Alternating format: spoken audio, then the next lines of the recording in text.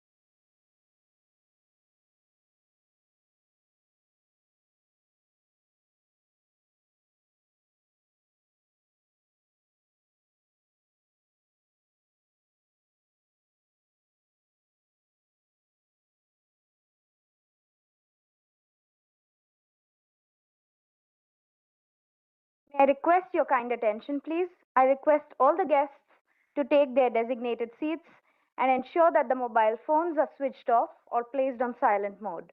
The program will commence shortly. Thank you for your attention.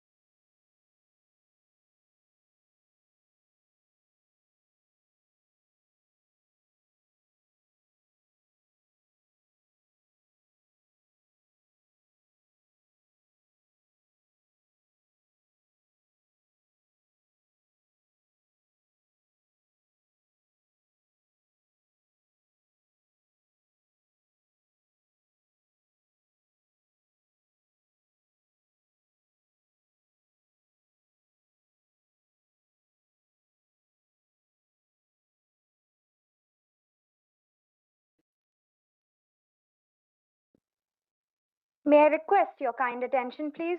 I request all guests to kindly take their designated seats and ensure that their mobile phones are switched off or placed on silent mode. The program will commence shortly. Thank you for your attention.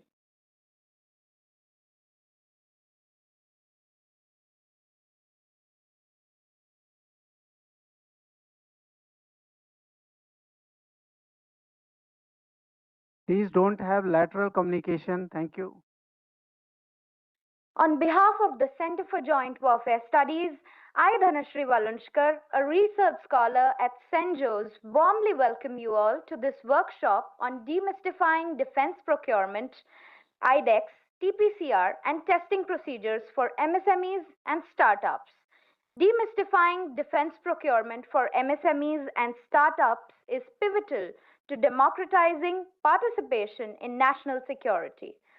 Building on this, Day 2 today turns its focus to IDEX, testing, certification, and quality assurance frameworks that, alongside the technology perspective and capability roadmap (TPCR), can unlock latent innovation potential. By enhancing transparency, easing entry barriers, and offering structured handholding, the defense ecosystem can harness agile and cost effective solutions from emerging enterprises. Facilitating direct interaction between MSMEs and startups, venture capitalists further bridges the funding gap, enabling promising ideas to scale into viable defense solutions. Empowering these innovators ultimately strengthens self reliance, accelerates indigenization, and fosters a vibrant, competitive defense industrial base. With this context, we now formally begin with the proceedings of the day.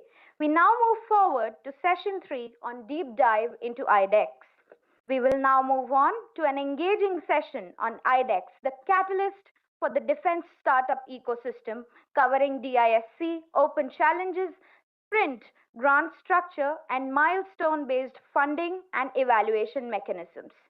This interactive question and answer session with the audience will be led by Mr. Vivek Virmani, Deputy Director General, IDEX and COO DIO, an officer of the 2002 batch of the Indian Ordnance Factory Services. He is the Deputy Director General in the Department of Defense Production, Ministry of Defense, and concurrently serves as Chief Operating Officer for the Defense Innovation Organization, driving the IDEX initiative. May I now request Mr. Vivek Virmani to address the audience.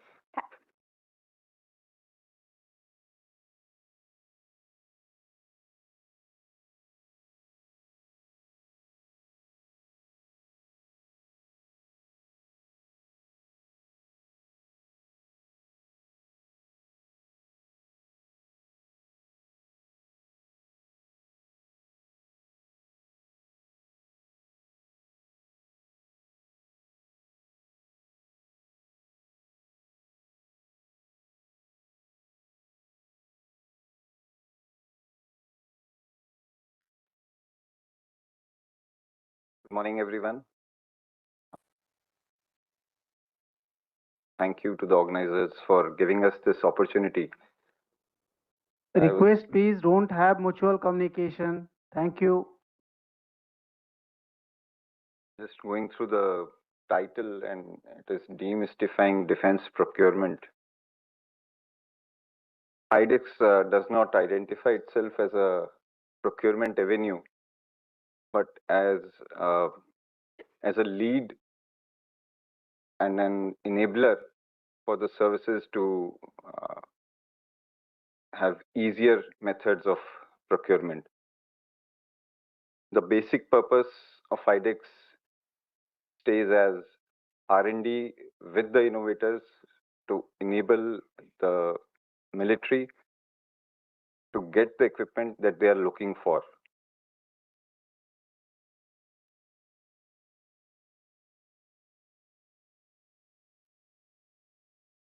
When we started off in 2018, as per DPIT, there were only about 64 registered defense startups. defense and security startups. Now that number is close to 2,600. It is still a very small number, but we have made an effort to sensitize the ecosystem, and not just startups, but MSMEs have also participated in a big way to support IDEX in the cause that it was established for.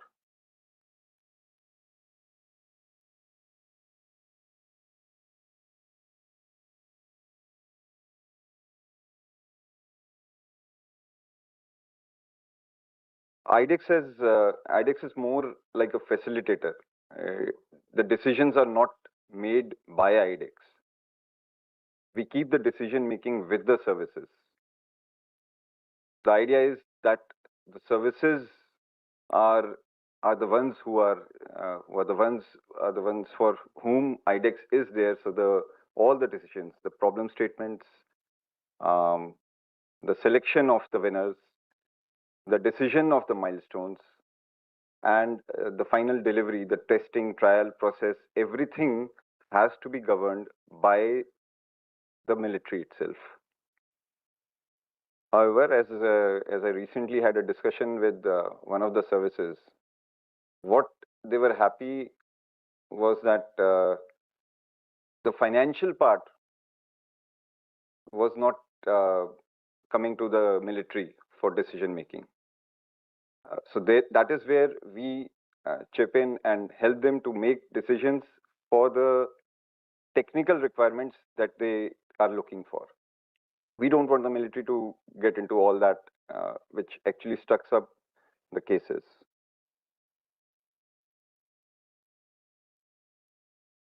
The funding, as most of you will, I believe everybody here is well conversant with the IDEX. I don't know what I'll tell you in a 1-hour lecture, but the funding is in 2 slabs. One is the 1.5 CR slab, and the other is the 25 CR slab. The 1.5 CR slab again has 2 avenues. One is the launch of challenges by the services, and the other is the open challenge, which is the suo moto category. The 1.5 CR, for the 1.5 CR, we have close to 700 CR of funding available with IDEX through various means, almost 750 CR. And for the 25 CR, again, we had a funding avenue of about 750 CR. Both the schemes matured and ended in March 2026, but we have the approval of the Ministry of Finance to continue the schemes by running more challenges. Now we are looking at a substantial more sum to come in, probably sometime this year. The schemes should be formally renewed and regularized till 2030-31. Coming back to the actual funding, the funding is being done in 6 milestones. So once the services have made a decision that who is the winner out of the applicants who have appeared for the high-powered selection committee meeting, we go through a process of specs compliance.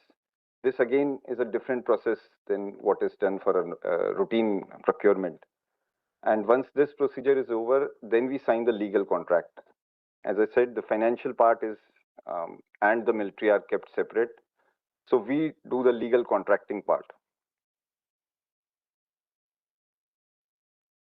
That is where we decide what the work breakdown structure will be, what will be the exact components of that have to be achieved, the outcomes that have to be there.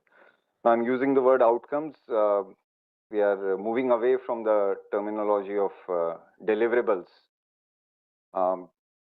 In the recent past, there have been instances, not with IDEX, but with TDF, where the applicants, the winners, have been asked to pay up GST. So we want to change that mode of deliverable, because we are actually only looking for a minimal number of sets which we used to call deliverables, and that is also only to test and to certify what has been made. This is a grant, this is not a procurement process. So again, I come back to the same thing. Even at this stage where we are doing the funding and signing a legal contract, it is not for procurement. There have been instances where the user has intended to take a few more numbers, but we have tried to restrict that as part of the scope of the legal contract that we are signing. They are free to decide the minimum pilot order quantity, which can be as high as they want. But we try to restrict this portion, which can be construed as a deliverable, so that GST is not made applicable for the winners. Applies also to TDF. Now, in fact, in DAP, the chapter that is there and that is going to come, both the schemes have been treated almost equally, although the intent of both the schemes and the approach of the technology is still a little different for both. In various presentations, we have written about the duration of the contracts. Somewhere, I think my team has also got stuck to this, that the contracts are of 18 to 24 months, 12 to 24 months. That is the limit. But there is no such limit. It is just an intention to show that we are trying to get this process done and completed within a short frame of time. We have cases which have a duration of more than 36 months. We have cases which have a duration of 6 months also. So this is just an indicative duration that we have shown here. I already told about the two schemes. The first scheme where we have, I told, a total sum of about 750 CR, out of which 500 CR has come from the Ministry of Finance as part of the scheme for IDEX. Again, IDEX scheme and scheme for IDEX are generally taken as one, but for our internal purposes, we treat them separately. IDEX scheme is the framework which has all the avenues option of all the avenues available for funding, not just limiting itself to grants. We have every option available in how we can deal with the innovators, with the services, because we don't know how the situation evolves in the next 15 to 20 years. When we come to the scheme for IDEX, it is the specific scheme which enables us the funding from Ministry of Finance. So the terminology is a little confusing, but they are two very different terms. Aditi, however, is a different scheme from scheme for IDEX, and it caters to funding of up to 25 CR. Co-creation and co-development, well, these terms were well understood by the fraternity which deals with academia and the incubation ecosystem. But we have brought this to the defense also.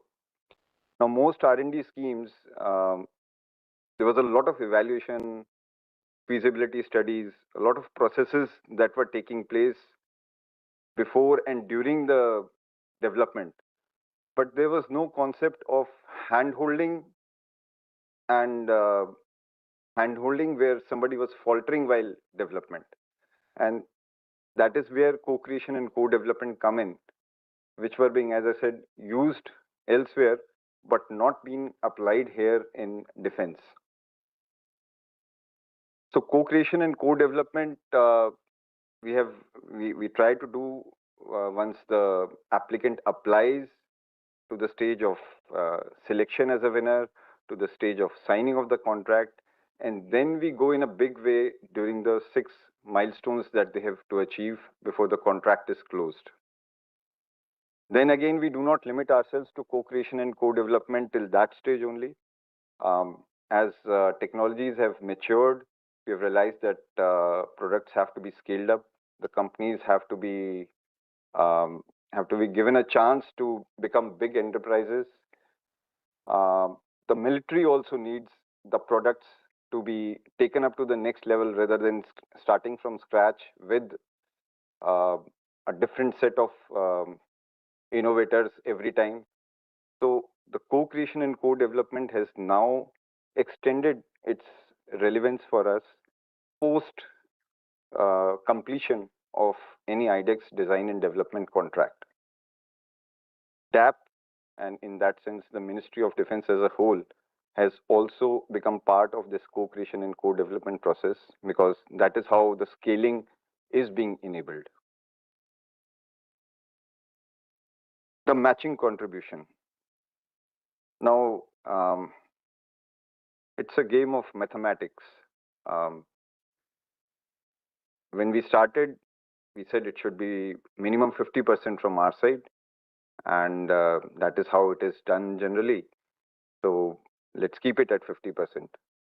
Over the last few years, we've had so many representations from different forums, from different people, saying you increase the grant that you give, make it 70 like me or 80, or just make it 100. Why do you want to leave out the good startups or good innovators who don't have money actually? Then again, we have had advisors coming in that you reduce the matching contribution. Why make the government pay so much? After all, you are giving the IPR to the innovator. So both these arguments have made it easy for us to stick to the average. 50% is good enough for us. It keeps the innovator interested. It keeps a stake of the government in it. And it keeps us a little different from make. There are several factors and experiences in the last few years which makes us feel that 50% should remain the optimal approach. If the innovator has to be supported for the rest of the funding, obviously they need, because 1.5 CR is also not a small amount for anybody. The investors are now available. Investors in the form of private investors, VC funds, financial institutions are coming in a big way. So I think debt, equity, everything, every option is now available to the startups. So if we could keep 50% at the start in 2018, now certainly 50% is good enough to carry this process ahead. Assured procurement. When we started in 2020 with DAP, the first intervention in DAP, the phrase used the first time IDEX came into DAP, we said any project where success has been achieved comes into the DAP procedure. But in our legal contract, and since the services were also not very comfortable at the time that there should be assured procurement, so in our legal contract, we used to write, we will strive to get you an order. There was no legal commitment that there will be an order.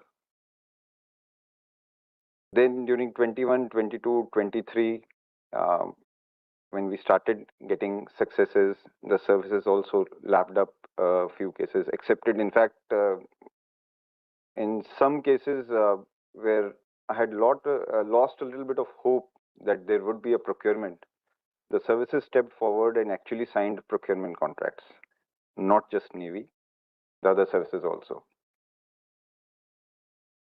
So that brought in a lot of confidence in the ministry itself that yes, we can try and say that there should be assured procurement.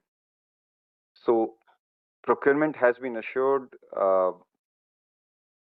in DAP, And in our process, now we are writing in our legal contract that this is the MPQ, minimum pilot order quantity. Thanks to the services who are actually giving this, and thanks to that, where scaling and quantity vetting has been exempted for IDEX cases. Of course, now we are also trying to go to the next level by trying to decide what should be the actual order quantity, minimum order quantity, to make it a little practically viable for an innovator to apply.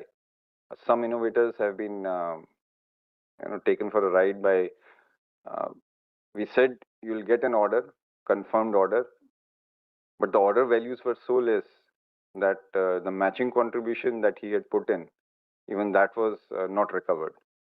And even after that first order got honored, commit by the startup, he has been languishing for the last 2 years without an additional order. So we want to avoid that kind of situation, because not unfair, but a bad precedent tends to um, you know, travel fast amongst the fraternity and gives us bad name. So we don't want to avoid that. We want to avoid that kind of situation. Anybody from incubators here? Anyways, even if they were here, I would have said the same thing. We have relied heavily on incubators, heavily from the beginning.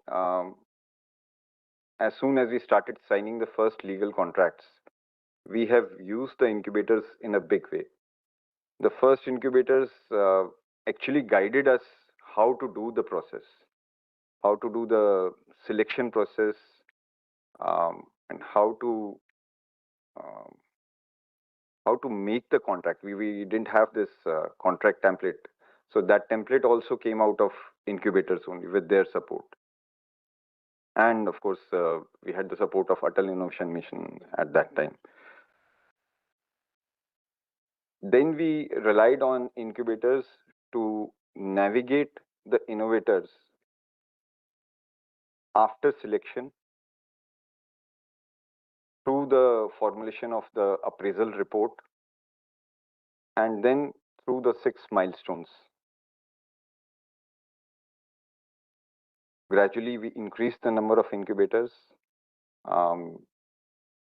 We started off with 4.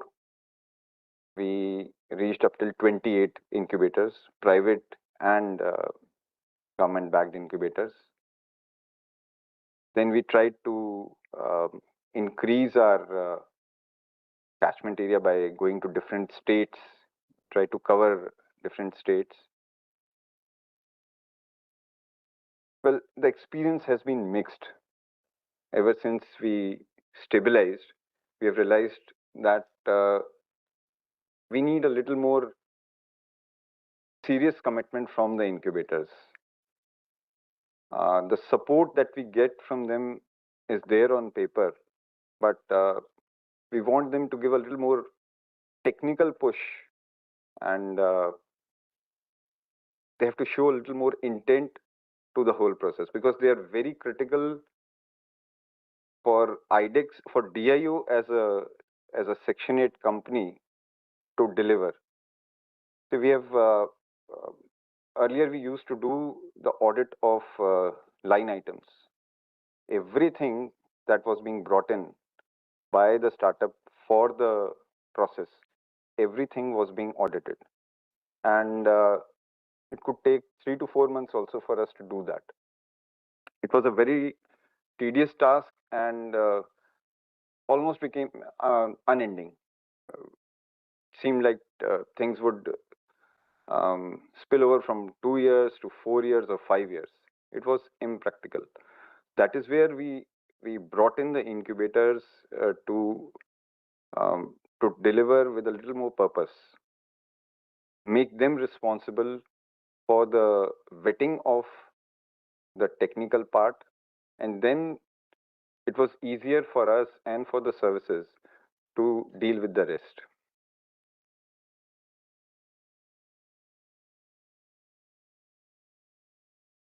That process has been gradually simplified further, and last year, we launched the finance manual where we made it officially very clear that the purpose of DIO is not to do the technical and financial vetting of each and every item that the innovator is intending to use. That is where the incubator has to come in a big way. But since we had more than 500 cases, we also did an audit of the incubators. And we realized that some of the innovators had not stepped up to our expectations. So we have come down to 21 incubators now. 21 who we hope will deliver more purposefully, in a more timely manner, and sincerely. Going ahead, we still intend to expand further with more incubators. In the next 5 years, hopefully, we'll expand to almost 50, given the number of challenges and the variation in the problem statements, the technologies that are being sought now. But we want to maintain the quality. The quality is the most important thing. The credibility of um, the product that has to be used in the actual situation relies on that, and the credibility of the scheme itself relies on that. IDEX Investor Hub was started in 23. We started in 23. It was an experiment for us because at that time the orders had started coming in a big way, and there was investor interest. So we said, yes, what we'll do is we'll sign MOUs with SEBI registered VC funds. So they are genuine funds in India, and there is no legal commitment from our side. There is no financial commitment from our side. It is only to acknowledge these funds and connect them with the startups and MSMEs who are our winners. Since then, situations have been such that non-IDEX winners also come to us for so many interactions. And there have been instances where we have connected them to these VC funds. So while our stats show something like 450 CR that has been committed by VC funds for IDEX winners, the actual commitment may be far higher. And this is only with the funds with which we are connected. There are several non-SEBI registered funds, several investors, private investors who have shown a lot of interest in the last couple of years. And they are also investing in a big way. In fact, one of the Navy IDEX winners has bagged, I think, $7 or $8 million 1 or 2 days back from one of the investors. Again, this is not a mandatory route for an IDEX winner to bring in money. He's free to have his own dealings outside the IDEX network. There is no such restriction.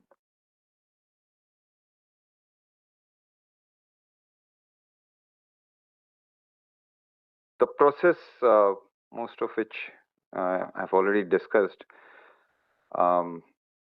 problem statements are received, they're launched. There's one thing that we could have placed here is the outreach that we do. During the 45 to 60 days of application window that we have, we do a lot of outreach. This time we had about 59 such sessions. So there were three or four sessions in one day. Now our regular approach till before this outreach session, our regular approach was that we used to take dates from the incubators and we organized physical or virtual sessions with them on those dates. The dates were based on their comfort. And then we used to request the services, we used to uh, read with them, pursue with them that please come and discuss your problem statements. The glitch was that we were expecting the same officer, same nodal officer to be present in almost every session, which was impractical and it simply was not happening. So this time we changed the approach. Now our sessions were more based on problem statements. That this is a session for this problem statement, and the uniformed personnel is coming.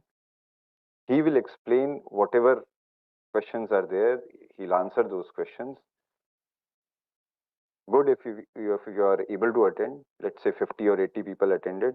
If you didn't attend, uh, we have done the recording. We have put it on a YouTube channel.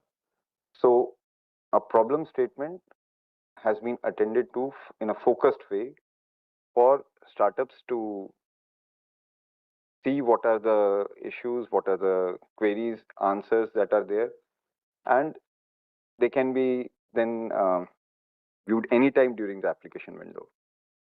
We also ensured this time that 12 days before the last day, we closed these sessions for the services, for all the outreach sessions, so that the startups have enough time to apply. Uh, because I had been doing this for the last few years, there were a lot of issues every time. So this time we ensured that we close everything very properly, and we kept a team round the clock in the last few days to ensure that the submissions take place as smoothly as possible. There were still grievances about not being able to apply. That is why 15 days before the last date, we had clearly mentioned on the website, we are not extending the date. Please apply well in advance, not to miss out. In the last 3 hours of the application window, we received six applications per minute. So our system was running good, it was smooth, and we were pretty satisfied with how we were able to fare. I hope there was no question coming on this, and I hope that that stays answered. Shortlisting and selection of winners, again, a lot of views had come from the services that it was becoming impractical for them to shortlist applications for the HPSC. And I agree, it was a tedious task to download, open, or if they have to print thousands of pages and then go through them. It's a very difficult task for an officer who is already doing a lot of other things, and this is just becoming an additional task for him.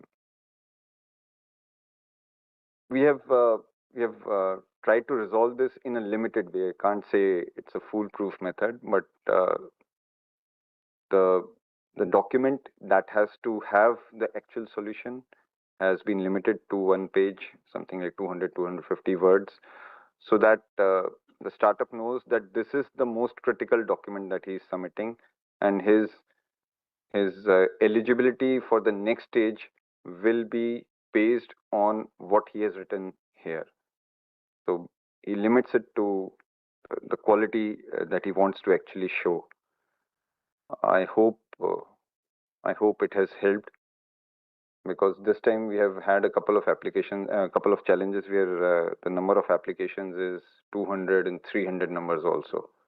Otherwise, it becomes a very difficult task for the services, and we'll continue to do just the HPSC for 1 year. So once the selection is done, again, we have realized, especially in space cases, that the specs compliance is a very, very tedious and long winding process. It has taken years, 2 years to do the specs compliance. It was becoming difficult to even track such cases because as it is, the number of contracts is so high, tracking cases where the contracts have not yet been signed was becoming very difficult for the team.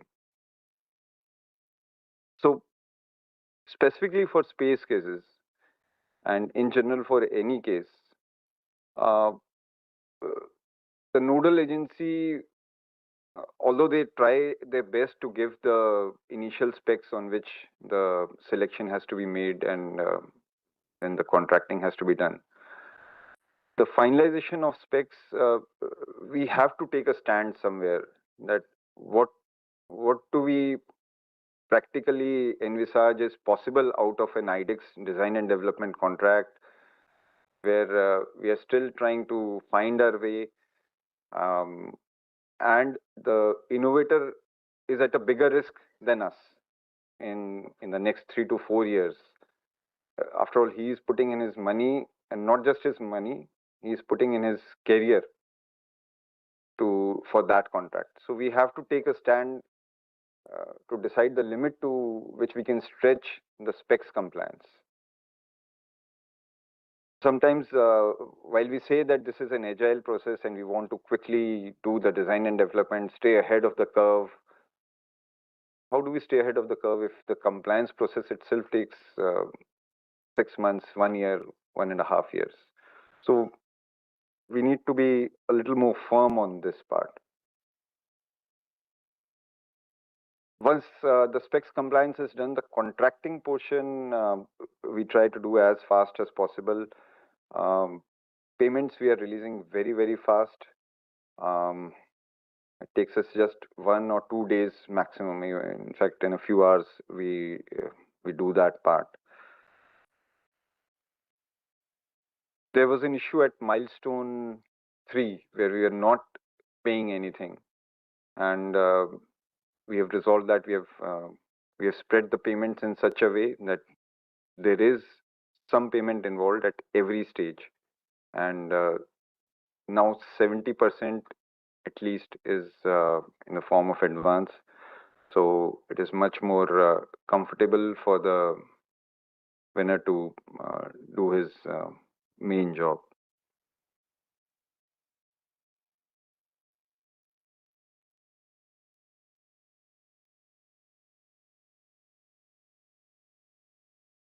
Again, for the testing, the PSQR has to be made. PSQR, well, it's a process that has to be complied with. We try to ensure that the PSQR is simply the same as the specs that have been complied with, the specs that have been decided upon. But there are minor tweaks that have to be made. I understand it's a practical reality. We can't avoid that. And the nodal agency also knows that, after all, the main purpose is that after 2 years, the induction should be there. After all, otherwise, what is the purpose of doing the process? But in the quest of being perfect, sometimes our expectation goes a little beyond the scope of the innovator, and that is where we have to recalibrate our approach and keep our expectation to a limit. After SSCT, the single stage composite trials, as per DAP, within 20 months, 20 weeks, we have to place the order. It is not happening. It is almost 55 weeks as an average. We can try to tend it towards 20. I know 20 is very stiff, but we can try to improve. It cannot happen overnight, but the intent is that it should be finite, and some unnecessary delays. I don't want to point out every kind of instances that are happening, but there are some unnecessary delays that we can still avoid. Some technology areas, I think we have increased far beyond these technology areas now. This is the journey. I think that should be okay. Only one thing here, that we are also having cases with AFMS now.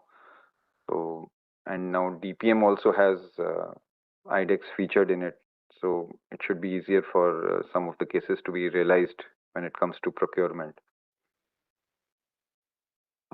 Also, there in 22-23, we have mentioned specific challenges that were launched, like cyber and space and naval cases that were launched in one go in sprint.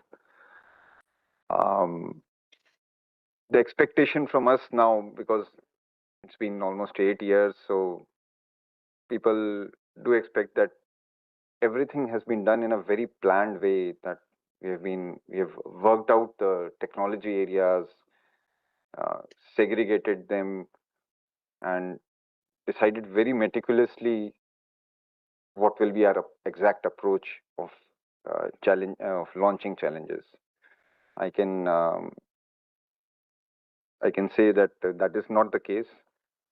The challenges have been launched based on what has been received in the first few years, and that means that all kinds of technologies have been attempted in parallel. Yes, we tried to ensure that there was no duplication of efforts. Um, Keeping it agile, we used to take a confirmation from the services that they have checked that they are not doing the same thing with DRDO. And apart from that, once we received the challenges with the um, okay from the services, we used to exchange the problem statements amongst all the services with the DPSUs, any stakeholder in the ecosystem, to ensure that there is no duplication. There were some instances where we had to change a little bit of the problem statement or the scope to keep it a little unique. But going forward, yes, we are trying to plan a little more meticulously to decide what will be the technologies that we deal with in one go. So batch of challenges from the same technology domain may also come up in the near future. While the ecosystem looks nodal agencies, the number looks pretty large. We are focusing more on the three services as of now, to some extent Coast Guard and BRO, but of late we're trying that the DPSUs manage and fund their own cases. Even the recently launched Drishti initiative is specifically for the DPSUs, where we have done the launch part from them, the outreach part for them, the branding part, all queries, everything used to come to us also for Drishti, but they are DPSU challenges, and we've asked the DPSUs to manage and fund them on their own.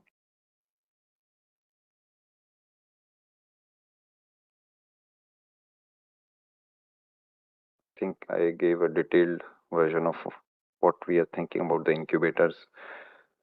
So out of those 21 that I mentioned, 6 are specifically only for Aditi. Again, I mentioned about the incubators, about the investors already. Only one thing here. Premji Invest is one of the prominent investors with whom we had signed the MOU in January this year, and they have promised that they'll commit 500 CR in the next 5 years. So hopefully something big should come out of them. Some of the numbers, and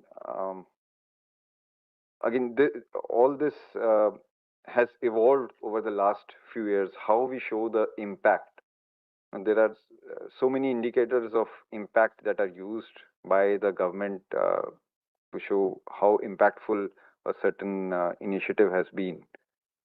So one way we have shown is 30 times growth of the ecosystem, that is the number of startups that were there. Then another way is that how many have got contracts, procurement contracts over 100 CR.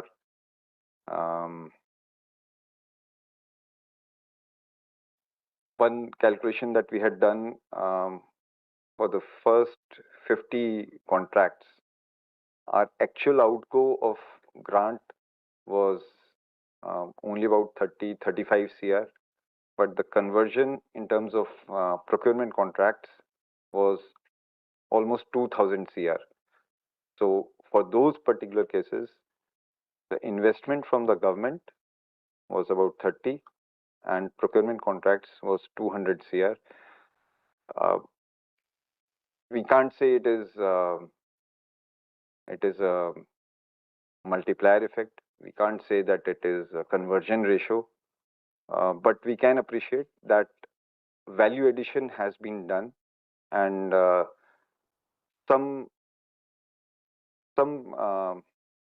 something has come back to the ecosystem in such a way that the flow of the economy has been impacted in a big way if we see that figure.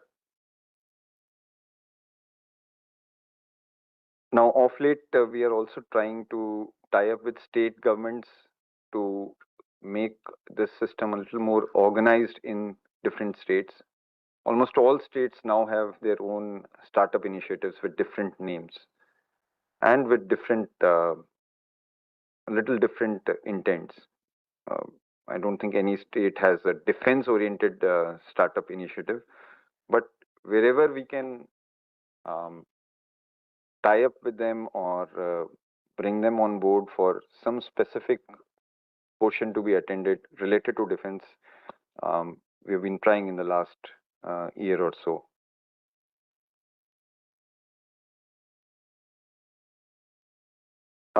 The last point about showcase at international exhibitions. Of late, DDP has tried to provide funding support, not for traveling, not for equipment handling, but in terms of the space. Space is also at a premium in exhibitions. So some kind of support has been offered in the last 1 year, and it is still evolving. We are trying to make it better, since most countries are very conscious about how their smaller companies can be projected on the big stage.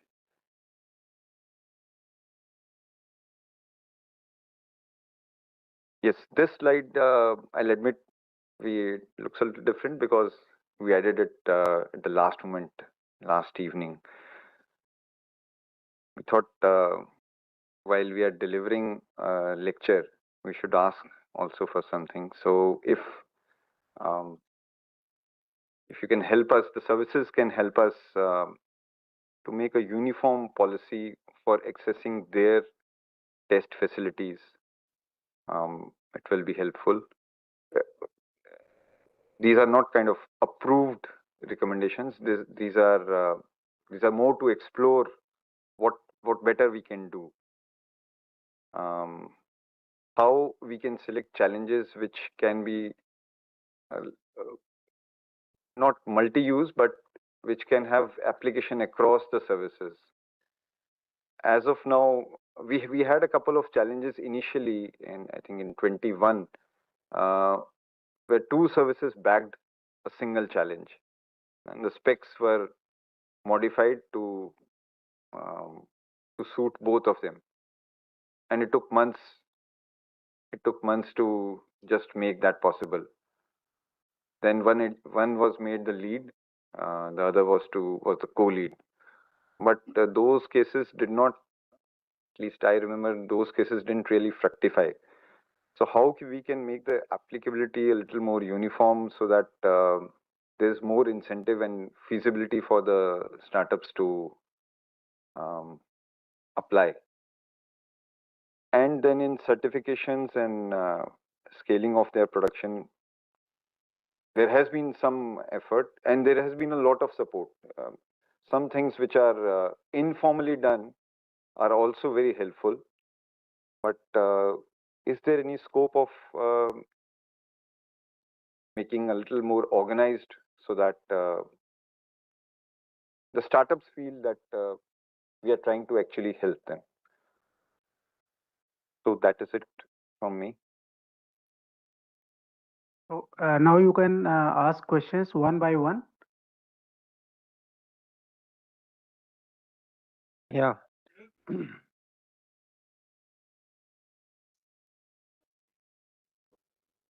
Yeah. Good morning. I'm Major General M.K. Hada. Mr. Virmani, I compliment you for your presentation and the excellent work you are doing with IDEX. Because why I am calling it IDEX excellent work? Everyone have been talked about IDEX. Whether you go to DRDO, whether you go to Army, Navy, Air Force, everyone in his presentation includes IDEX. So you are doing a good job. So there are organizations which can do good. I remember TDF was conceived before IDEX. And TDF, I think, has not made a significant contribution in terms of funding till date. I think if you compare the TDF funding and the IDEX funding, IDEX is much ahead. I don't know the numbers, but somewhere around 350 CR is TDF funding, and IDEX is about 7,500 CR, if I'm not wrong. We have sanctioned about 1,300 CR till now. Okay. And we have given away about 450. Yeah. So I have certain suggestions that matching contributions, if it can be reduced, if you can have a relook at it, because if there is a startup who the students who's just made a startup, they very difficult for them to get the matching contribution. So if we can reduce it further by seeing their seriousness and at the same time, yes, it should not be misused, but if we can think of reducing matching contribution, it will be very nice. At the same time, if we can increase the funding, today we have 1.5 CR and 25 CR. So if we can increase the funding, that will also be good. And government can think of, I think in some of the forum, Prime Minister himself said that you do the research and if there is no outcomes, then forget it. So like banks have NPA, we should think of something like that in the research also. You cannot get success every time. So somebody will fail, but that failure also can be some outcome. So we have to think on those lines if we want to make really some significant contribution in research. So that's what my suggestion. Again, I compliment you. Thank you very much. Thank you, sir. I'll answer it.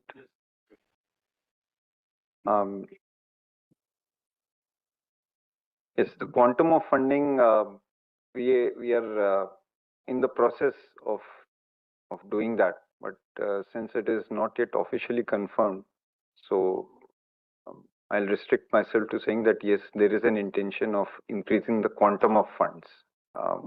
Within this year, I hope that such a thing would happen. The other part was about matching contribution. I already answered it. There is no right or wrong in what should be the what should be the percentage of matching contribution. So, in our opinion, this is just okay because we have concerns on both the sides. So we are trying to match that. The co-creation, co-development, the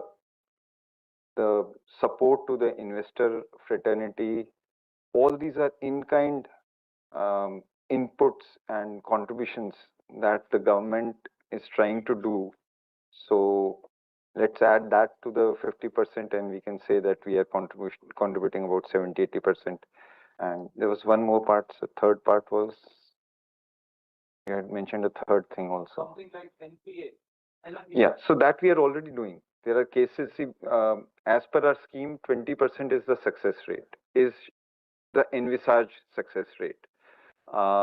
As of now, out of 550 odd cases, we have about 15% which have already converted, 15%. Another about 20% are in the final stages. And about 40% are cases which are progressing. I can't say that they will also be successful, but they are progressing. So we expect that a substantial percent out of them will be successful. So we are looking at a probable success rate of about 50 to 60%, maybe 70% also. And there are instances where we have converted failures to success. So that is also an achievement which I think we did not show it here, but that is also an achievement that we have done. But then again, there will be cases, even if I say 70%, there are cases which are failing. And in those cases, the funding is being, we are looking at it in a liberal way, and we have done what you have said. Vivek, I have a point regarding Jalhada. Vivek, this side, this side. Nice to see you interact from the other side of the fence now. So what Jalhada was saying is that, but I really feel that, for important deep tech projects, you need to have a TRL based funding model. Like now, I was with you for 3 years, but now this side of the fence, I will tell you, there are a lot of deep tech startups, like what he was bringing about.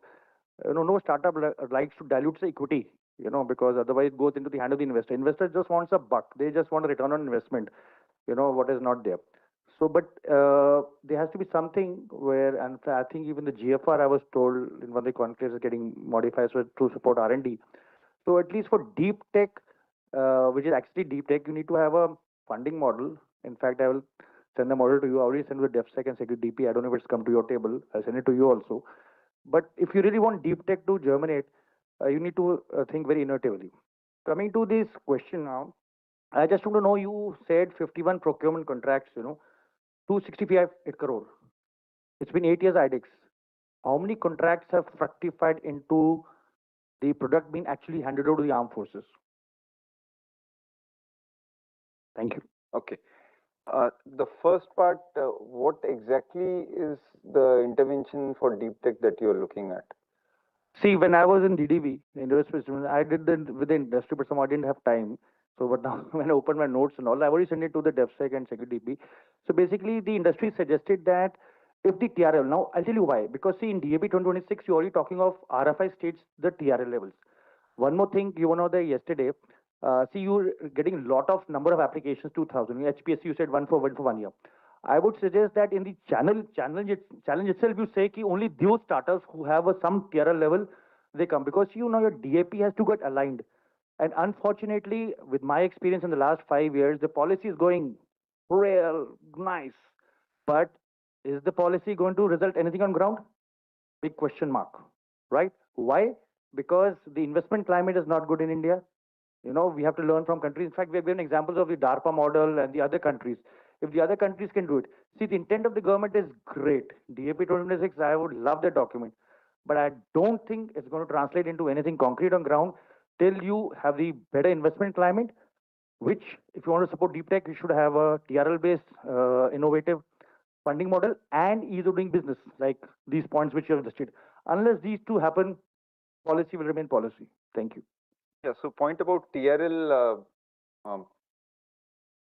it looks good. I mean, the idea looks promising. We can definitely make an SOP also on this. Yeah, I mean, what you would be saying is that for such deep tech, one deep tech case, it should be at a TRL 4 or 5 before we actually start with them, so that there is more probability of success. It seems a good idea. One issue is, how do we judge that TRL?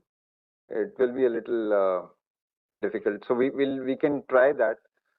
The more we put things on paper, it becomes a little more organized. We do compromise our agility when we keep putting things on paper, and we made the DAP also in such a way that we kept on adding things. The agility is lost somewhere, but that's a trade-off that we can do. It is certainly an idea that we should explore. Regarding orders, I only know of a few orders that have been honored, but the others are also in the process. So I can't say that. If you are asking if there have been failures, I can't say that. Okay, I mean, yeah, I don't know the numbers which have actually been delivered, but I think there would hardly be any cases where there are failures.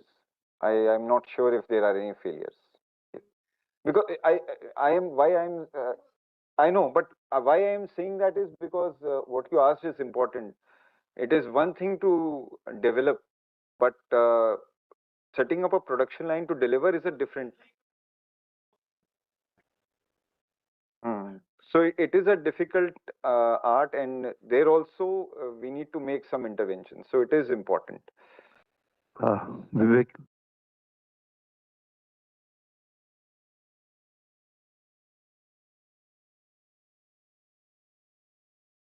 Absolutely. I'll make it small, sir. hello, Sir.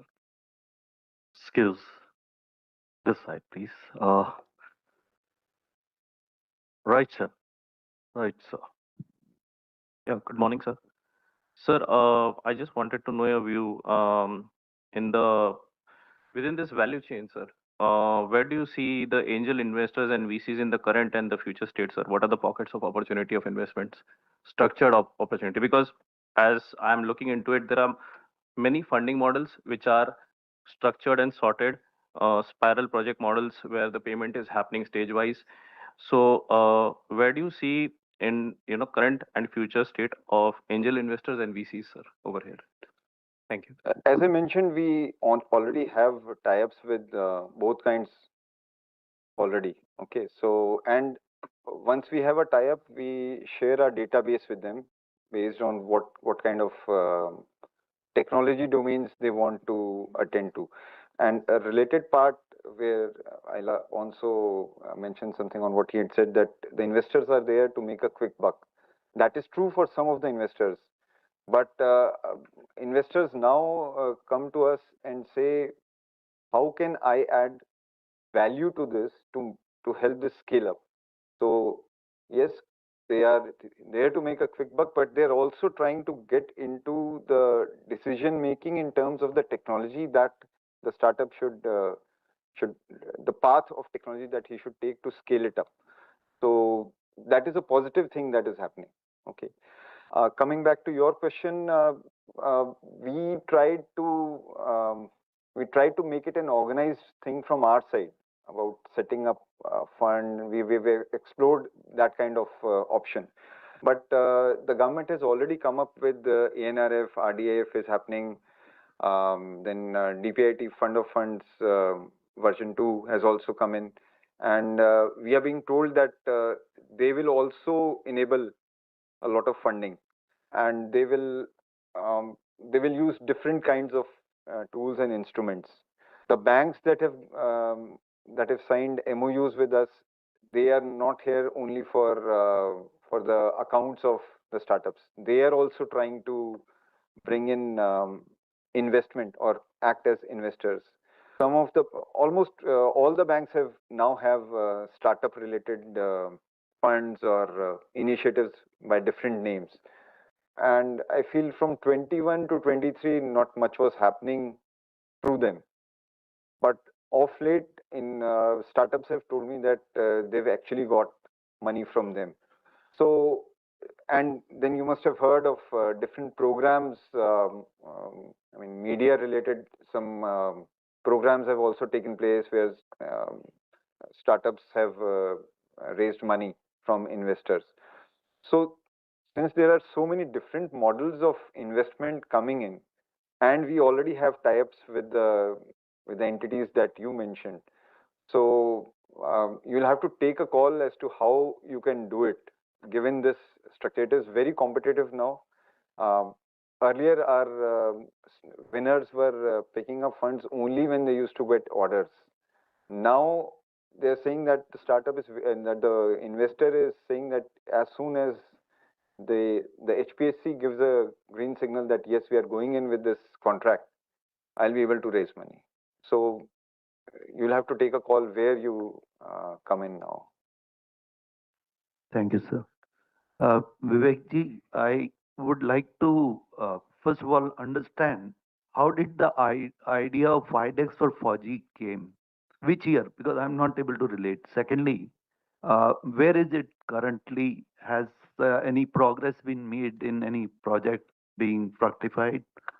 That's the first. Second is international collaboration, innovation collaboration.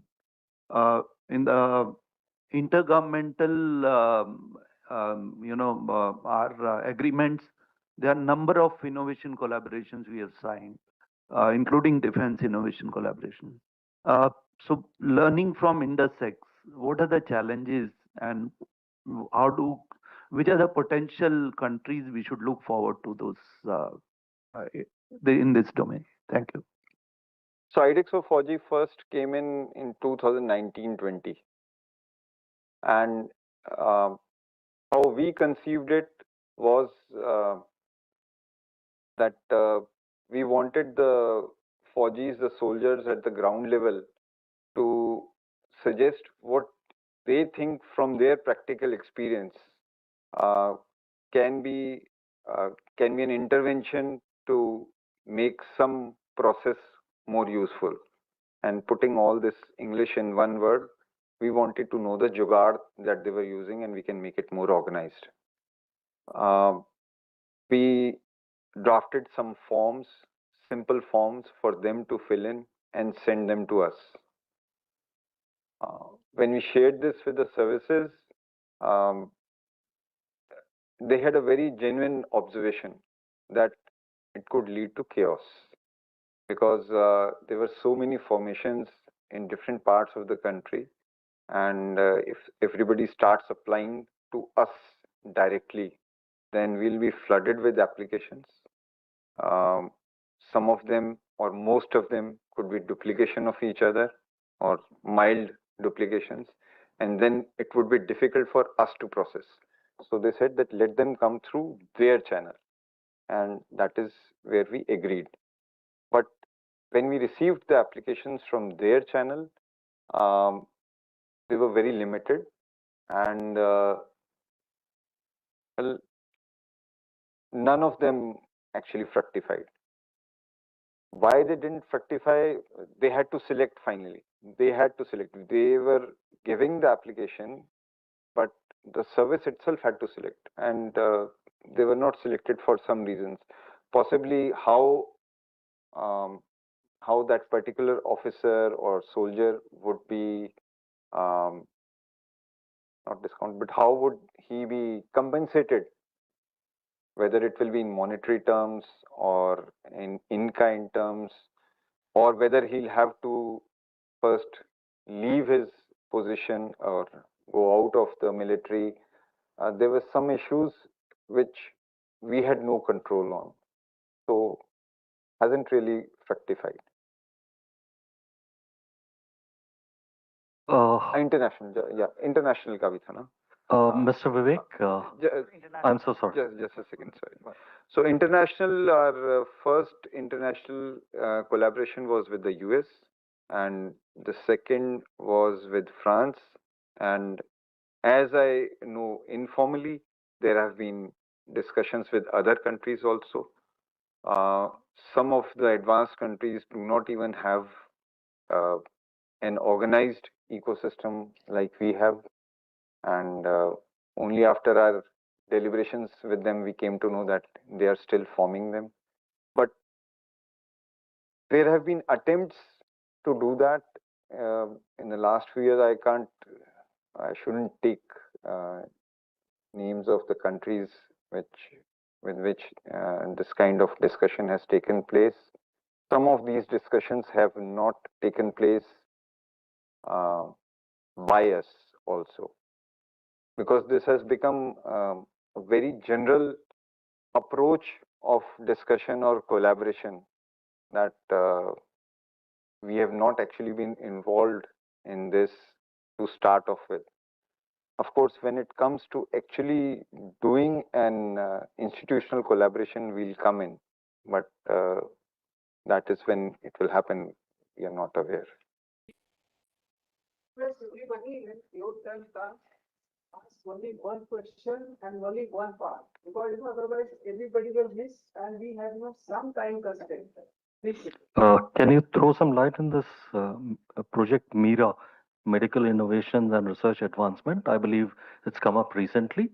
So how the problem statements or suo motu proposals can be kind of progress. So if you can throw some light. Yeah, there is no separate category of suo motu proposals for MIRA. It was just that AFMS had given a few challenges which we had taken through the services. They had also come through the services only, medical oriented, but launched as part of DESCO. So it'll be available at the website, those Yes, challenges? yes. Thank you.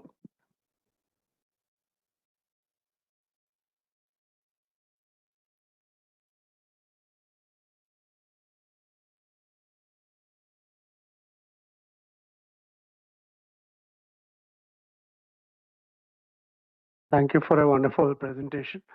And I have just one suggestion. A lot of work, like you have said, now funding is possible from several quarters for a startup. A lot of academia startup connect is happening. And some of the work relating to a problem statement may have already been done by a particular startup in a different context. And when they see this is a problem statement of the defense, they can very quickly correlate and say, okay, we have already achieved something like TRL4 here, and we can quickly customize it to a defense need. So my request would be that if you can create some intervention where these people can be captured and whatever they have spent already on reaching that stage can be taken towards their 50%. See, most of the cases where people have become successful and not just IDEX winners but also gone up to procurement, they have actually been working on either the same problem statement or a similar problem statement. It is not possible for them to start from TRL 1 or 2 and go to TRL 7 or 8 in a few months or 18 months also. So those types of innovators are already in our loop. Now, second part about their efforts in the previous, I mean, prior to getting connected with us. So we have the concept of past expenditure. That is also part of the matching contribution. Then we also acknowledge and account for a certain part of the IPR that they have already achieved. So that also they can use. So there are avenues for them to use to monetize what they've spent earlier as part of our contract. Hi, good morning, everyone. I'm Rasik Sachdev. As a tech innovator, sir, I appreciate the part that there's a matching contribution. Just to clarify for sir here, sir, it keeps people invested. You know, when they say put money where your mouth is, it actually keeps the tech innovators in. My question is very precise, sir. How does IDEX help startups in the initial phases of trials, where it's bench testing and just gathering the data for further refinement of the product?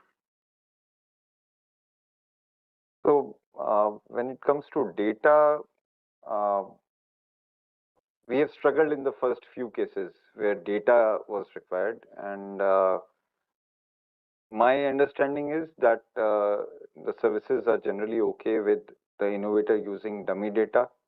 Sometimes that is also provided by the services. It takes a little bit of time, but now it is becoming more organized.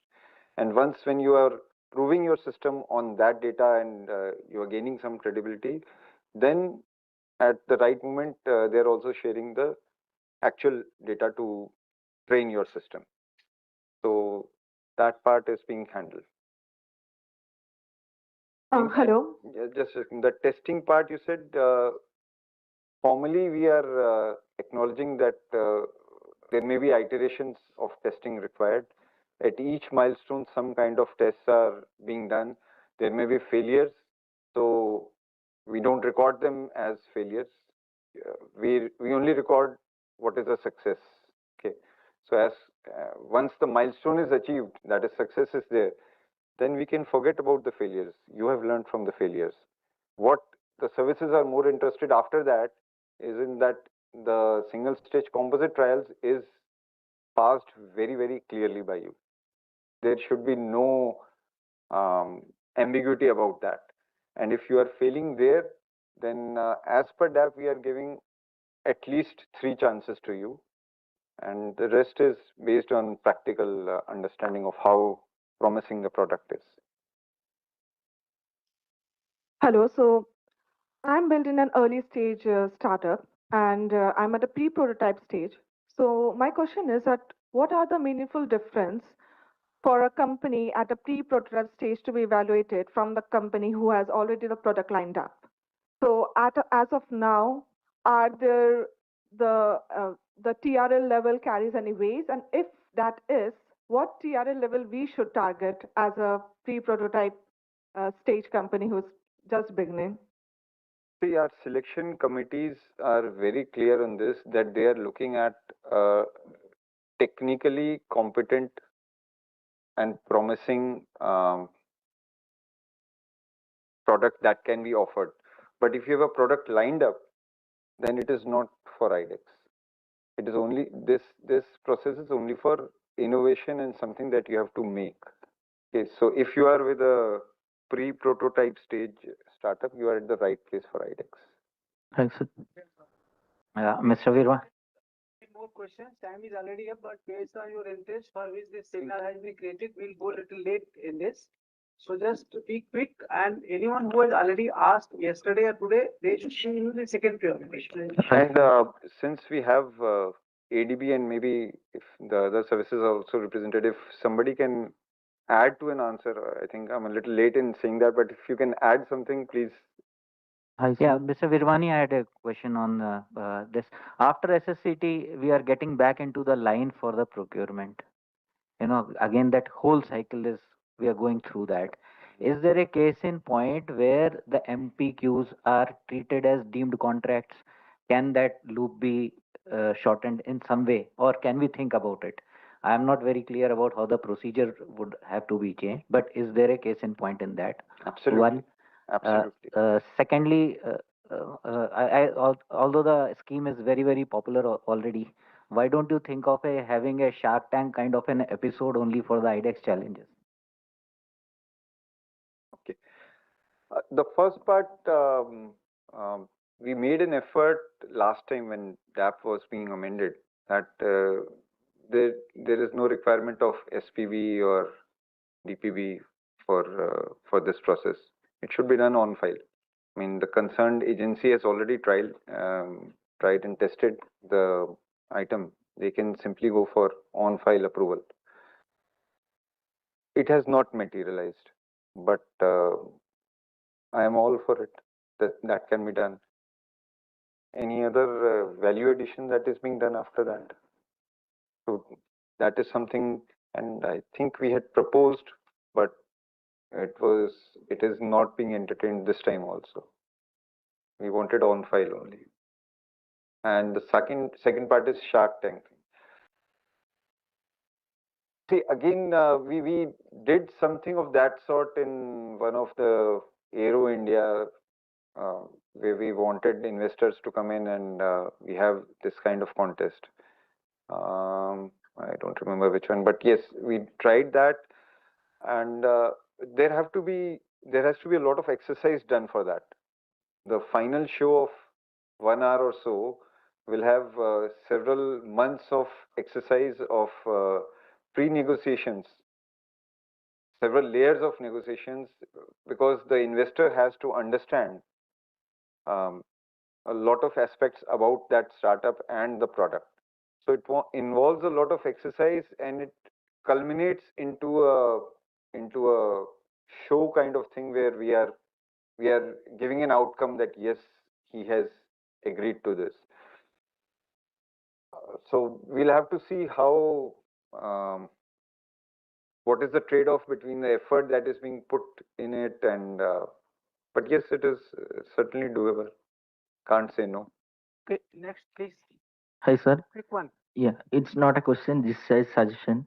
Actually, I think that the IDEX support should be like the prompt response is required, because why I am telling, in the March I send you around 10 or 20 emails regarding the validation of our company. First time we are registering. Validation of our company. First time registrations, the validation is required with the company number and the LLP number. So I sent some multiple emails, 10 to 20 emails, but I didn't get any reply from them. So I called the IDEX number. I didn't get any prompt response from them. They are telling just we'll check out. But in the email, I didn't get any response from that. So that's what I'm telling. Make it somewhat like the prompt response. I waited 3 months for that. Then how I resolved that? I know one friend, and he's one of the colleagues. I think knows the IDEX one person, and just we told them and resolved like that. So I think 3 months it took for me to resolve that.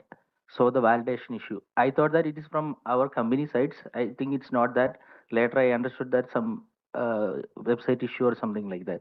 So just a suggestion, so make it somewhat the support, the email or the call will be prompt response. If you can give to me something concrete, I mean, Yeah, away from this this discussion here, I'll check, because it might be an outlier case, but we don't want such outliers also. Yeah, So during the tea break, share that, because the idea is at least the future applicants can be benefited. Okay, the person there, please. Hi, sir.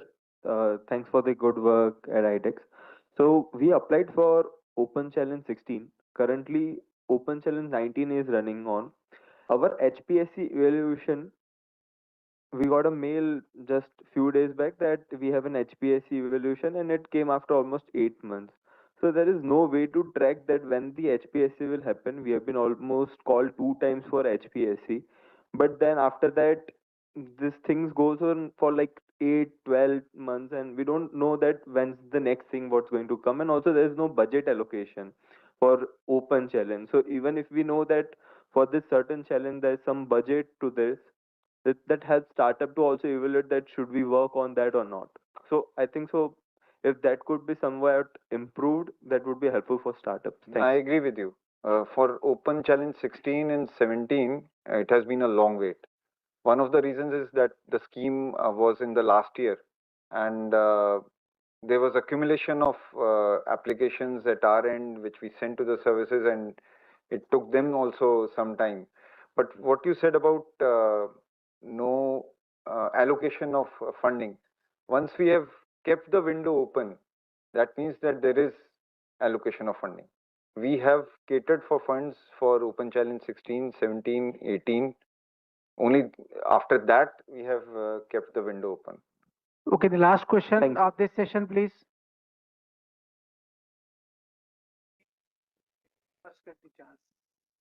Sir, I'm Vinkamara Monica to be retired. My question is before HPEC for the screening process. I've been to the user side being project officer for multiple project of indigenization, and now from this side I am guiding few of the startups wherein they are facing issue when it comes to user centricity. So there is no provision to interact with the user. When I say user, it is not ADB or NDB or Army, sorry, FO's aerospace design. This is for the line directorate or the user directorate. So if we have, we are currently selected on the basis of the paper which we submit as a proposal. That's the only process for screening. However, something in between before finalizing or before shortlisting can happen, that will help. This was raised yesterday also, and I talked to Major General Man regarding this. So if we can have the project officer's connection in this, or the at least the directorate known to us, it would be helpful to understand the requirement firsthand. This is because we are talking about agility too. Yeah, yeah. Again, I would be mentioning agility here also.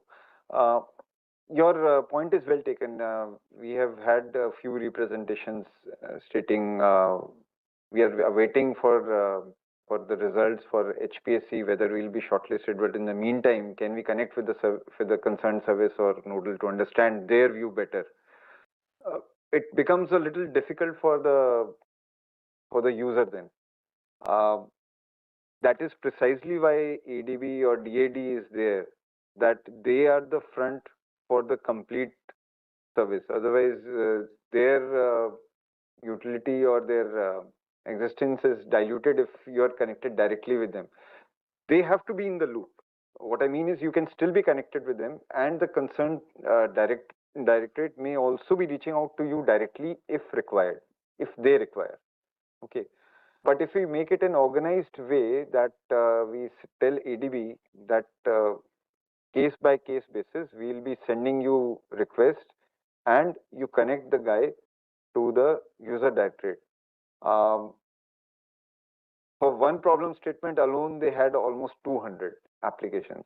And if 50 of the people say that we want to connect, and once when the information spreads that that is possible, then almost everybody will be going there.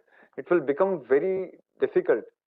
I don't have an issue, but it will become a never-ending cycle. And I don't know whether they'll be able to complete the screening process if we do that. So at least one session for the startup Yes, session. Now session. Now where you said about you want to understand. understand the requirement. That understanding has been given during the outreach. It was one-way communication, webinar kind of. No, it is not one way. No. It is an interactive. You can ask questions there. Okay. In fact, this is also part of that effort also indirectly. Yes, and one more thing I wanted to tell about outreach. This is for the new applicants who will apply. I mean, or to help them. Our outreach of 45 days, where I mentioned about a lot of intensity that we showed this time in the first 32 days to reach out to everybody and solve everything. Now we'll do this between launch of challenges also in a more diluted or a less intensive way, so that people are well aware of what the processes are. They need not know the challenges at that time, but they have to be well aware of what the processes are. I've met a few people in some industry association in Madhya Pradesh. We have a very small number of innovators coming from MP as of now. I met them after we had launched the challenges, and they said they are interested. And after 2 or 3 times that I reached out to them, it took almost 10, 12 days. And they said, oh, sir, now there's so little time. How do we do this? So that part we have to, that part of the outreach we have to do before launching. And during this 45-day window, we have to do a focused outreach where the people who are aware should be able to do it. That doesn't answer your part, but only the 45-day period, that should be, I think ADB would agree with this. Shortlisting phases to a shortlisting phase. So once it is done in subject matter experts are doing it in ADB, that time we are not reaching out to the after who has responded. But however, once it goes to the line directorate, the limited number of people are contacted before their to understand their proposals or before getting it shortlisted for HPSC. Sure. You see, we would people who have applied for Armored Core because now the process is on for Armored Core challenges, which were Aditi and this. They must be getting calls as of date also, because I know yesterday one of the Armored Core officers spoke to almost 11 startups who had responded. So we are reaching out to people, but getting everybody to speak to the COD officer or the line director will be very difficult, because he is also doing the other jobs.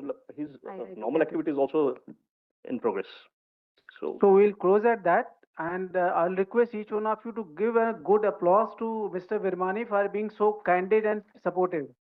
Thank you very much. I kept it a little informal, and I tried to share whatever learnings have come in the last few years. Thank you. Thank you, sir. May I request Brigadier Anurag Agarwal to present a token of appreciation to Mr. Vivek Virmani.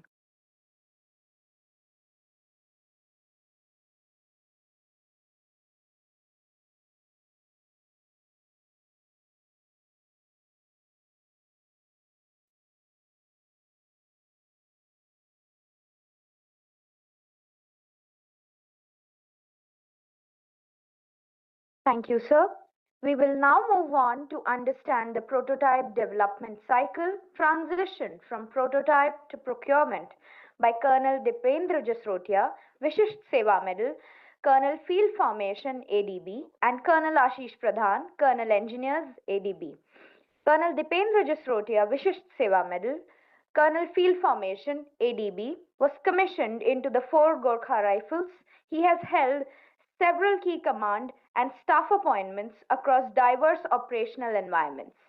He currently serves as Colonel ADB Field Formation, acting as the primary liaison between end users, the Defense Innovation Organization, IDEX, developing agencies, and other stakeholders to drive the development, evaluation, and induction of IDEX funded prototypes into field formations.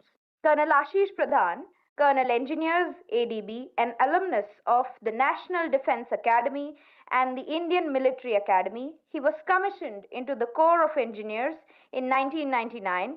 He currently serves as Colonel ADB, Engineers and Secretary, Make Project Monitoring Unit, steering all Indian Army projects developed through the Make route and serving as the interface with DDP, Ministry of Defense, on all aspects of the Make endeavor under DAP 2020. May I request both the speakers to come onto the dais and address the audience.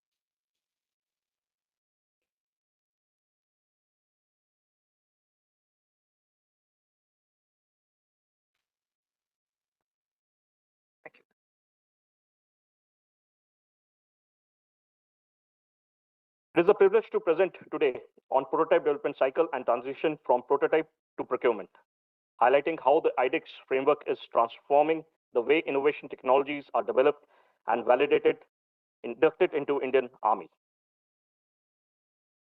The fundamental vision of IDEX is simple yet transformative: to create an ecosystem that fosters innovation, accelerates technology development by actively engaging MSMEs, startups, and individual innovators. However, innovation alone is not the goal. The real objective is to bridge the gap between a promising prototype and an operationally capability, enabling armed forces to procure indigenous solutions rapidly and at a scale after successful field exploitation and spiral development.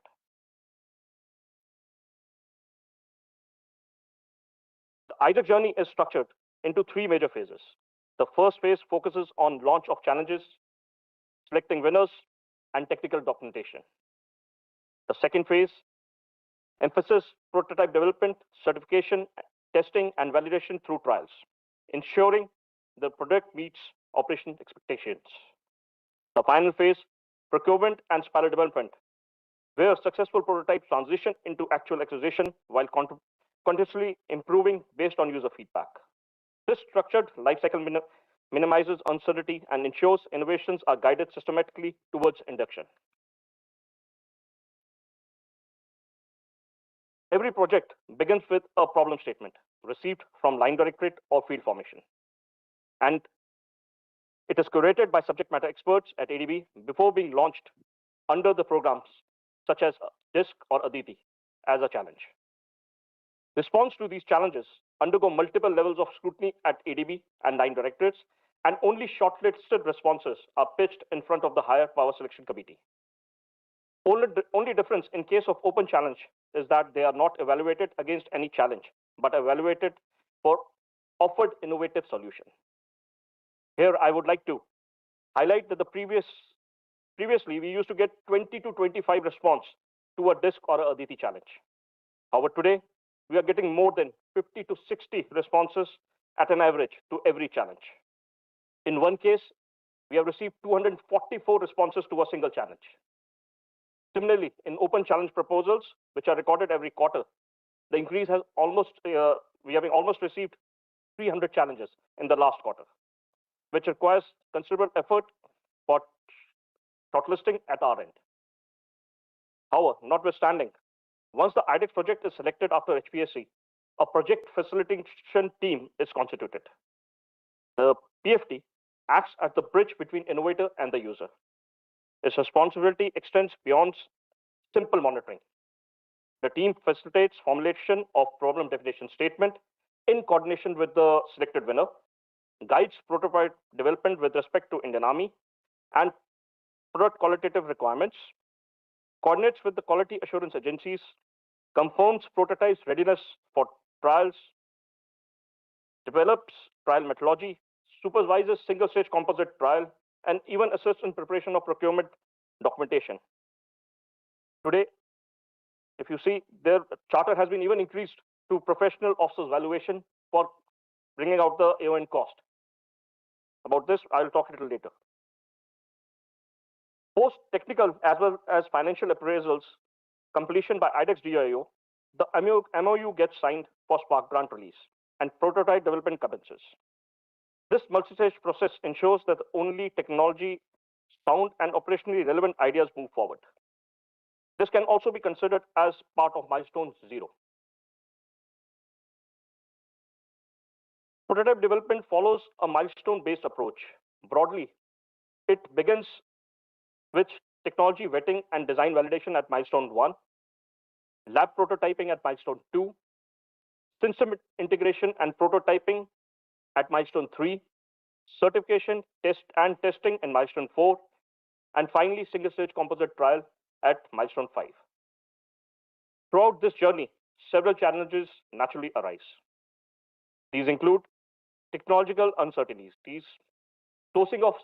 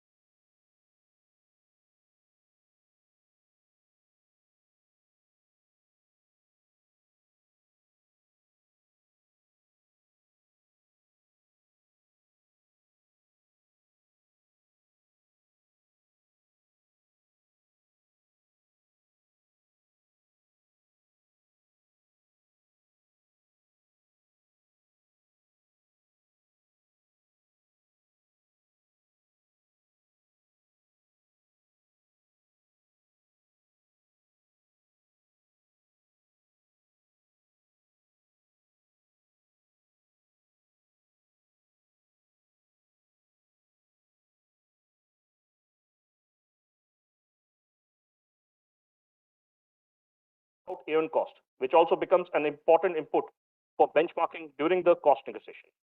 This has been done by PFT presently. Similarly, there have been various enabling provisions introduced in defense acquisition procedure. One of the most significant provision introduced under the DAP is the concept of spiral development. Instead of waiting for absolute perfection before induction, product demonstration, substantial capability can be inducted for field exploitation while further improvement continues. Pilot orders are procured for field validation, enabling users to gain operation experience while startups continue refining their solutions. This iterative approach significantly reduces induction timelines and accelerates the capability enhancement. Ultimate product achieved, full compliance becomes eligible for large-scale procurement. The success of IDEX is already evident through numerous contracted projects. Similarly, several projects have now progressed beyond field exploitation.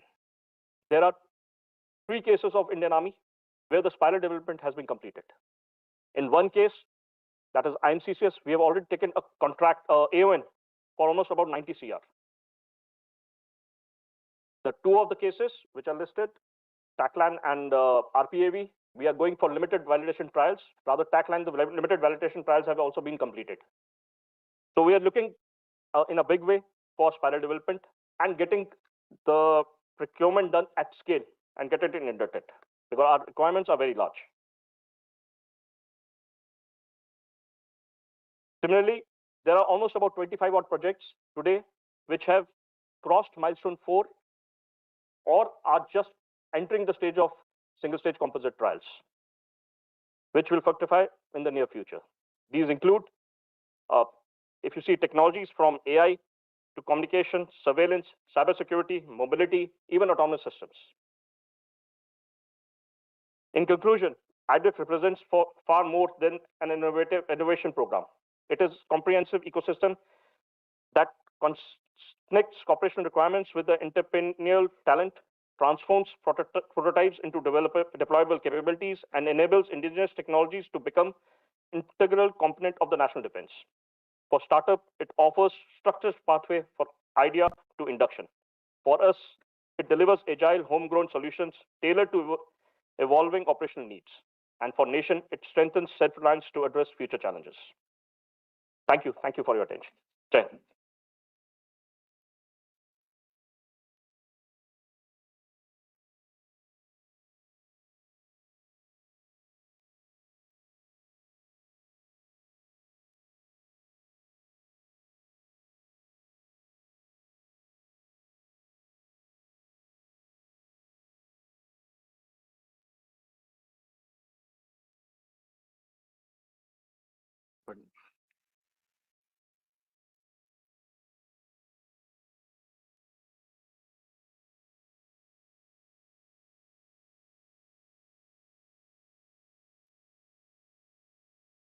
Good morning, ladies and gentlemen. After we have deep dived into IDEX, I think it's the chance for the next indigenization process, which is helping the Indian Army towards capability enhancement, and that is the make process. The make process is enunciated in Chapter 3 of DAP 2020. And before I take on the complete make process, there's certain data which I would like to share with you. Rupees 1,21,000 crore worth of project is presently being steered by Indian Army through its 56 make projects. We have a make one project which is costing 57,000 crore, and if I dare say, it is equivalent to an aircraft carrier. 45% of the projects with the Indian Army have completed their prototype development and are either in the trial stage or the CNC stage. 40% of our projects, that is 20 projects, are suo motu cases. That means these projects were proposed by the industry to the Indian Army to take on. We are presently engaging 369 industries towards our projects, and 13 projects of the 56 projects that we have are solely reserved for MSMEs. With that as a backdrop, which shows the appetite and the bandwidth of make, I would cover the make process. While most of you would be aware of the subgroups of make, but for the greenhorns, we have got 3 subcategories called make 1, make 2, and make 3. Make 1 is what we call is government funded.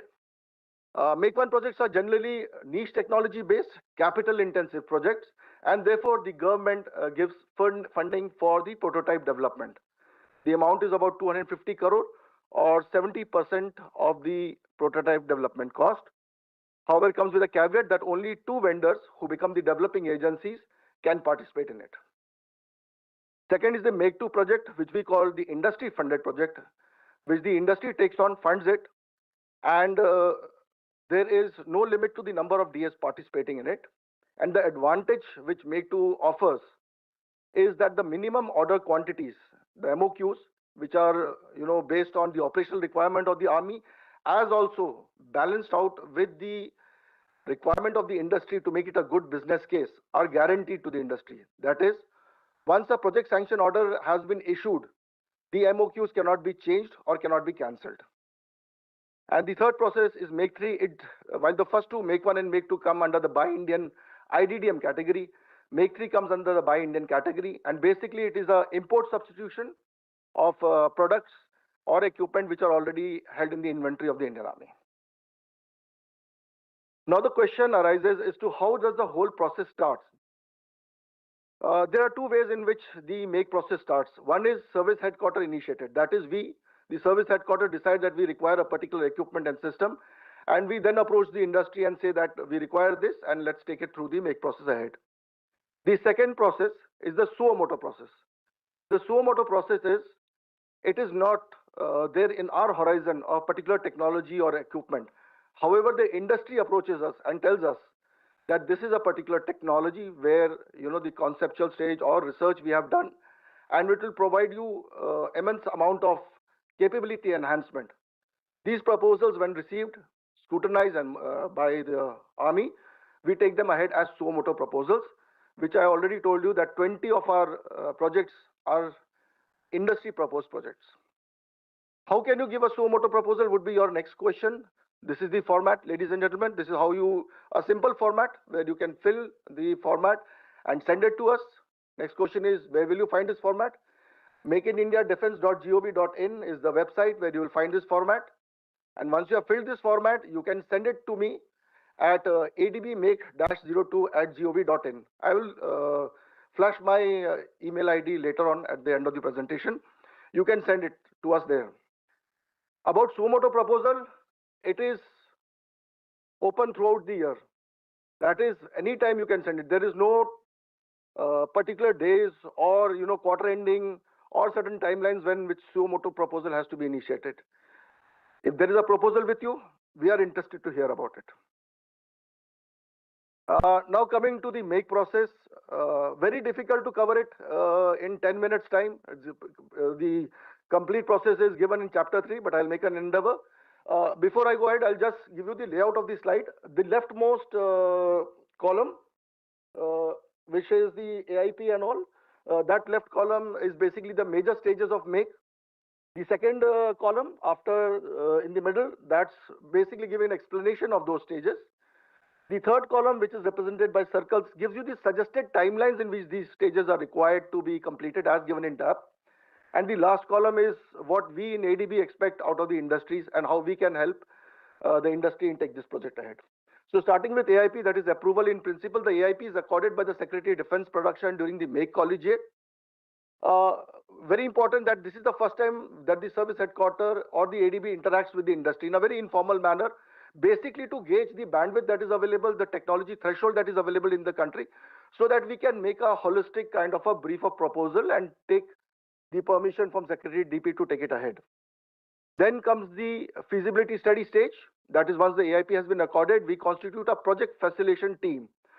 This PFT, which is composed of service officers, DGQ rep, DRDO scientists, they will be present with all developing agents from womb till the delivery of the project. They are kind of our touch points with the industry. Now, feasibility study is very important because for feasibility study, there is a questionnaire which is uploaded on the MOD website. Again, makeinindiadefense.gov.in, where the question is uploaded. And we request the industries to respond to those questions in a very factual and accurate manner. My emphasis on the word factual and accurate is because out of your response to this questionnaire, we are going to make our PSQR. Should your responses to the PSQR are not factual, not supported by data, then our PSQRs go in a manner that to make that prototype becomes very challenging. So that is one of the most important stages as far as feasibility study is concerned. After that is PSQR. This feasibility study makes the first draft of PSQR, and then it is fielded in GSCPC.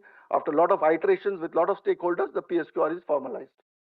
Then comes the AON. Now, AON is also an important part where the industry can play. During the feasibility study, it is the industry who tells us how much cost, procurement cost would a particular project be of. And that is what, that amount we take the approval for the AON. If that amount is wrong, then at contract stage, there are issues because then the procurement cost and the AON cost do not match. Therefore, this is where we require correct inputs. Also during AON, we also take some special approvals. So there is any kind of particular thing in that kind of technology or equipment that you are providing, which is out of the normal. then that things are covered under the special approval for A1. It may be, for example, that it is a confidential project, so we will take it as a special case. We have the expression of interest, where your details about any foreign collaboration or JV is required to be informed to us. The project sanction order. Here I would like to highlight that once the project sanction order has been issued, the project starts rolling. I mean, the prototype development starts taking place. We have certain industries and firms who approach us later to join this project. DAP does not provide any provision for any other industry who did not participate in the UI evaluation and issue of PSO to participate later on. Once the PSO is issued, it is those firms to whom the PSO has been issued who will carry out the prototype development. We have the prototype development readiness. That is, once you have completed the prototype development, we have something called the confirmation of prototype development, which we call the COPD. It's not a trial, but it's a very, very diluted version of trials, just to give confidence to service headquarters that the product is ready. But when we look at prototype development, some places take your attention to that gray box. What we require, industry should have their PERT or Gantt chart ready and follow it up as per that timelines which has been given. Should engage the PFT in a regular manner. The PFT also visited your premises to understand what kind of technology you're developing. Very important of certifications. This is a lacuna that we have seen. QA, QT, EMI, EMC certifications people are generally not aware of, and at the end, the prototype falls. So very important that certifications are taken. You have to ensure PSQR compliance. Whatever support the Indian Army can give, we provide. You want range, you want access to service equipment, you want ammunition, that is provided through the PFT. And of course, when we go for the single stage composite trials, the submission of the equipment and the trials to be given in time. Make 1 is somewhat similar to Make 2. The only difference is feasibility study. During feasibility study, only those industries who participate with us during the feasibility study are issued the EOI.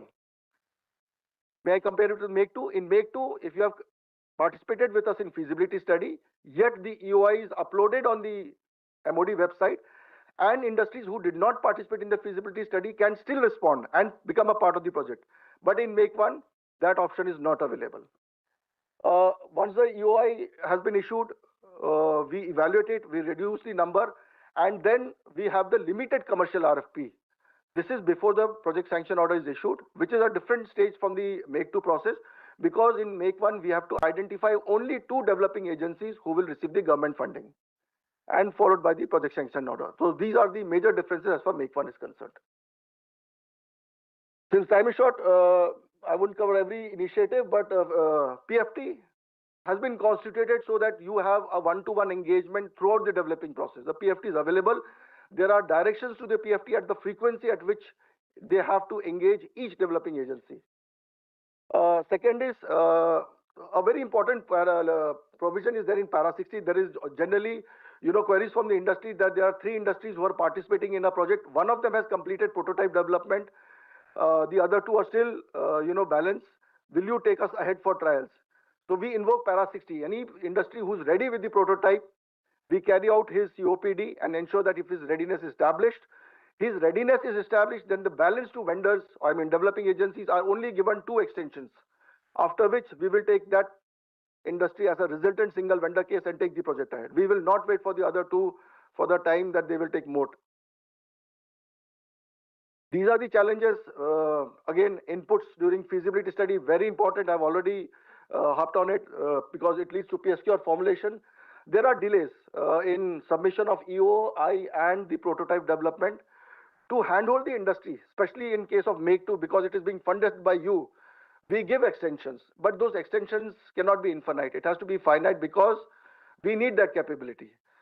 I would like to flag one thing, that any project which is undergoing through the Make process is there in the positive indigenization list. That means we cannot import that equipment. So if that prototype development is taking time and you are taking extensions, that means Indian Army is not equipped with that capability, and it is a void which needs to be bridged. And lastly, maturing process. Make is we have been learning through experiences how the Make process has graduated from 2016 onwards till 2020, and a major amendment took place on 22nd March 2022, where the procedure was changed and the timelines were compressed. If you are looking at endeavoring to enter into make, I would request you to go through the chapter 3 of DAP 2020 and also the DAP 2026, which is going to come as and when it is published and issued. You must go through it because there are certain changes from the previous DAP which are very industry helpful oriented and which will help you. How industry can help us? This is what we request you for. Feasibility study, your inputs again, I will say in accurate. Any queries that you have a PFT to engage. Your awareness of Q and QT is very important. Projects to be completed as per timelines and awareness of new projects which are being launched. And that is what, these are the opportunities for you as of now.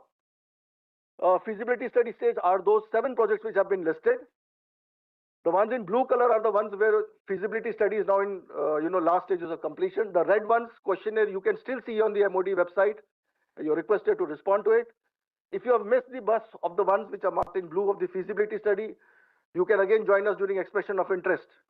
For the 4 projects which are listed in blue, AMS, HPRM, long range loiter munition, and multi-mode multifunction weapon locating radar, it will be open to the industry. To the right hand corner bottom is my email ID where you can send me your suo moto proposals or any queries, adbmake-02@gov.in. That's my official mobile number. I'm available at all times for any queries to be answered. Thank you. Jai Hind. We are running behind the schedule, but still we'll take 2 quick questions from the people who haven't spoken at all. One from this side, one from the other side, if there is one. None from this side? Okay. Okay, please go ahead.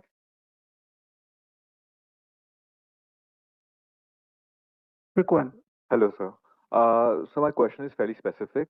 Throughout the whole session, I couldn't see a lot of avenues, perhaps, and perhaps you could clarify on that regarding information warfare and software development. I understand a lot of tech which might be used to the military would perhaps pertain to technological solutions which are in the form of softwares. With respect to that, how would a development cycle look like, specifically if it's in the prototype stage, or perhaps might require deployment across services as well? Where would that fit into the current framework?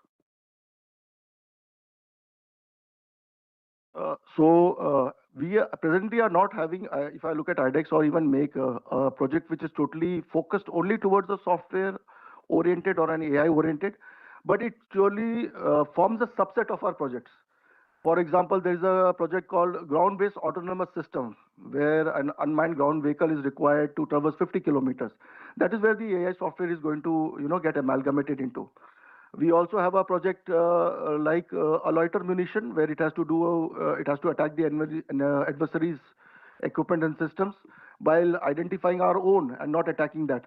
Therefore, there also you require an AI algorithm, and for which so there is companies and who are working purely and who have the specialization domain towards loiter munition or aeronautics, but may not have the wherewithal for AI or software, and that is where you get amalgamated into that project. So that is where the joint ventures is important. You come together as a one company, and then you can participate. So follow-up question, perhaps, for Mr. Jasotia. Follow-up question during the tea break. Sure. We have now shortage of time, so since I had committed to, so anybody else which wants to ask anything, okay, we'll close it at that. Dhanashree. Hello. In the tea break. No, please in the tea break. Nothing. Thank you, sir. May I request Major General S.Q. Ahmad to present a token of appreciation to Colonel Dipendra Jasrotia and Colonel Ashish Pradhan.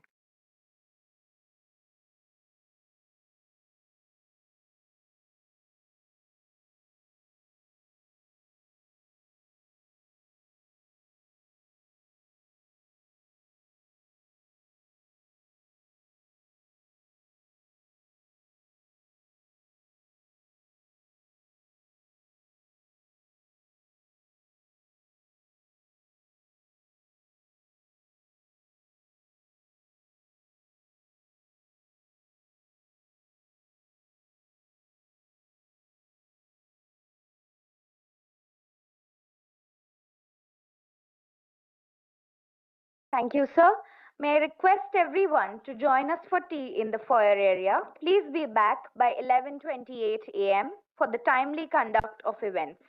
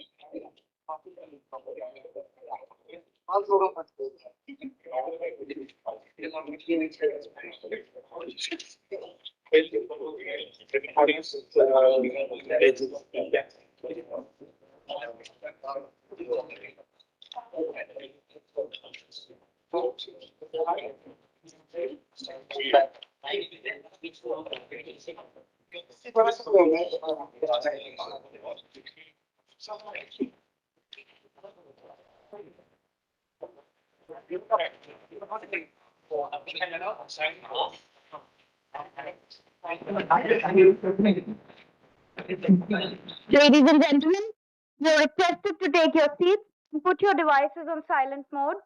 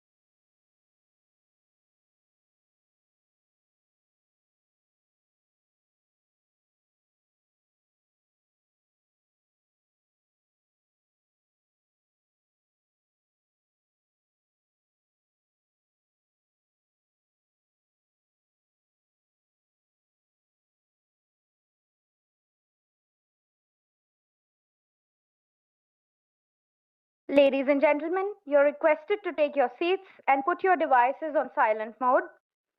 We now move forward to session 4 on testing and certification system. It is my privilege to introduce the first speaker for this session, Major General Bimalendu Mohapatra, ADG, Armaments, Directorate General of Quality Assurance, who would give us an overview of testing and evaluation of military products through an interactive question and answer session. He was commissioned into the Army Air Defense from the Indian Military Academy in 1990 and has served 22 years in quality assurance in appointments such as Senior Quality Assurance Officer and Controller of Weapons, Small Arms, and currently serves as Additional Director General at Headquarters, Directorate General of Quality Assurance in New Delhi. May I request Major General Bimalendu Mohapatra to come on to the dais and deliver his address.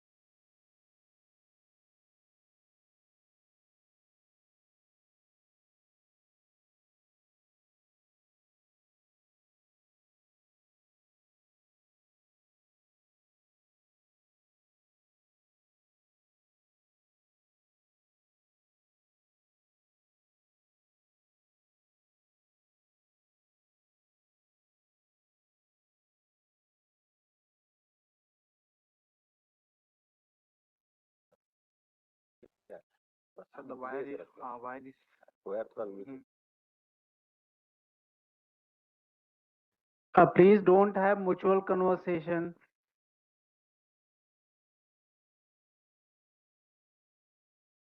A very good morning to all the esteemed visitors and the officers from the various defense forces and all the industries.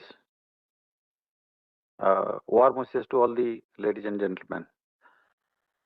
Now I'll be covering the basic, one of the most prime things which happens in the entire life cycle of any product being supplied to the Indian Defense Forces, that is Army, Navy, Air Force.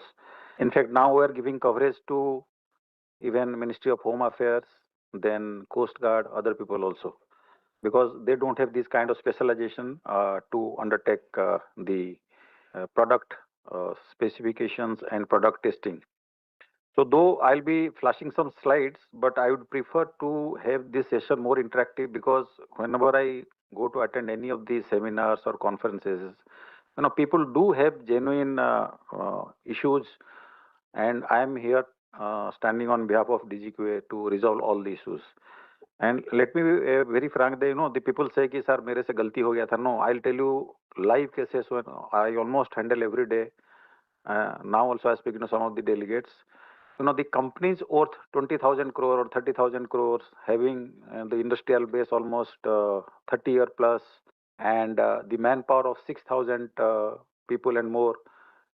They make silly mistakes in signing of the ATPs. And as you know, once the ATP is signed, to make a small amendment also, it takes a lot of effort and lots of justification.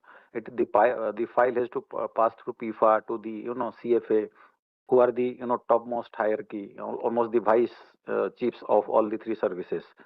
So they have to be justified. So it takes a lot, and they, in a hurry, everyone signs the contract.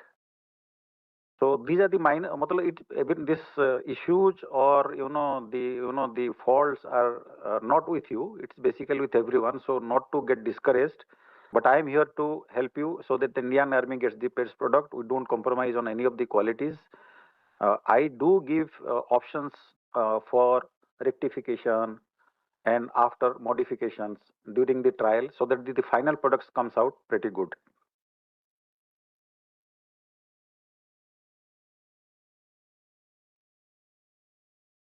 So this I'll be covering this presentation very shortly, and thereafter I'll give my personal number to you and the email ID. You can note down, and thereafter you are most free to welcome me. My office is probably only 15 minutes away from this particular Maneksha Center. So now I'll go through the slides. This is the first slide is regarding the overview of testing and evaluation of military products. The evaluation process we follow a lot of GSQR, SQR, PSQR, or JSQRs as projected by the various service headquarters or the order placing authorities. Order placing authority, that means BSF, CRPF, ITBP, everyone we are giving coverage now. So we need to follow the detailed procedure for the trials, the trials, methodology, everything are given in the testing and the quality assurance. Basically, majority, there are three kind of, I would say, trial. One is called the static trials, where you do this all kind of jolt, bump, rain, dust, all kind of test in lab conditions. Thereafter, you have something called as the DGQA trials, and finally the user trials by the services, respective services, so that they are satisfied and they integrate your particular product with the entire military operations environment. Therefore, compliance to military requirements and user confidence and acceptance is required. And let me tell you, wherever I go, I always tell the Indian Army soldiers are the best in the world. They are absolutely super confident. If they get the best of the weapon and they know that this equipment or this ammunition or this missile or this kind of UAV is not going to fail them, then let me assure you they can win any war in any condition in any part of the world. So our job, being the government agencies and also the people who are producing these equipments, we have to gain this user confidence, basically the soldiers' confidence. So the entire process of DGQA is not to harass anyone or elongate or lengthen any kind of trials. It is just to act as a risk mitigation tool before induction. That means it performs optimally as per the desired requirement given by the respective services. There are various GSQRs. They are prepared by Army, Navy, Air Force. The purpose it is given, why these standards are there, like you might be knowing, but in the short time probably I cannot give you all the details. So anyone can be free to approach me anytime. Relevant specifications and details which are permitted by the various government policies, that will be shared with you. Not everything. And as it is nowadays, every tender you have to bid in the GEM portal and CPP portal. In that, the details are already given. The drawings, the designs and specifications are given. So, that there are various called JSS, Joint Services Specification, Joint Services Guidelines. And since our equipment have been, a lot of equipments have come from NATO, Russia and all those things. So these standards are NATO, STANAG. Then we have our own standards, BSI, IS standards, military standards, and specific standards used by other countries like the GHOST, because we have a lot of Russian equipments across all the three services. We do control the various technical authorities, various standards agency. Control not, we interact other, we support each other. So the contents in the GSQR, if you see the point number 4 is more important, that is the performance requirement, is the range, accuracy, reliability, and also ultimately the safety requirements. So for that, we do carry out various kinds of metal properties test methodologies, and everything cannot be taken to difficult terrains. India, as you know, has got very varied terrains, high altitude, desert to saline climates like coastal climates, and the units keep moving, the equipment keeps moving with them. So it has to basically match and perform in all the environmental conditions. These are again, I have given all the standards. So if anyone requires any specific standards, I'll give you, and major things I'll give you. The critical parameters, obviously I'll not able to give you, because that I'll give you only once you get a proper supply order. Before that, I can just guide you, giving you, major characteristics, so that, you prepare a equipment. And nowadays also we are accepting the details given by the manufacturer himself. As you know, I think the GEM portal, I don't know whether you are aware or not. In the GEM portal also, you can register your product. It's like almost GEM has now almost become like a Amazon kind of thing. Slowly, if you see, that means if you produce a TV, give your own specific, probably someone will like it and he will take the order. And if the order is placed on you via GEM, then our job is only your final inspection at your factory site. Rest, we generally will take it from your certificates, only certify that yes, it conforms to all the specification given by the defense forces. Now, where most of the issues comes is basically the failure rates which I have seen is that people they manufacture everything and they don't really cater for EMI, EMC compliances. This is the major area where the failure is coming of almost all kind of equipments. I think we have a lecture by the EMI from the SMO. Any officer is here? Yeah, yeah. So probably he'll clarify because I have been interacting, though I have not interacted with them personally, but my team interacts with them and all the industries. So they fail by small things. Like now the actively the SDR case is going on. Software design radio. This it is failing by 2 dB in spurious harmonics or adjacent channel power. The details side will be explained by the SMO officer. And this MET is not metallurgy, it is metallurgy.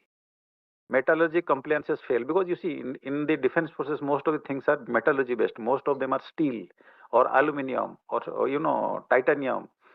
So and the for the armored ammunition, the penetrators, those are basically metal requirements. If the and most of the things what they don't do you take the raw material. The most of the industry what they do is that they take the raw material from not so called reliable sources and they don't check the details. They fail in the microstructure test. They fail in the compositions. These are the basic things. So I will request you when you procure any raw material from this, just get into the final GSQ what is given. Anywhere anyone having doubt, please do approach me for the metallurgical details also. I'll give it to you specific to your particular equipment or particular weapon. Environmental qualification, again, most of the people fail because these are small things which can be really taken care of during the production stage. And they most of them fail, but not able to take the shock of the change of temperature. What do we do? We generally keep two chambers. The top chamber is generally in plus 60 degree, and the below chamber is at minus 40 degree. And we instantly drop that, and there in that second one it fails. So these are the small things which can be really taken care of during production, I'll tell you. And the safety and reliability qualification, that is the functional fitment trial, most of them are small things, due to probably 1 or 2 mm, not even mm. Today, these days, the weapons are, so precise. The tolerance level goes into microns. So if you don't manufacture components which are supposed to be fitted on the Picatinny rails or in the internal design of those particular weapons, then it will not fit there. If it doesn't fit, then probably will not able to accept it. Your equipment might be good, but because of the minor variations in the dimensions, you fail it. And definitely we go for only conditional firing because these are new equipments, new test parameters. So we take our safeties and with the conditional firing only. That means we in a controlled environment we do the firing. Suppose I'll explain to you that suppose a pistol is manufactured. So once it goes to the environment, before that what we test that pistol and do the firing, all kind of accuracy, consistency, grouping, and mud test, other things, so that once we certify it, then the entire lot of suppose 10,000 or 12,000 pistols, they go to the environment. So it has to be perfect. Now we do a lot of ballistic tests because if you see the majority of the equipments in the defense forces are related to the kinetics. Kinetics matlab it is either it is firing or it is taking on the shock of that firing, like a tank prototype. So we do all kind of ballistic testing. That is for muzzle velocity, pressure, and consistency. These are various governing documents. List is more exhaustive, but I have given about only a few prime and major things which are available. This is for your easy reference, and these are almost open. These are available in the open site, except the point number 10, that is the RHA plate testing.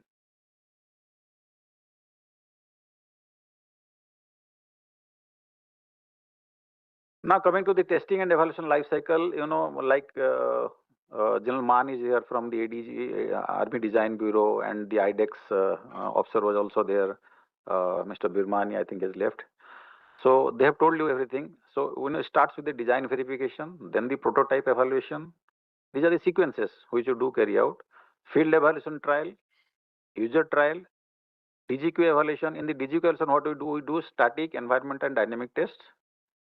Then there is one more test which is done by the DGEME, is called maintainability evaluation trial, that is MET trial. EMI, EMC, as of now, we are dependent on ASMO. There are two EMI, EMC agencies. One is Bangalore and one is in, I think, Faridabad. But we got the details. They are not enabled complete. I don't know if anyone is here. Then I'll request them to at least go in for the enable accreditation of those labs so that the load is shared. Otherwise, ASMO is heavily loaded as of now. Secrecy testing we do. Various codes and other things. This is separate test, not to be discussed here. Then we do simulation-based test, and with the simulation-based test, as you know, the latest things which are incorporated, the digital twins, remote QA, and 3D printing, all those things we do it. Then there is a staff evaluation, and finally the acceptance and inductions.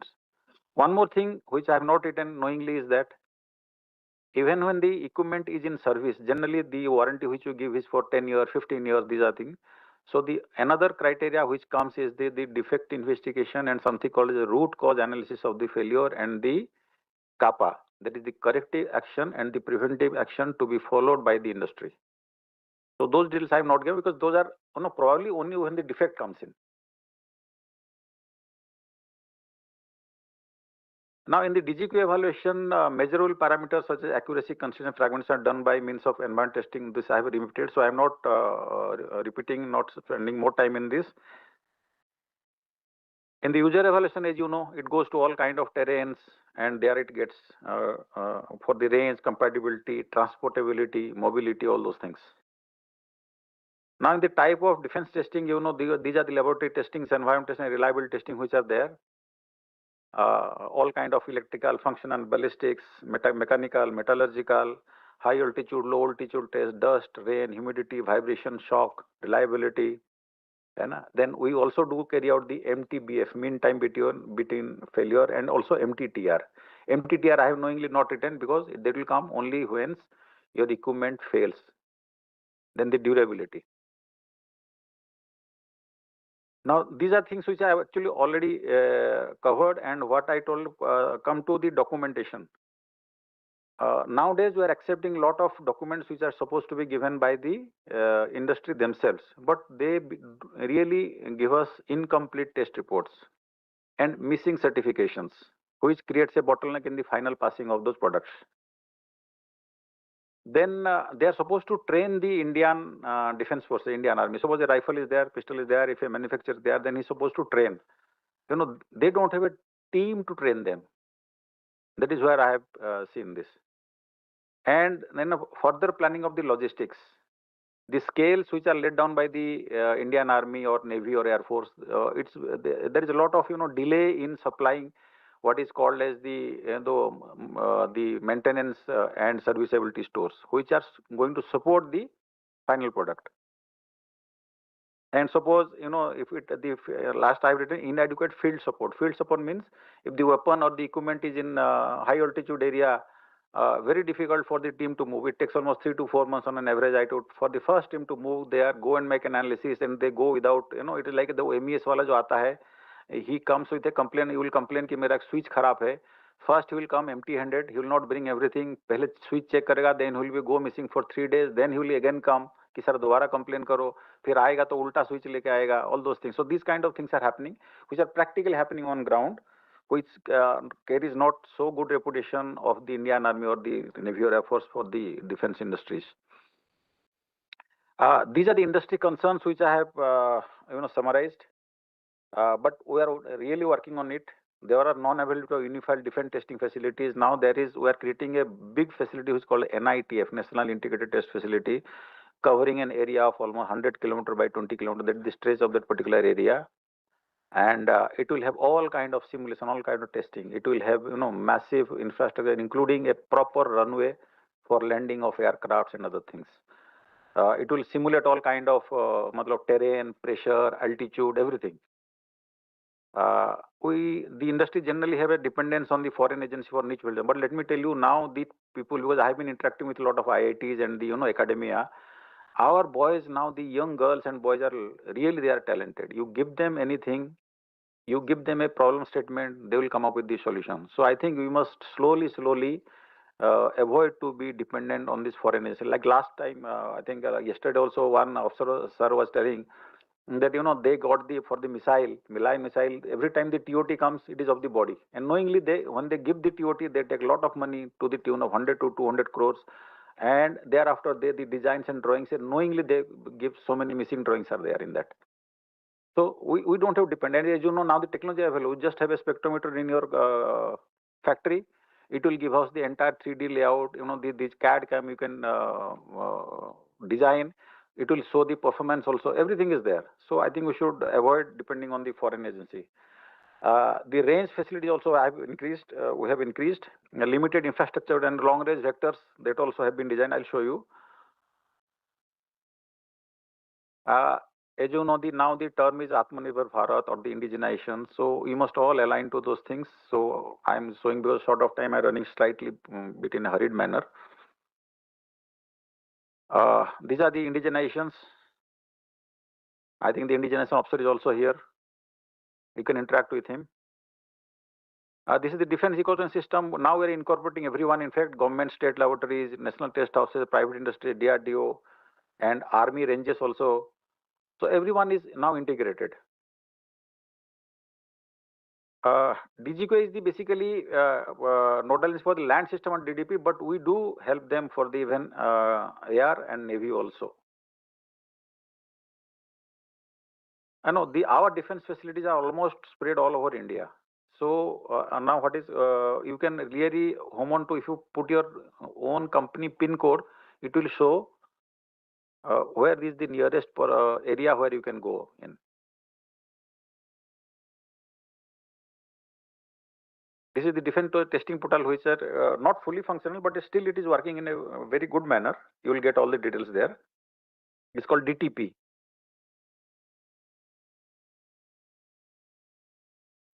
Basically, you are all service users. We have done a lot of upgradation. We are almost testing all kind of equipment from a small mini flare to, you can say, space equipment also. We have upgraded to test all kind of high calibers. And now recently we have tested, guided rockets up to the range of 300 kilometers, and they perform pretty well. The circular error probability which we have achieved is only about 2 meters, which is pretty high, pretty excellent, I would say, at the range of 300 kilometers. These are the various, state-of-the-art things we are developing. Almost everything is digitized, everything is automatic. So there is no benefit of doubt. Otherwise, the complaint was coming कि sir वो DG को एक आपका staff ने मेरे को जानबूझ के fail कर दिया. So those situations we are trying to avoid.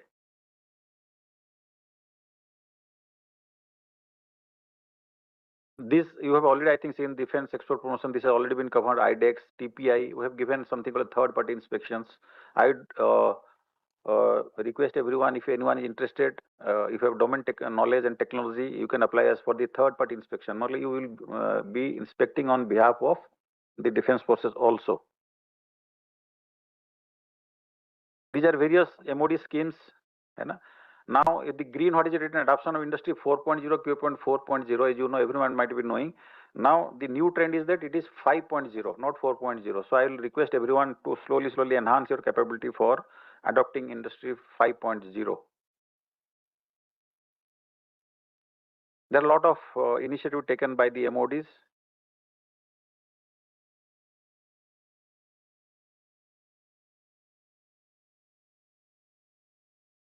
These are the various best practices, which I'll explain to you in detail once you interact one-to-one with me. So I finished my the slideshow, and so despite we running behind the schedule, we will still take two questions, one from this side, one from the other side. Anyone from this side? Monica, you have a priority right in case you want to. Anyone else? Please go ahead. You are to share your contact number and email ID. Yes. That is general query. Yes, sir. I'll share it, sir. Hi, sir. Sir, if someone can type it, can someone type it here? I'll tell this so that everyone can note it down. And okay, don't worry. Once you revert back after lunch, you will find his name, mobile number, and this thing on the screen. And so some questions had come and sir had forwarded me. I have given the answers to it. You can collect the answers from me. Please go ahead. Yeah, please go ahead. Hi, sir. Great presentation. Thank you. I've been waiting for this presentation since yesterday. Okay. I'm Vipul Baga. We are NABL approved lab for metal, soil, and water testing. Good, very good. So it's great to see that you guys are allowing private players to enter the industry. But I'm yet to get a solid answer from anyone. Ki if I do the testing, the certificate will be accepted or not. From what I understand, people are. I mean, we have great engineers developing prototypes, but the bottleneck becomes testing at some point. And DRDO is also helping with the testing process, but they're completely overwhelmed. And I also talked to people in DRDO. They're saying that yes, we need testing, we need people who help us. The research engineers are saying we need people who help us. But when I go to them and say ki these are the testing we can do, nobody comes forward and says ki हाँ ठीक है, we'll get the testing from you. I think आपने मेरे पास नहीं आए. Yes, I would definitely. have done a lot of testing. You know, the charges are pretty good. Government-led charges for testing are pretty good. So is this what you showed? Is this planned to happen or is it happening? No, it's happening. It's happening. Acha. It's happening. Already happening. I'll give you the Further deliberations during lunch break. Yeah. Yes, sir. Thank And The person there that side. yeah, I can hear you.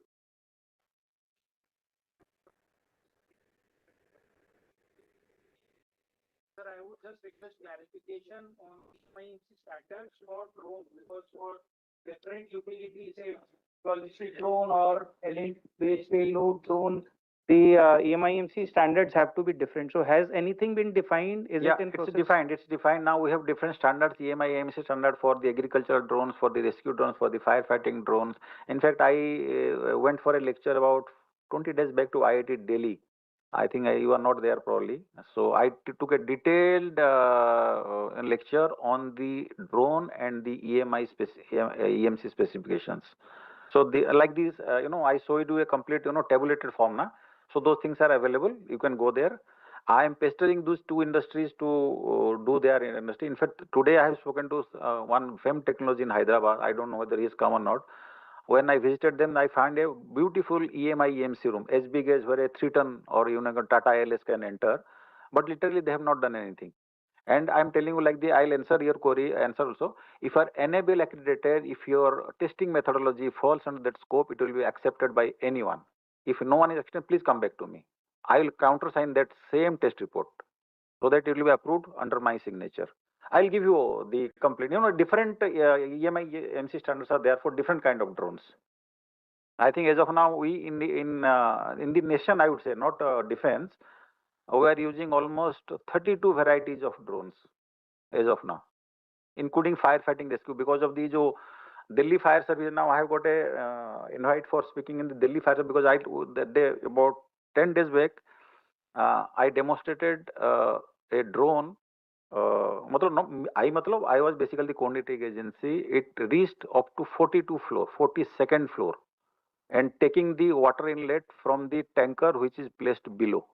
And the jet and everything was there. Artificial fire was created. It doused the fire because, as you know, in Delhi, no fire engine can reach beyond 12th floor.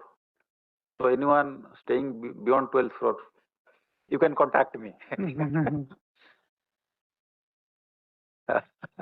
No, I'll give you support. I'll give you support. Thank you. We shall Sorry. stop. We shall stop at that because of the time constraint. Okay. Thank you, sir. Thank you for the opportunity to give this lecture, sir. Thank you, sir. Thank you, sir. May I request Major General C.S. Maan to present a token of appreciation to Major General Bimalendu Mohapatra.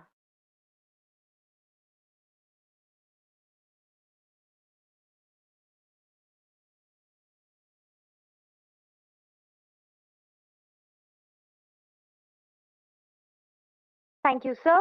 We now move forward to understand the technical trials versus user trials by Brigadier Navneet Tanwar, Brigadier Capability Development A, an Armored Corps officer with over 28 years of service and a master's degree in theater strategy From the School of Advanced Military Studies, United States, he currently serves as the Brigadier Capability Development A at the Capability Development Directorate, leading capability planning and modernization efforts for the Indian Army. May I now request Brigadier Navneet Tanwar to address the audience.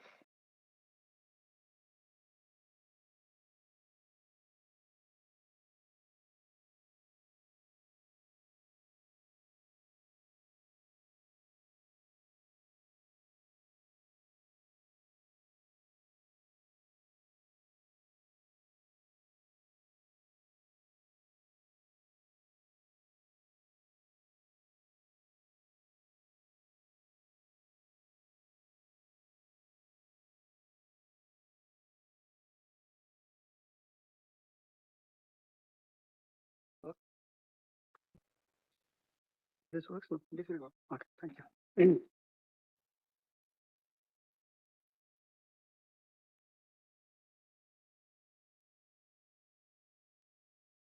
Good morning, ladies and gentlemen. In the next half an hour, I'll try to cover the vast scope that has been given to me, that is covering technical trials and user trials. How exactly what is the methodology of carrying out trials? What are the challenges that we face in trials? And the strategies that the industry can adopt as far as trials are concerned. Before I go ahead, I want to just cover the capital procurement process in very, very brief. As you can all see, there are three prominent stages in the entire process. The pre-A1 stage, where the conceptualization of the requirement is done by the user directorates based on the felt need. Then you have the procurement stage, where the CD directorate comes in, where the actual procurement takes place. And finally, you have the post-contract management issues, which are handled by the MGS branch. Now coming to how I'm going to go about this presentation would be the first two parts, the aim, scope, classification and procedure of trials is just some information about the trials, the various types of trials. So I'll not be spending much time here. Basically, I want to focus on the trial challenges that as CD directorate we face when carrying out these trials. What are the shortcomings? Where most of the failures take place. And finally, I'll suggest some strategies for the industry so that there are less non-compliances and the product or the EUT can be passed as early as possible. And in case time permits, I've been told in case time permits, I'll also cover a little bit about the defense industrial license and the emergency procurements. So coming straight to the topic, the aim is flash. The aim is to assess the performance of equipment against laid down RFP parameters, that is the GSQR, and confirm its suitability for introduction into the service. So that being the aim, there are the field evaluation trials consist of two definite or distinct parts. There are the technical trials, which was just covered previously, where the performance valuation is carried out. Basically, the performance of the equipment is checked for technical correctness. And then there are the user trials, where the operational acceptance of the equipment is tested. Now, these technical trials, it has been flashed earlier, can consist of QA evaluation, MET, EMI/EMC, secrecy grading, and ballistic testing. Needless to say, all trials that are conducted, field evaluation trials, are based on the principles of transparency, fairness, equal opportunity to all, and meticulous attention to detail. So I'll go over these things, how we go about it, and what are the problems that come. Now, coming to trials, I'll not go over this because this has been covered in detail, and the subsequent speakers are going to speak about the EMI/MC trials and the MET trials also. The only thing I would like to highlight here is that user trials, there are two kind of user trials. You have the X trials and the Y trials. The X trials are conducted by the CD directorate, whereas the Y trials are conducted by the line directorates. Then there is something called as, and there is a bit of confusion between in the industry and the vendors. There are something called as confirmatory trials. And at times during trials, what happens is the vendors are told, in case there is a failure of certain sort, a time is given to the vendor to either repair that particular failure. In case it is a small failure which can be corrected right at the site, so up to 72 hours are given for that. And at times it is given in the DAP that the equipment can be returned to all the vendors and the trial resumes after that. But that doesn't mean it's a confirmatory trial. It's the same trial because the trial directive is one, and it is based on the same trial directive. When a confirmatory trial takes place, there is a slight bit of change. A new trial directive is issued, and only the shortcomings that are there for all are tested. So this is a small amount of difference. Now, it may seem that trials are just one part of the entire procurement process, but the trialability or the need for checking, need to be involved right in the entire procurement process is great. And the trial teams or the people involved with making trial directives and trial methodology are involved right from the SQR formulation stage. Because at that stage, the trialability aspect of each parameter is judged. You can't have a GSQR parameter which you cannot check subsequently. So then there's no point of giving the GSQR parameter. So again, all these things, I'll not cover it here because I want to save on time and discuss the actual issues. We'll cover in the next slide. Now, coming to pre-trial activities that actually happen before the trial methodology or the trial directive is formulated. Firstly, we'll come to the trial methodology state. Now, this trial methodology is issued along with the RFP. So once the RFP goes to the vendors, they are very well aware of what all aspects would be tested, both from the technical side and from the user side. And at this stage also, it is prepared in consultation with all stakeholders and including vendors. There are pre-trial meetings, pre-bid meetings, where the opinion of the vendors is sought, and the ability to carry out that test through a private lab or through DGQA is discussed, and then only a trial methodology is formulated. Unfortunately, at this stage, right responses or factual responses do not come, which lead to problems at a later stage. We'll discuss that as we go ahead.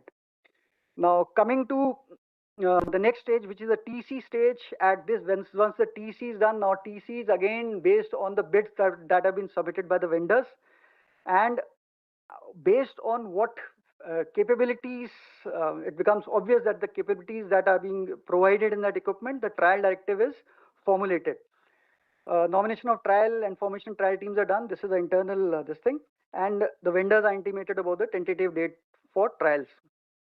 Now, trial directive is finalized by the CD Directorate and issued by DGCD. It's based strictly on GSQR and RFP parameters. So, in case a parameter has been listed, approved in the GSQR or forms part of the RFP, trial teams have limited, or I'll say no scope to either change or dilute that GSQR parameter. So that is one of the problems where where challenges occur as far as trials go. Okay, now I'll flash up. This is a sample trial directive. Now, a trial directive gives out the formation, the place, the time, and the plan where it has to be where the trials have to be conducted. It has a few appendices which give out the broad trial plan. So the first thing that gets tested during a trial is the GSQR parameters, whether the equipment meets those parameters or not. This is done through a trial cum responsibility matrix. As you can see on the slide, there you have the GSQR para references, then the GSQR parameter, which is clearly spelled out what is required or what was initially required when the RFP was issued. And the responsibility for evaluation, like it can be either DGQA, user, EMI-AMC, or ASMO, or any other agency. And the broad trial plan, how we are going to go about it. So this is Appendix A of the trial directive. Is there a question? Okay. So then we have the Appendix B, where again the operational characteristics which were already issued in the RFP are again spelled out. And then you have Appendix C, where the trial equipment or the EUT that we desire from the vendors is spelled out, that these are the equipment that the vendor has to produce for trials. Then you have a detailed methodology which is given, and then there's a methodology matrix. So we try to make the trial directive as objective as possible, so that there is no subjectivity by the trial team or by anyone else, or the vendor doesn't complain at a subsequent stage that his equipment has been not approved for a certain reason. Now, coming to the trial challenges. Now, this is one place I would like to spend some time on. The first part is there are repeated failures, there are defects, and there are non-compliances when the trials take place. So the first reason to our mind, this is the collective wisdom of, I think, CD Directorate, is that there is lack of clarity on the technical and operational parameters by the vendors. Once the GSQR or the RFI or the RFP is issued, adequate understanding is not developed by the vendor about what is being asked. So equipment is produced which is not as per the requirement of the user. So this needs to be resolved, and we'll discuss it subsequently in the next slides how this issue can be addressed. Now, the second point is again very important: technical readiness versus commercial pressure. Most of the times, what is desired by the user, there are certain technical requirements for that, and those those technologies or that technical threshold is still not available with the vendors or in the industry per se. But because of a commercial pressure, because others have already accepted it, so nobody wants to be left behind, and people commit to produce a thing which is technically not feasible in that current time frame or with that current technological level. So that is where problems occur, and once the trial takes place, sure enough, the equipment fails to pass the trials. Again, third point is related to the second point. It's commercial aspects and competitiveness results in suboptimal inputs and outcomes.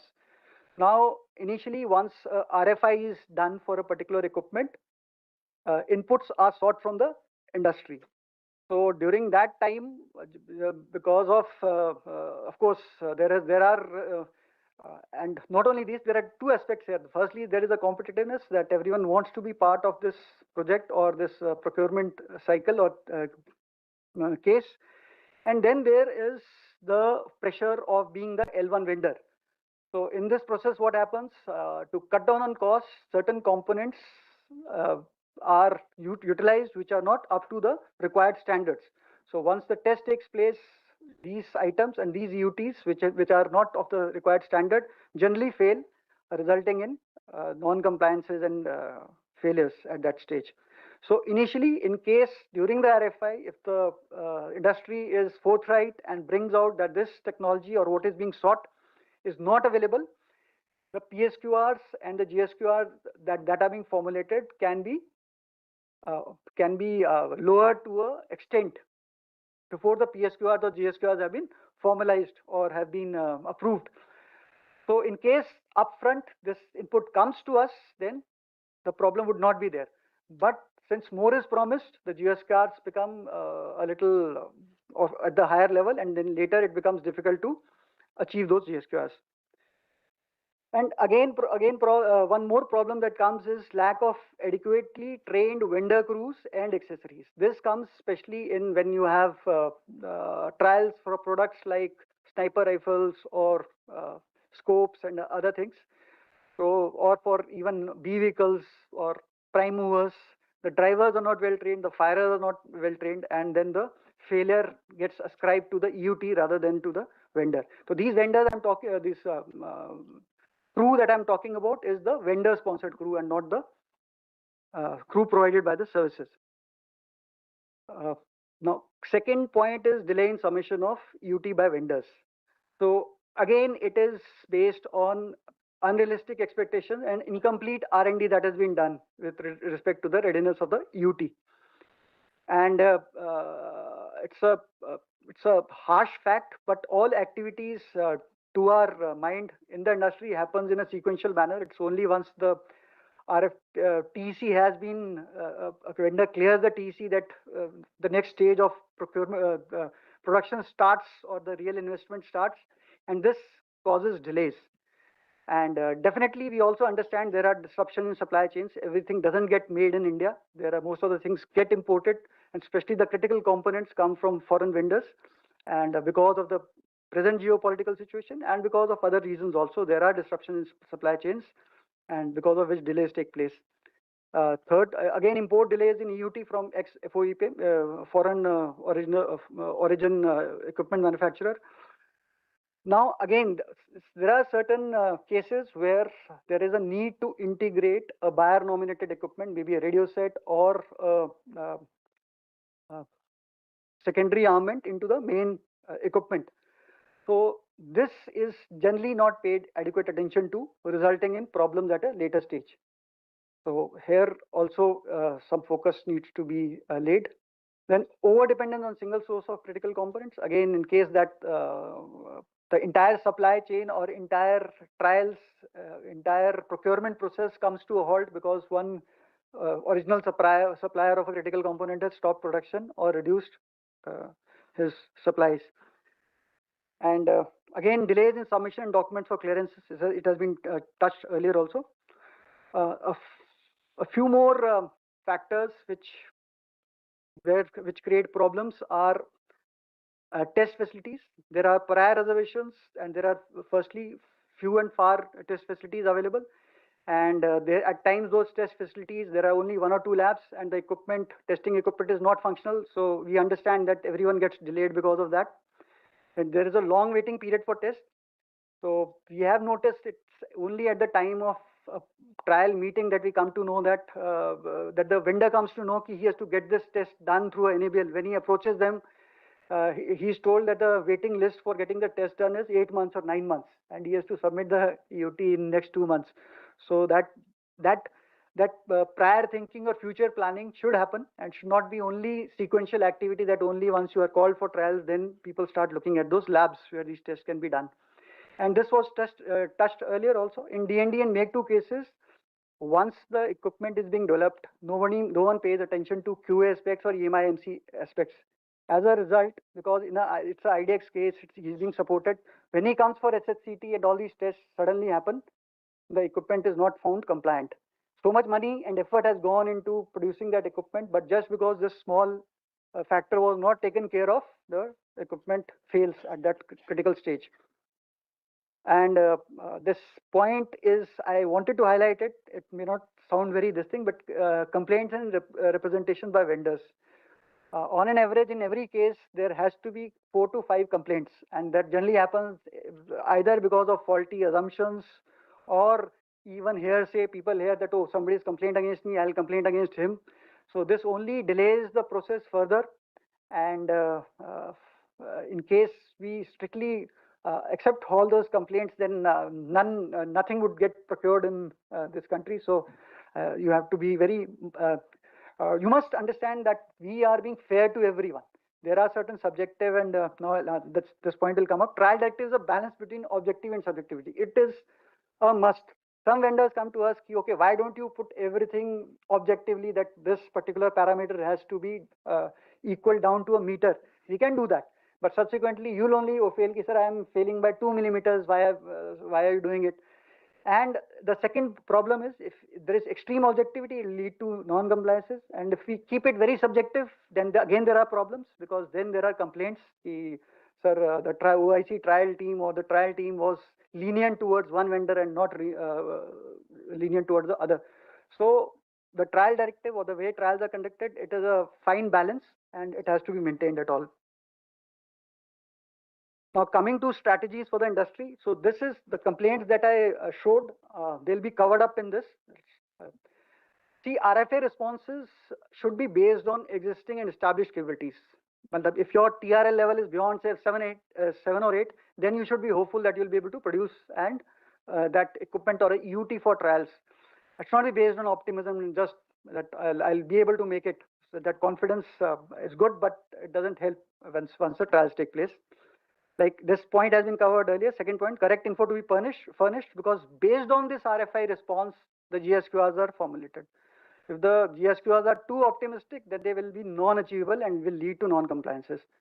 And again, this is a suggestion. All industry reps must include their technical reps along with the sales team during vendor interactions, and not at a later stage, at a trial stage, but when you are submitting at the RFI stage itself, because they are better trained to understand what the requirement is, and they'll be able to correct the entire thing at that stage.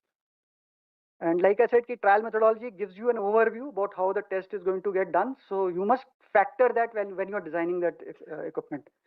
Now, Certificates of confirmations take time, so that must be factored. And it's an ideal thing. Prototype equipment should be ready well before bid submission. But if it's ready to a certain extent, you will be able to answer all the queries which are raised in the TC and trials, and that will be helpful for both the trial team and the vendors. Again, there are certain requests that keep coming for extension of time, but it is all linked. You must understand. The moment you delay equipment, the summer window is lost or the winter window is lost, and the trial gets delayed by 1 year. So, although we try to honor as much as possible whatever extensions are sought, but it's not good for the overall procurement cycle. Digital twin has been mentioned earlier. It's a must in case somebody can do it. It will help you in better design of the UT and for subsequent product support. And another point, this is linked to the complaints. Trials are for evaluation of your UT against the GSQR. It's not a comparison that mine is better or somebody else's is not good. So that is not looked for until unless it's a EPP which is specified and that you work for that. And another thing is that consortiums may be essential to bridge technology and commercial adequacy gaps. So many vendors get weeded out at the TC stage because they don't meet the financial criteria. So you should be clear about these things. Now this is the last slide. These are some of the practices that we have adopted in CD Directorate just to cut down on these trials. Firstly, we have tried to cut down as much trials as possible. Summer and winter trials, wherever we can do with only one trials are being held. And we are asking for multiple UTs, so that it's not a sequential trial. The technical trials can happen simultaneously. We are accepting as many certificates as possible. At times we have not gone totally as per GEM, and there is no trial at all. So there are certain schemes that have come where we are going totally through GEM. Whatever is available, if he passes the GEM muster, it's good to go with us. And we are also trying to reduce subjectivity as much as possible in trials so that there are no complaints at a later stage. I have finished. In case you want me to cover that, sir,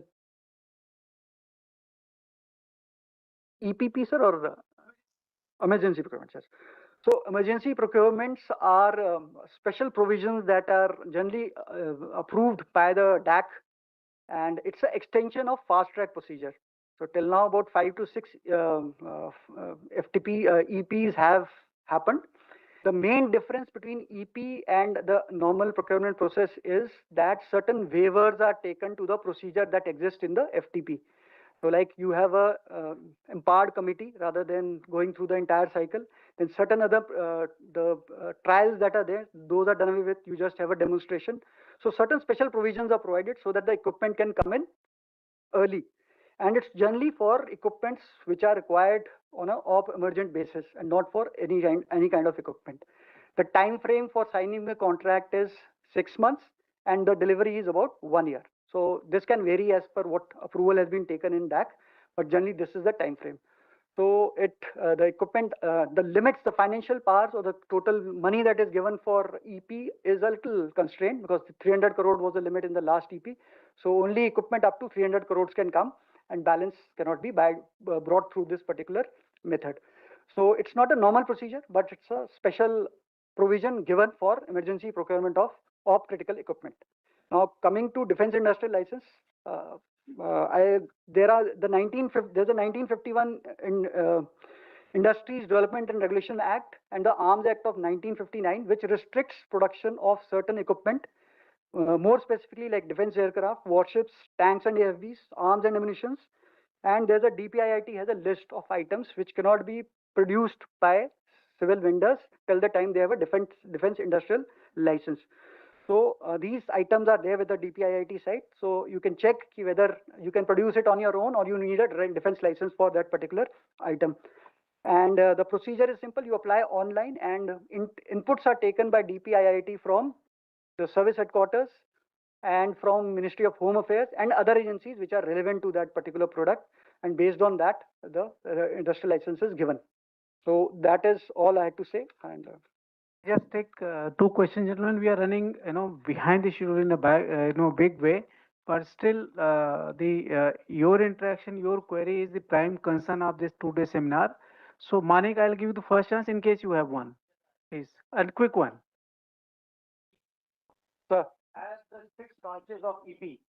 Sir, have the 6 tranches of EP adversely affect indigenization? Yes or no? No, sir. Okay, thank you. Just pass the mic behind you, Manik. Sir, anything related to industrial license time period which could be reduced or something which is 30 years today? DPIIT would be able to answer it. We are just aware of it. Since we are not the stakeholders, I cannot comment on why. I can just tell you the procedure. Yes.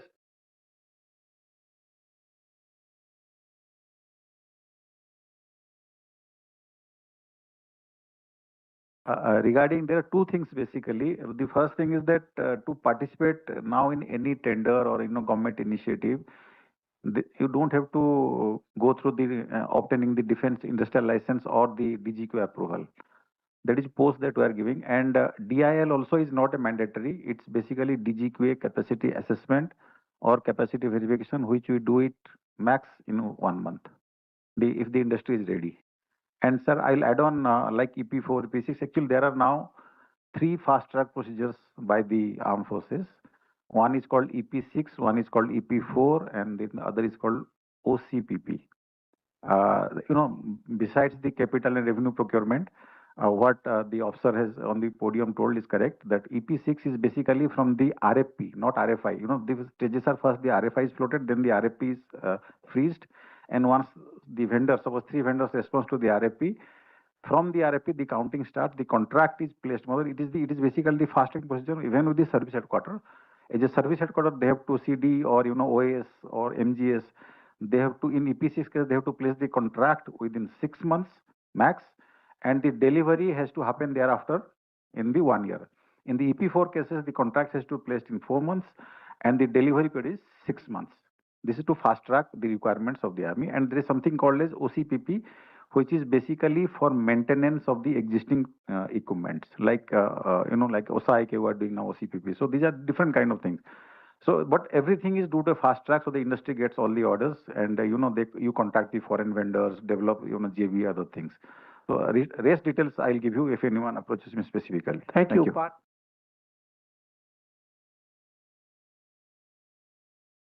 Hello, sir. My name is Parth Sani. We just talked about all the different testing certifications which are there, but there may be certain software products also which may be of interest to the defense services, which may not have the same level of physical testing required because it is software, not equipment. So how does that kind of testing proceed? Because there may be many people who are also interested in that kind of activity. To be honest, see, we are basically into the business of buying equipment for the services. So there's, of course, there is software in that, but that comes part of it. So it's. So I think Ajal Mahapatra will respond to that. It's through DGQ only, but. Ajal Mahapatra, please go ahead. Regarding the inbuilt software of a particular product, we are basically accepting the COC certificates by the vendor, but provided that your certificate is authentic and whatever you are declaring in the certificate is perfect. Like I was discussing with General Man sir, today also I have a lot of issues with some equipment has failed. The vendor has it's basically we are processing some kind of jammers. Now he has given a certificate that it is there are various frequency bands. He has given a frequency band of 8,000 to 10,000 megahertz, where he has certified that yes, it will work perfectly. But when we are testing it, not once, twice, but literally for the 10th time we have tested, every time it is failing. So now then we'll get into software. What kind of software he is doing. And every software has, in Indian Army or Navy Air Force, the secrecy or the the various of codes, something like frequency hopping. These days are very much important, including the EMI EMC. Because see, now that is not a single system. पुराने जमाने में जो guns होता था, बस one breech block, one firing mechanism, one barrel, and one ammunition loading tray. But now each, even the smallest of the, like a corner shot weapon, which the SPG is used, it has got a, it has got a Picatinny rail, it has got a IR sight, it has got a, software which basically, matlab, integrated with the smart helmet. है It's basically when the person is walking, it will tell you who is coming from or behind, which it will show you the picture. You can know, like a car. I'll signal the car. Once you back it or give to the side, then only those cameras get switched on. So, these kind of, so EMI, EMC is very, very vital these days. And most of, they are telling, most of the people fail in there. The software testing, we don't go inside. Only when there is a element of doubt, then only go. And we have all kind of software testing facilities in our labs. And Okay, we'll help thank you, Brigadier Navneet. We'll close it at that.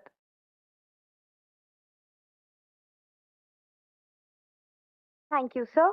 May I now request Major General Rohit Gupta to present a token of appreciation to Brigadier Navneet Tanwar.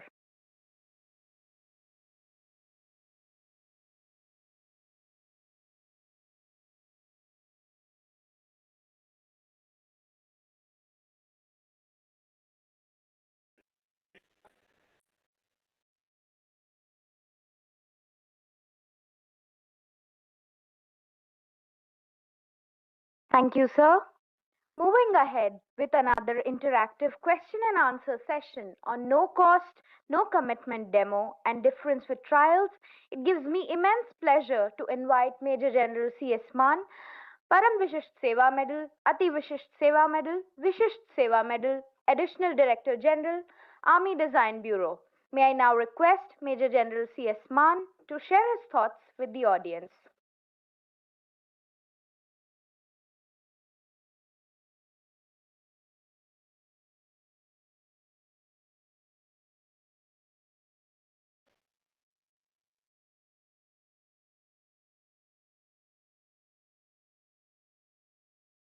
DG Cenjows, veterans, officers, industry partners, ladies and gentlemen.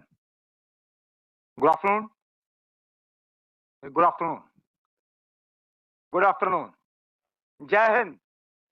I know, I think we're now getting into the lunch time. So I thought I must sing. And by the time, okay, fine, he's already loaded also. But in continuation of the, just the answer to your, that question about the software part also, like in wherever it is purely a software related thing. So we have a DGIS, Information Systems. Then we have Army Cyber Group. And we also have our Army Headquarters Communication Center. Amongst these agencies, it is getting checked within the Army. And then we have a process of whitelisting and all, only then it gets uploaded onto the Army Data Network. So there's adequate amount of testing done in that also. Okay. Now coming on to my topic as such. The topic is related to this no cost, no commitment. And this is from my experience, say when we meet with the industry and especially the startups and all, they mention, sir, my equipment has been, I have so-and-so equipment and it has been trial evaluated by the Army and it has cleared. So when I ask them that who has done the trials, where? So then they tell about some odd unit somewhere, wherever, somewhere near to their location or with whomsoever they could get in touch with it. So was it actually trials? And moment, because when we say NCNC, there are generally two terms which are used. One is trial, one is demonstration. And invariably, I find almost 95% of the ecosystem using these terms interchangeably or synonymously, but it is not so. So there's a requirement of understanding the difference between these two. And that is why I'll just cover this, that how these two are different. Because both have different implications, especially trials are finally leading to what? To procurement. So especially from that perspective, they have got different implications. Now, so far as the NCNC trials are concerned, they are conducted basically for evaluation of the equipment under procurement. When it is trials, it is for the equipment under procurement. It is against a GSQR based on an RFP, where RFP has already been issued. And yesterday you saw the process flow of the procurement process. Today again, Brigadier Tanwar showed you that, where you have the bid submission, thereafter the TEC, and those who are TEC compliant only going for the FET. It is that trials. So it is part of that procurement process over there. And in case of trials, there's a very, very strict sort of compliance oblique non-compliance. There are hardly any shades of gray in that. It's purely either you meet the parameter or you don't meet it. And whereas on the other side, when we say NCNC demo, now demo is not basically against any procurement, firstly. It is to actually see or assess whatever new technology equipment is being offered by the industry, by the academia, by the ecosystem, to see that, okay, how and what does it perform actually. It is not against any RFP. So there is no RFP issued in that when the NCNC demo is being conducted. It is not being assessed against any QR. But then what is it being assessed against? It is being assessed against the capabilities claimed by the industry. If anyone comes to us, he says that I have so and so equipment and this is how it can perform. Lists out 10 different parameters in that. Let's say a drone, so much of endurance, so much of range, so much of takeoff altitude, so much of its ceiling altitude, and things like that. Say, okay, fine.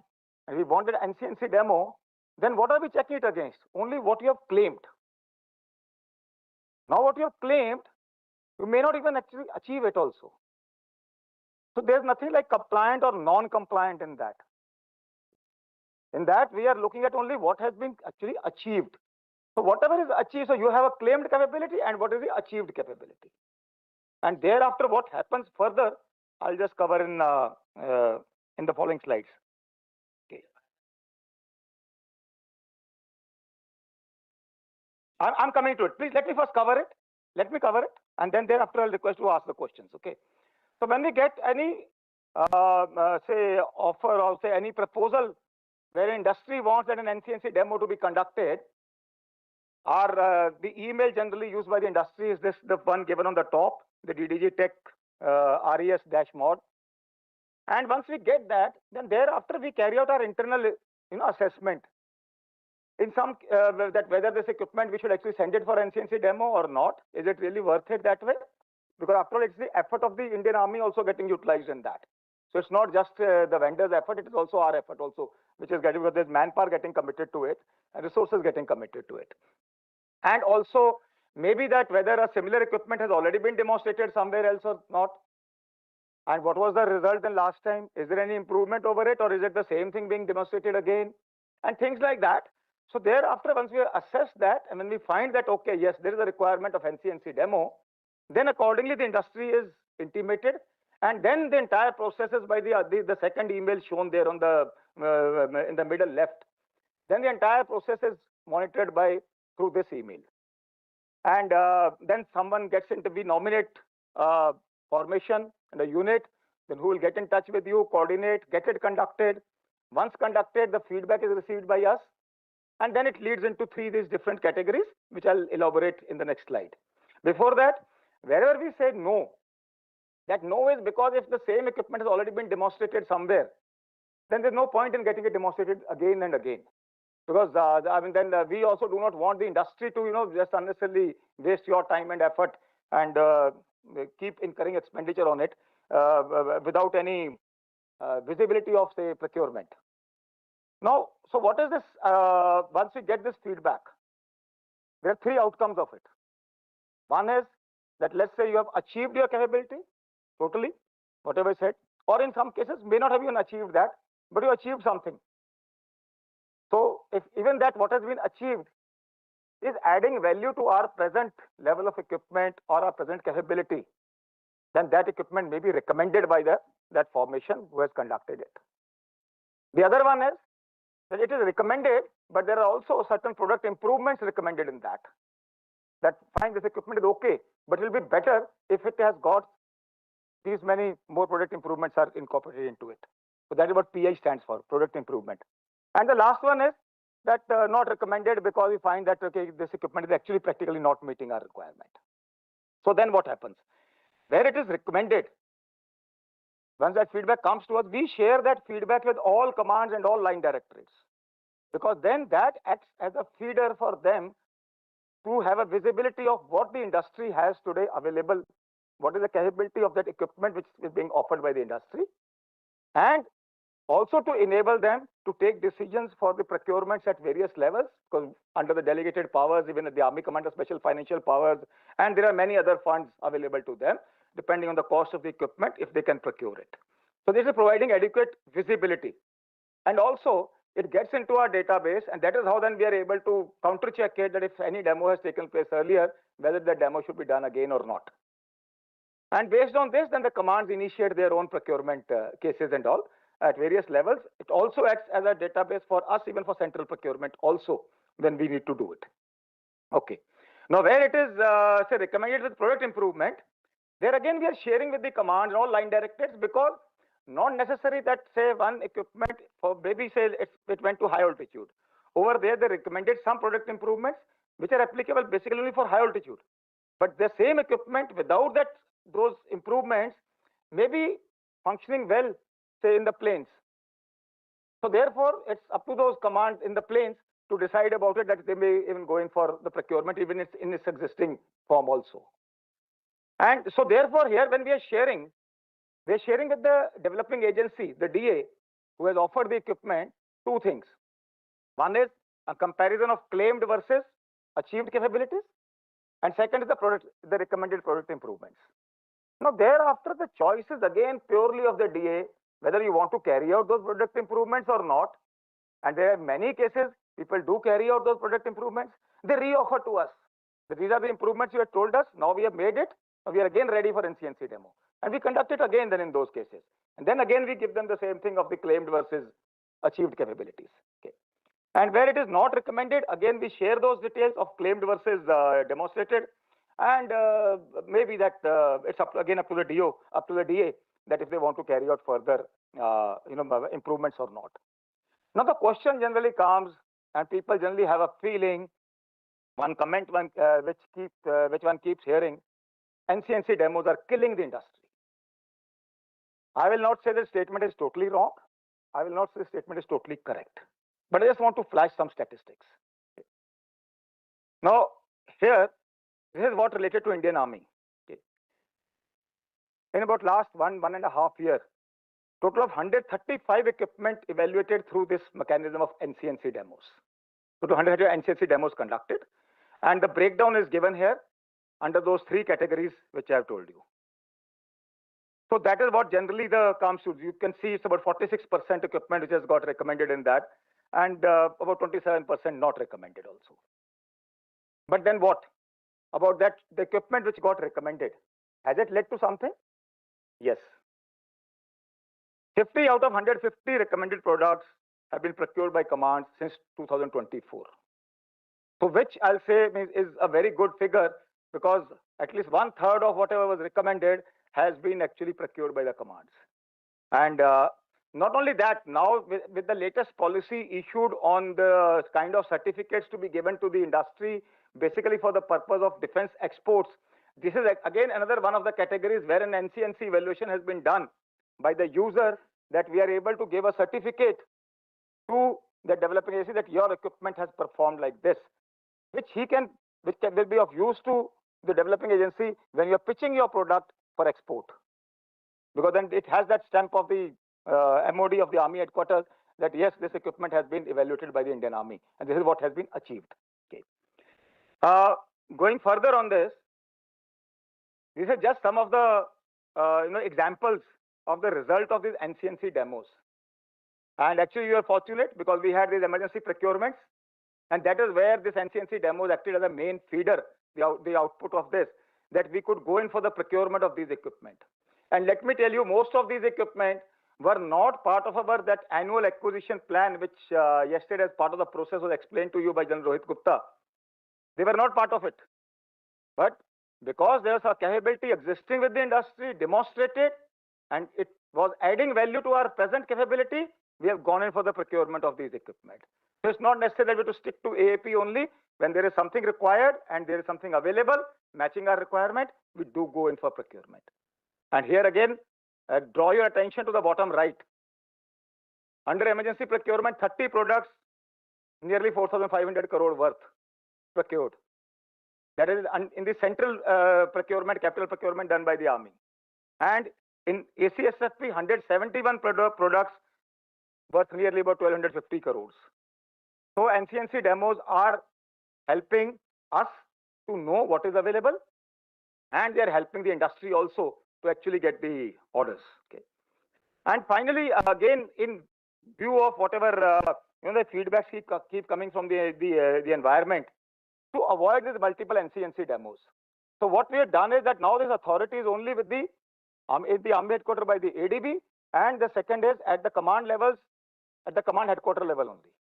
If anything is being done below at that level, which keeps happening, right? Because like I gave the example in the beginning, only somebody just gets it done from some unit. It is because of the ignorance of the industry that to whom to approach actually exactly, and where will it actually lead to. I mean, going down to a unit, yes, they will surely conduct it and they will see it also. They may not further share that feedback with further upward. But so far as the procurement is concerned, there are very, very little procurement powers with them available.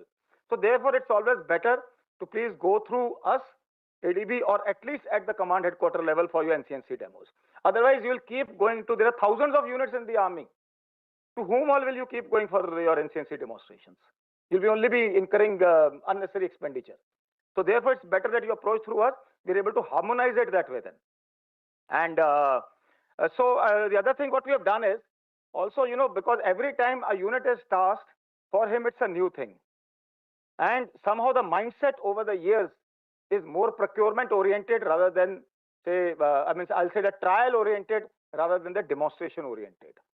So as a result, even when we say demo, the unit which is tasked for the first time, he takes it like a trial.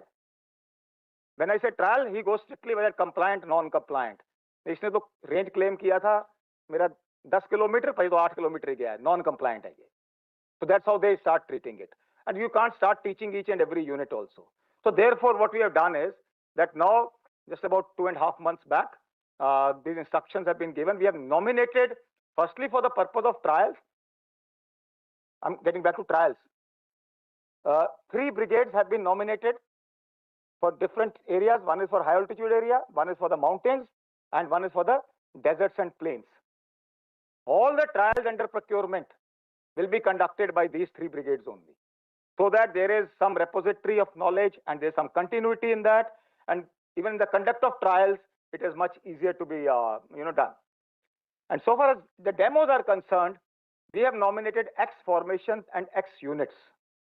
Now, X formation is a div headquarter, one div headquarter in each command headquarter. Because each command has got its own different kind of terrains, different kind of operational requirements. So there is one div headquarter in each command headquarters which has been nominated as an X formation. Under that X formation, there are X units. Like let's say an infantry div, it has got say anything from 9 to 12 infantry battalions. It will nominate one of them as the X battalion for infantry. Then similarly, say X unit for armored, X unit for engineers, and like that. So there is then that domain specific X units. So whatever these demos are to be conducted now, earlier it used to also happen that we used to take very long. Once we used to get the offers, right to command further to command to the core div, and going down the channel and then again coming up back. It used to take nearly at times 3 to 6 months even for the nomination of a unit. So now we are skipping that process totally.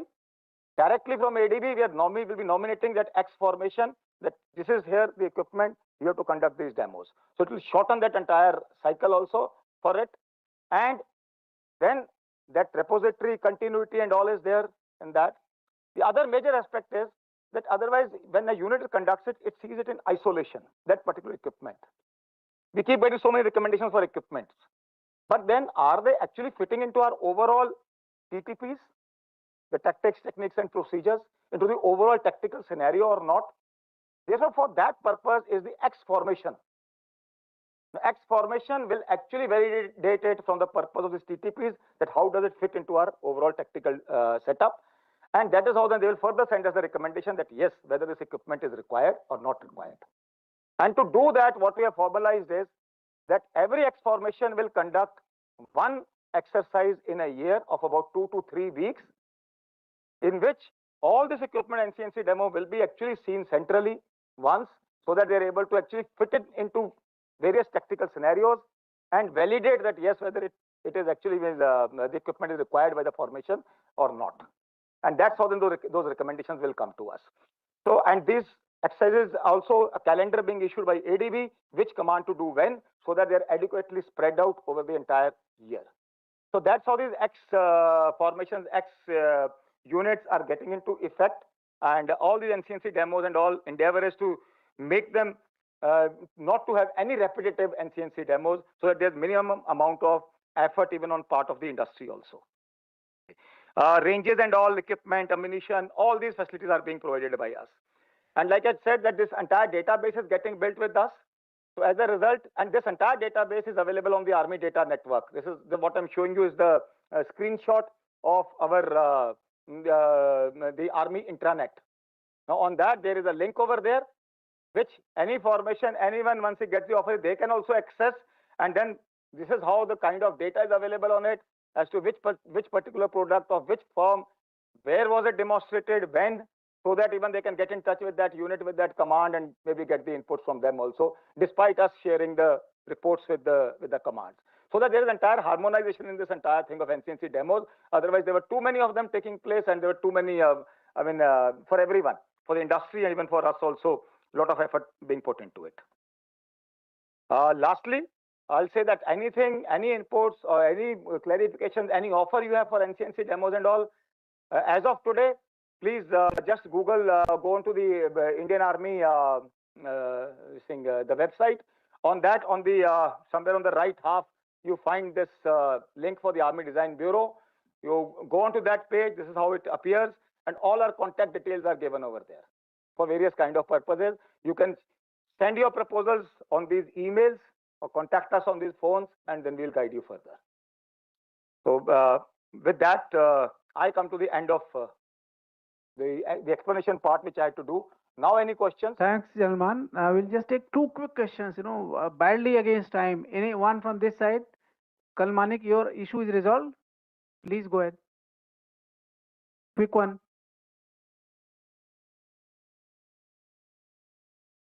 No, it's not going to be that cryptic. Sir, thank you for the presentation. My question is, in the social media, I asked you in Excise Pragati also, Mumbai.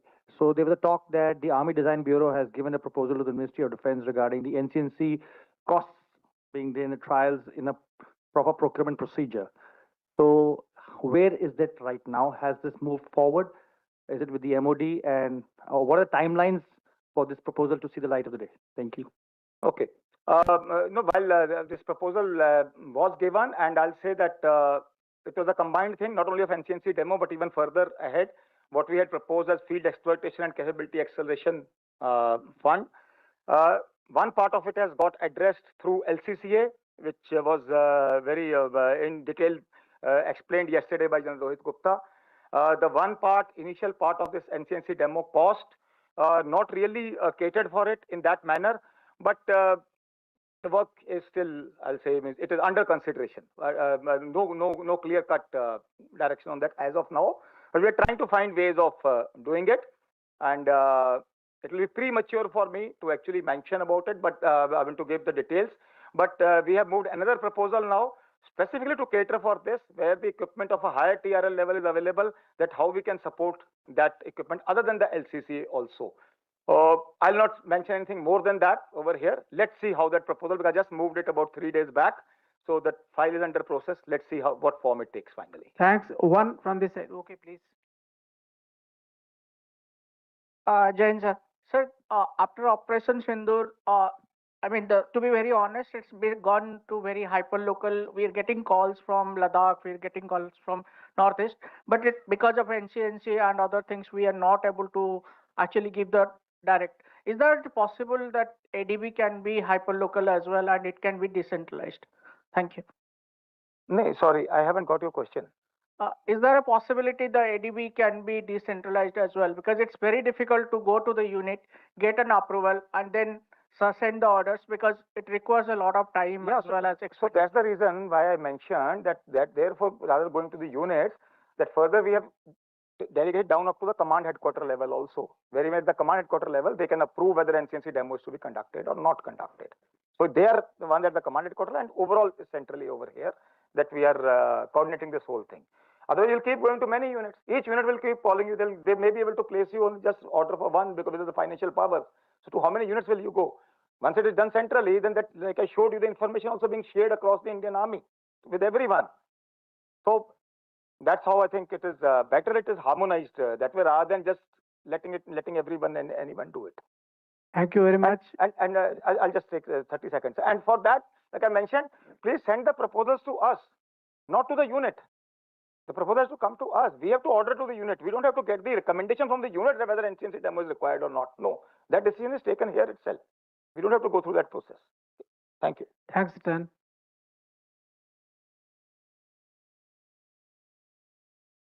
Thank you, sir. We now move forward to understand the MET trials by Colonel Amit Ranjan, Directorate of Combat Systems and Equipment, Light Engineering Wing, Headquarters Technical Group, Corps of Electronics and Mechanical Engineers. He was commissioned into the Corps of Electronics and Mechanical Engineers and has served for over 24 years across every echelon of the EME in appointments such as Commanding Officer of 612 EME Battalion Rapid and GM Production at 509 Army Base Workshop, and currently serves as Deputy Chief Systems Engineer at Headquarters Technical Group EME. May I now request Colonel Amit Ranjan to address the audience.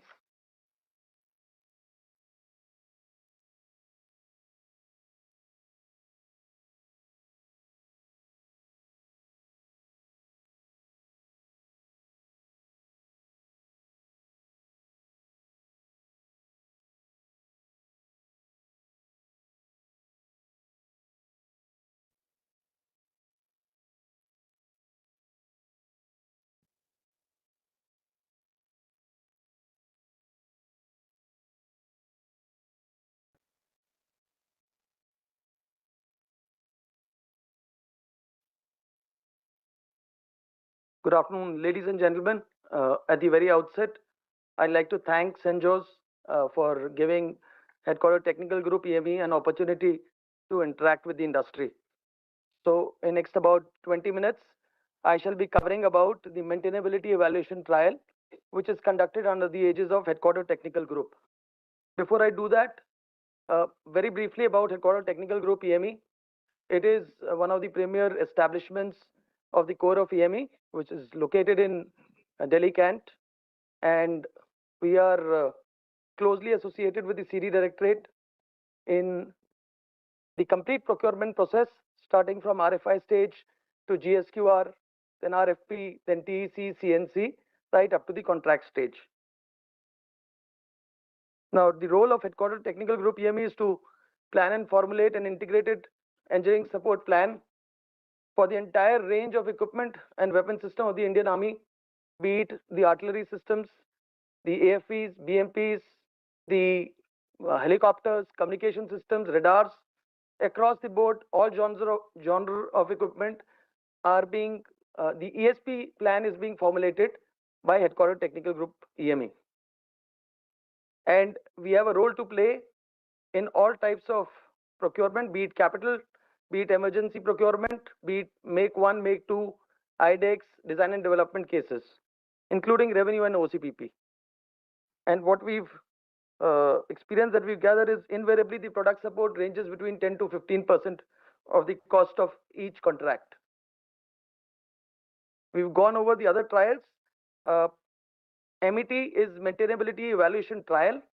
It is conducted by one of our subunits called the MAG, which stands for Maintainability Advisory Group. The basic role is assessment of the maintainability and the adequacy of the engineering support package. As we go along, this is the bullet which I will be concentrating on. So this MET gets conducted as part of FET, it gets conducted as part of CTT, it gets conducted as part of single stage composite trials, it gets conducted alongside maintenance demos and as part of IDEX milestone verification. Now, coming to the role of MAG, MAG is Maintainability Advisory Group. This is the agency which conducts the MET. While TG is involved in each stage RFI, GSQR, RFP, TEC, the MAG's role is primarily the conduct of the MET part.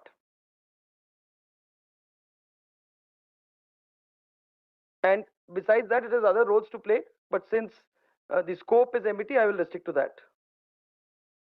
Now we have 22 MAGs spread all across the country. Each MAG has a very, very specialized role. For example, one of the MAGs is located in Dehradun, MAG 20. It is dealing only with optoelectronics, the day side, night side, LRF. Another MAG, MAG 23, located in HAL premises, is looking after all the aviation assets. So likewise, each MAG has a very, very specialized role. Now coming to certain specifics with respect to the RFP. I will be concentrating on what are the things which are checked during the MET. So the MET is supposed to check the adequacy of the engineering support plan. Now what is there in the RFP is what is listed out. The first thing is the input given to the participants, that is the repair philosophy. So each equipment may have a different kind of a repair philosophy. Basically, universally accepted terms are O level, I level, and D level. It is not mandatory that we will seek all three levels of repair. In some cases, the Army may plan only for O and I level repairs. In some cases, we may ask for O, I, and D. So the repair philosophy, which is mentioned in one of the annexures in the RFP, spells out as to what we are looking at. And then there are four more annexures, annexure 1, 2, 3, 4, to Appendix E to the RFP, where we are seeking inputs from the industry. So these are the four inputs in those annexures, that is MRLS, SMTSTs, technical literature, training aggregates. I'll be covering each one of them subsequently. The first is MRLS, manufacturer recommended list of spares. So it is mentioned at the annexure 1 to the Appendix E of the RFP. Basically, what is required is this MRLS which gets offered by the vendor should be in consonance with the repair philosophy mentioned in the RFP. Some of the aspects which vendors need to keep in mind while formulating this MRLS is the vital, essential, desirable parameters. You know your systems well. Depending on the criticality of the item, please offer it as part of MRLS. Depending on the likely consumption rate, depending on what is the anticipated mean time between failure, you need to include items in the MRLS. Also, the items which you are offering as part of MRLS has to be based on the number of repair points which have been sought. At O level, one may ask more number of repair points. At I level, they may be little lesser. So like that. And what needs to be kept in mind is, for example, if there's a radar, while the RFP may be out for a radar, but radar itself has got an integrated EOFCS to basically electro-optical fire control, rather let me say electro-optical, not fire control system, basically a day sight, night sight, and LRF may be integrated with the radar. So at times we found that the vendors, they give MRLS for the main system, but the subsidiary system which has come along, they are not addressed. So when you offer the MRLS, you have to make sure that all the subsystems are adequately addressed. There are a lot of things which are of foreign origin. Now this numbers is gradually decreasing as we are going in for Make in India. So these items which are of foreign origin, you need to make sure that adequate numbers are offered as part of the MRLS. So while the MRLS, it should not happen, we've seen there's a tendency of the industry to actually offer production surplus items. So that kind of a thing should be avoided. Now this is the format which is there in the annexure 1 of the RFP, which is required to be submitted by the vendors as part of the TEC proposal. We found at times that the MRLS offered by the vendors is not distributable, whereas The number of repair points, if you see in eye level, is mentioned 6. So we expect that MRLS offered should be in multiples of 6. So this is one of the observation. Some other important points which we observed, a lot of vendors in the exuberance of becoming L1, they underbid the MRLS.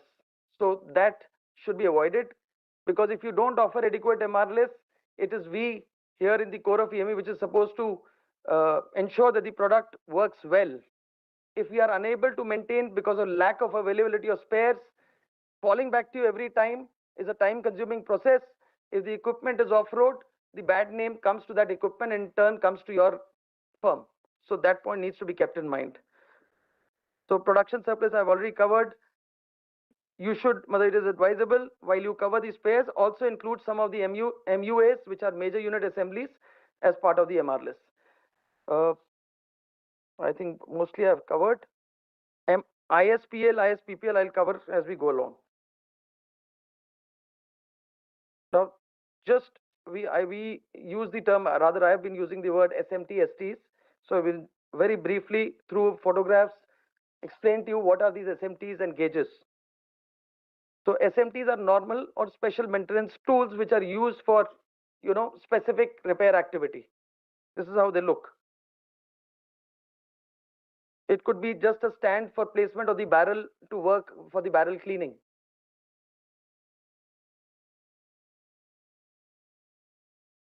Then gauges are something specific which is more applicable to the small arms and the barrels of the RT guns and the A vehicles, that is BMPs and tanks. STs are special test equipment like FIP test bench, fuel injection pump, which is used in B vehicles. The test bench of that is nothing but a special test equipment. Likewise, this is the test setup of a laser range finder. So these are some of the STs. So again, STs is sought from the vendor as part of the RFP, that is annexure 2 to the RFP. And this again should be in consonance with the repair philosophy.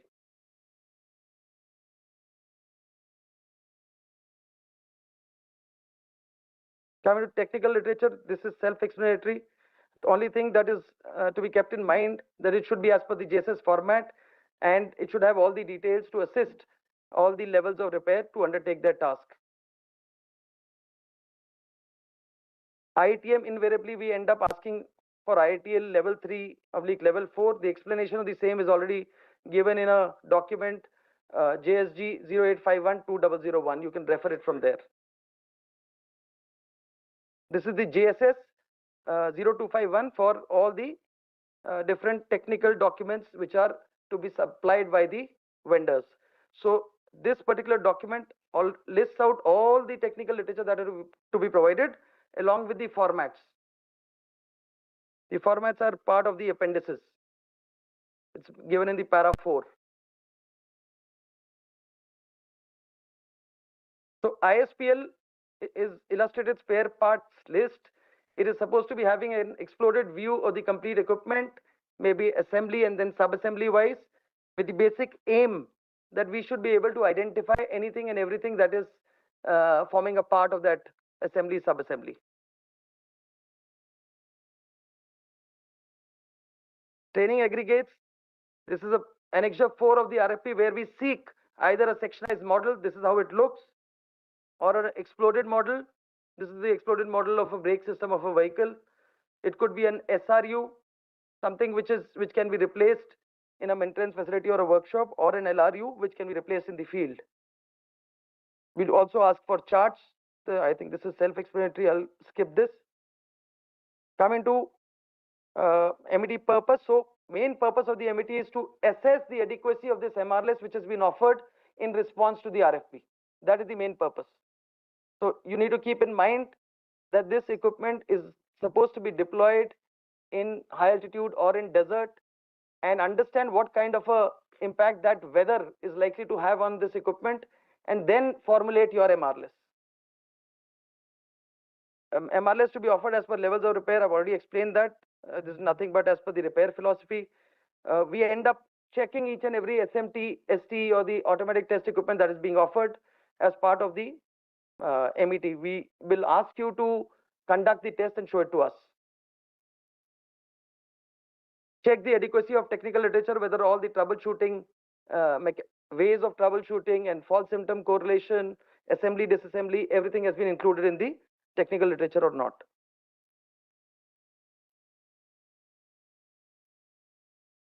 So besides this, some other aspects which are covered by the MET is commonality assessment.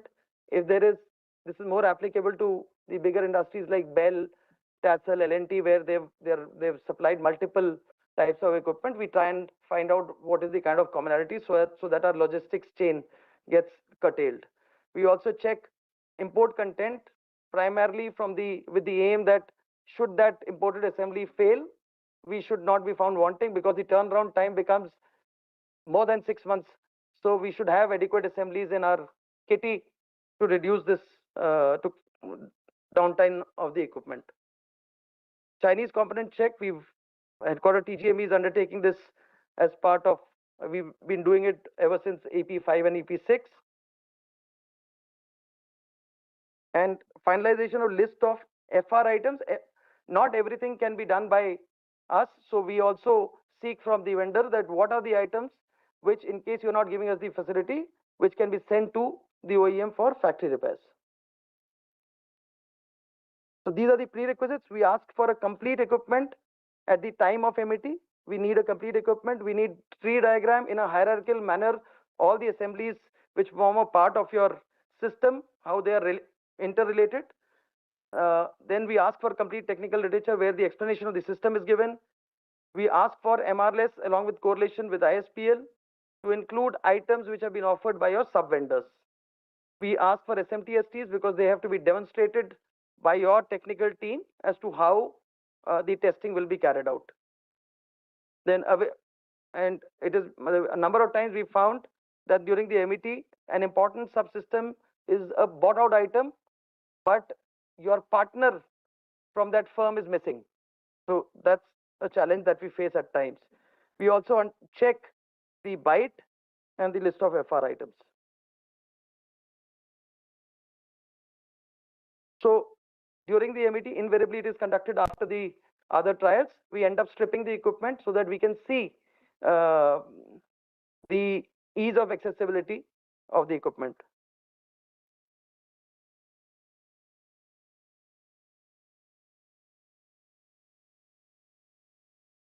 Okay. Just an important maintainability. What I mean by maintainability, I'll just explain that. There is I will not take the name of this equipment, but for example, there's an integrated power pack in a vehicle. For removing that itself, it takes about 10 hours. If you have to carry out certain routine technical maintenance tasks which have to be carried out on maybe quarterly basis, for that, every time for doing the TM2 task, you have to remove the complete power pack. And for removing the power pack, you also need to drain out the AC refrigerant. So this is this kind of a system is considered to be difficult to maintain. So some challenges that we face as part of MET for the industry to consider, I've just listed them out. Non-availability of prerequisites. Prerequisites required for MET are listed out as part of the RFP itself. In spite of that, we find that the MET is just days apart and we've not received these prerequisites. And then delayed / piecemeal submission of EUTs by the vendors. Non-adherence to the maintenance philosophy, which is already explained as part of the RFP itself. Then SMTSTs are not even ready in a number of cases, mostly in IDEX cases, which we understand, but one needs to keep in mind that ultimately this equipment has to be maintained and sustained in the army, for which it is these SMTSTs which will have an important role to play. And last point is non-availability of technical experts from your partners for the bought out items. I've finished up. in case there are any doubts. Because of paucity of time, we'll not take any question in your case. Sir. Maybe in the end, stay put, we have again exclusive industry interaction session, and then if there is a question, you can respond to that. Right, sir. Okay, thank you.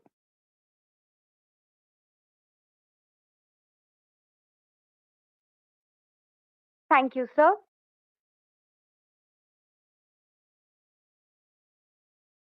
Sure, sir. May I request Brigadier Anurag Agarwal to present a token of appreciation to Colonel Amit Ranjan. Thank you. Let's put this in, please. It's me only. No, so I've already been introduced, so it doesn't matter.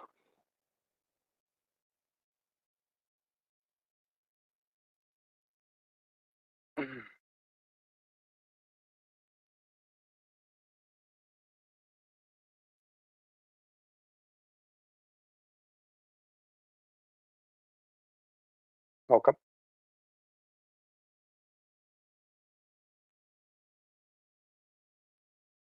Good afternoon, gentlemen.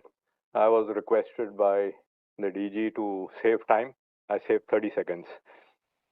Oh, gentlemen, I'm actually doing a repeat, frankly speaking. The authority on it, Brigadier Tanwar has already said what is to be said in user trials.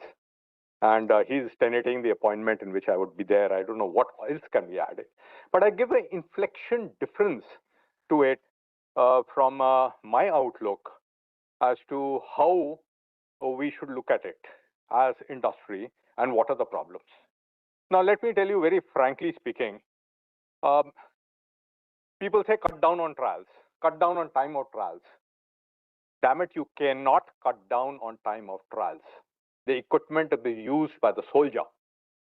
Finished, full stop. You can't compromise on the standard being accepted. The standard being pitched too high, that's a different matter. But once the standard has been set, it is it. The guy is doing his correct job to ascertain whether the equipment can be used by his soldier. Full stop. So the industry has a crib in it. I'm sorry, you're wrong. You're off the track. Absolutely off the track. I look at it and ask the industry a different question. You're producing an equipment for trial. Why have you not carried out the pre-trial issues already? If you already have carried out the pre-trial issues and the equipment has been proved, then what's the problem in the trials? It will pass through. The problem is the industry doesn't know its own equipment. It is giving an equipment which is not actually orchestrated for the conditions on which, combat conditions in which it is going to be put through. You're picking up an equipment from the foreign vendor, and the foreign vendor, you actually do not know what you have picked up, and neither is he ready to tell you the characteristics of the equipment. The basic thing boils down to this little nutshell. And if you understand what that nutshell is, you understand why the trials are a Waterloo for a large number of people. So, gentlemen, let me just put it this. It is not user trials. User trials actually start off at the RFI stage. If you do not provide the correct inputs to the man, he does not make the correct SQR. The SQR is supposed to be prudent, neither high-pitched or neither low-pitched. How does he come to a conclusion to it? He's got a large number of inputs, but one major input is what is the equipment you're going to give to him. If that reply to the RFI is wishy-washy, then the SQRs are going to be wishy-washy. It's as simple as that. It boils down to this issue. Yes, I know the industry has actually not made the complete equipment. It does not know the technical capability of the equipment. He's picking up the equipment from the foreign vendor. The foreign vendor is refusing to tell him the technical capabilities of the equipment because he fears that he is going to lose his interest in the equipment. All the things are involved, and that is where the first problem starts off in the entire user trial. So now you come to the issue of the SQR. You say SQRs are made. No. While making the SQR, the triability of the equipment as per the SQR is assessed. First, when you're making an SQR, you see as to how you'll try it out. Then you make the SQR. That's how the prudence of the SQR, not only in the level that you are being pitched, also at the level at how are you going to try it out. If you can't try it out, you have a major problem. we talk about simulation. Gentlemen, so it's lip service. I know General Mahapatra talked about simulation and everything else. I'll tell you what it implies and what we don't have. Gentlemen, firstly, you have to have a comprehensive database. A comprehensive database means very, very simply this type of an equipment in different environmental conditions, how is it going to perform? A varied conditions, varied type of equipments. You have the database available with you. Sorry, you have the data available with you. Various penny pockets, you've been carrying out trials for a long amount of time, but you don't have a database. You don't have an accessible database. The people understand it is done, computer modeling would understand this very clearly. Then you need a software to access that database. And the database, the software has to be intelligent, has to learn from the database. And the database has to keep increasing. The software has to learn from it and keep increasing. You don't have anything of it. If you don't have anything of that, then what simulation are you talking about? And the simulation doesn't start off with the issue of how to try out our equipment. That simulation actually starts off with the industry that is sitting here. You have to, because you cannot take the equipment to every kind of a weather condition, every kind of a temperature condition, every kind of a thing like this, you have to use simulation to assess whether your equipment will perform in the requisite manner in a particular set of questions. That means actually the simulation is applicable to you. So if the industry doesn't have this capability, I know you got CAD, CAM designing, etc., etc., etc., but you don't have this available with you. So if you do not have this available with you, let alone the trials asking for simulation trials, is a very far shot. So I'm just trying to point out a very, very salient gap in entire of the lip service and the factual actions aspect on ground. And if somebody can disprove me, please do so. I'll be so most happy to it. So now what is happening in the trial methodology? Because of the industry saying that, look, you're telling us nothing in the trial methodology, more and more is being pumped into the trial methodology. It's down to the complete matrix that is being put over there. And now what has happened is, now once it's an RFP, to get amendments in it is extremely difficult. You actually are tying the SHQ with the hands to the back.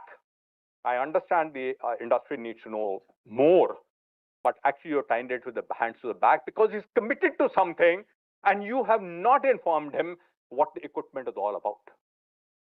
Reply to RFP. When you reply to the RFP, what is he doing? He's making a trial directive out of it. Not only is saying your technical capability would do it, he's making a trial directive out of it. That trial directive is actually going to be used to try out your equipment. If you reply to the RFPs in a fashion in which he doesn't even know what is happening, how does he understand your equipment? And if he doesn't understand equipment, what kind of trial directive is going to put up?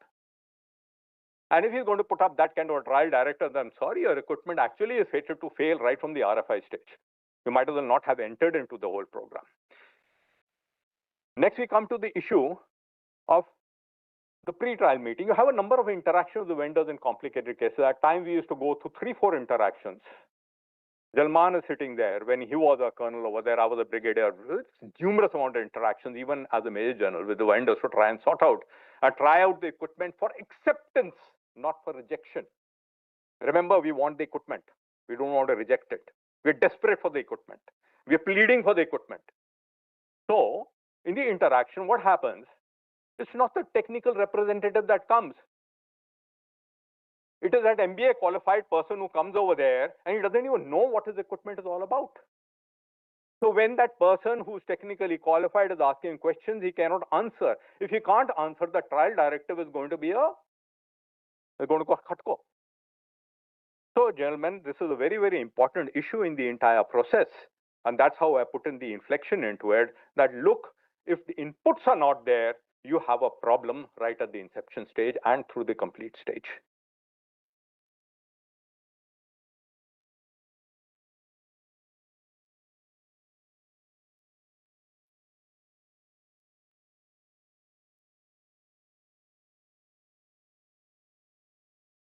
Okay. Now, what happens after issuing the trial directive? There's the pre-trial meeting. In the pre-trial meeting, the vendors, all of them are briefed in the presence of the OIC trial, how the trial is going to be carried out. There's a complete trial matrix, complete thing given as to what are the attributes, who's responsible, exactly where is the certificate of conformance, which have already been given in the RFP. Where were the certificate of conformance was given from? From your acceptability. Now you will not been able to provide the certificate of conformance or not from the complete aggregated lab. Again, the problem starts off. He will try it out. He has the authority to try it out and he shall do so. Now the EUT submission is within 8 weeks given from the trial directive. There was a flexibility available in which you could, the vendor could go back, make up, because that's the time when the realization suddenly drawn that this is what is to be done to the equipment. So he could manipulate a little, not manipulate, he could adjust a little bit and produce the equipment. Now there's hardly any time for it. He has to give all things like SMTs. I won't go into it because enough of it is talked about. However, please remember, when you give your equipment for trials, the complete lot, not only the equipment, the complete documentations is inspected and taken on charge by the OIC trials. Should it be deficient in kind of a manner, then obviously he will not accept the equipment or not accept the documentation. For concurrent trials, we talk about concurrent trials. People say they're long trials. Let's have MET together, EMI, EMC together. Let's have this together, everything together. It requires that many number of pieces of that equipment. It's as simple as that. You're ready to provide it. You can afford to provide it. Well and good. Concurrent trials can be carried out. For expensive equipment, it's next to impossible to do so because you don't want to give the equipment of that number. And why should you? Okay, now extensions are discouraged now. I'm talking about DAP 2026, gentlemen. Extension of 4 weeks can be given. It was 30 days earlier, 28 days, 2 days less. Grace period of 4 weeks by the vice chief equivalent. Beyond 8 weeks, you have to go to the DG acquisition. Now it's AS and DG acquisition. Please keep in mind what is the introduction in DAP 2026. If only one vendor is agreeing to give the equipment at the designated time, the other vendors can be given an extension only to a maximum of 24 weeks, not more than that. They're non-compliant. That infinite extensions of giving your EUT has now finished off. And even if one submits the equipment, it's a resultant single vendor and the case goes through. And if you have not submitted the equipment at that time, you can't jump into the trial and say that please accept my equipment now. It will not be accepted. What has been introduced in the draft DAP 2026, I hope it's still there, in 5 cases, if you're not given your equipment, if you require additional time, then you're penalized by 5% of the EMD per week up to a maximum of 50%. I said also yesterday that's a minuscule amount, but at least a start. Now, what is user trial? What are we testing? You're given the equipment, what are you testing? You're testing the equipment against a set of performance parameters in given environmental and terrain conditions in most likely to be deployed. Very nice. But Indian Army equipment, I know for one, is deployed in all areas. The T-90 is down to desert, it's in seas, it is in high altitude, it is in extra high altitude also now. It's deployed everywhere. So gentlemen, you have a problem because you don't have the ability to simulate conditions. And when you don't have the ability to simulate conditions, you can't even get vendor certification for equipment in variety of positions. It has to be physically tried out. Yes, now the people's getting under pressure and they say, don't try it out here, don't try it out here. Why do you want to try it out here? Gentlemen, the Indian Army soldier is going to use it. And if it fails, if the damn shell bursts in the barrel, going to have casualties. So that is not acceptable. Now, what are the performance parameters against you try the equipment?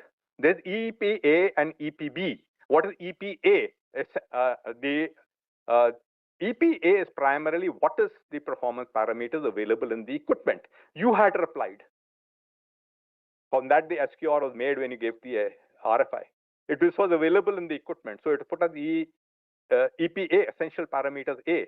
It is tested at the field evaluation stage. What is EPB?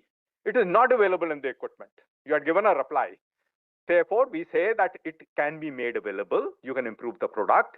We will put it there. And this can be tested even after the contract stage. That means in the FOPM, we'll check it. It doesn't matter if it is not there during the field evaluation trial. If you say that my equipment has it, it will be done during the trials itself only, and you do not have an effect to it. However, additional bank guarantee as stipulated over there has to be given by you for this in case it fails. Both the EPA, essential parameters A and essential parameter B, are mandatory. They will be tested. The time of testing of EPB has to be worked out. Now there's an enhanced performance parameter given to it. I've got a better product. You ask for a 1,000-meter range, I can give you 1,500 meters range. Okay, very good.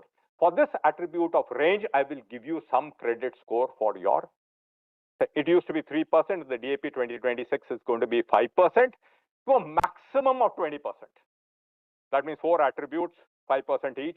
You can have range, accuracy, etc., etc. You can have, and you will get that credit score. That means even if you're not L1, with this credit score, you may well become L1. Excellent way to bring a technology. I'm happy that it is doubled because there was no way that you can go to. I talked about price indexing of technology. It applies here also. What I spoke about yesterday. Now what happens? You have given your equipment to there.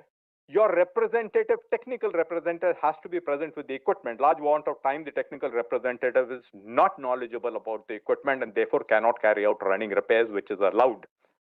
In situ repairs are allowed. So in case you want to take it out, in a multi-vendor case, the SHQ has to give a permission. That means OIC trial has to get back to somebody. In a single vendor case, it can be given by the OIC trial itself. There's no problem on that account. Your representative has to be seated at a viewing distance from the product.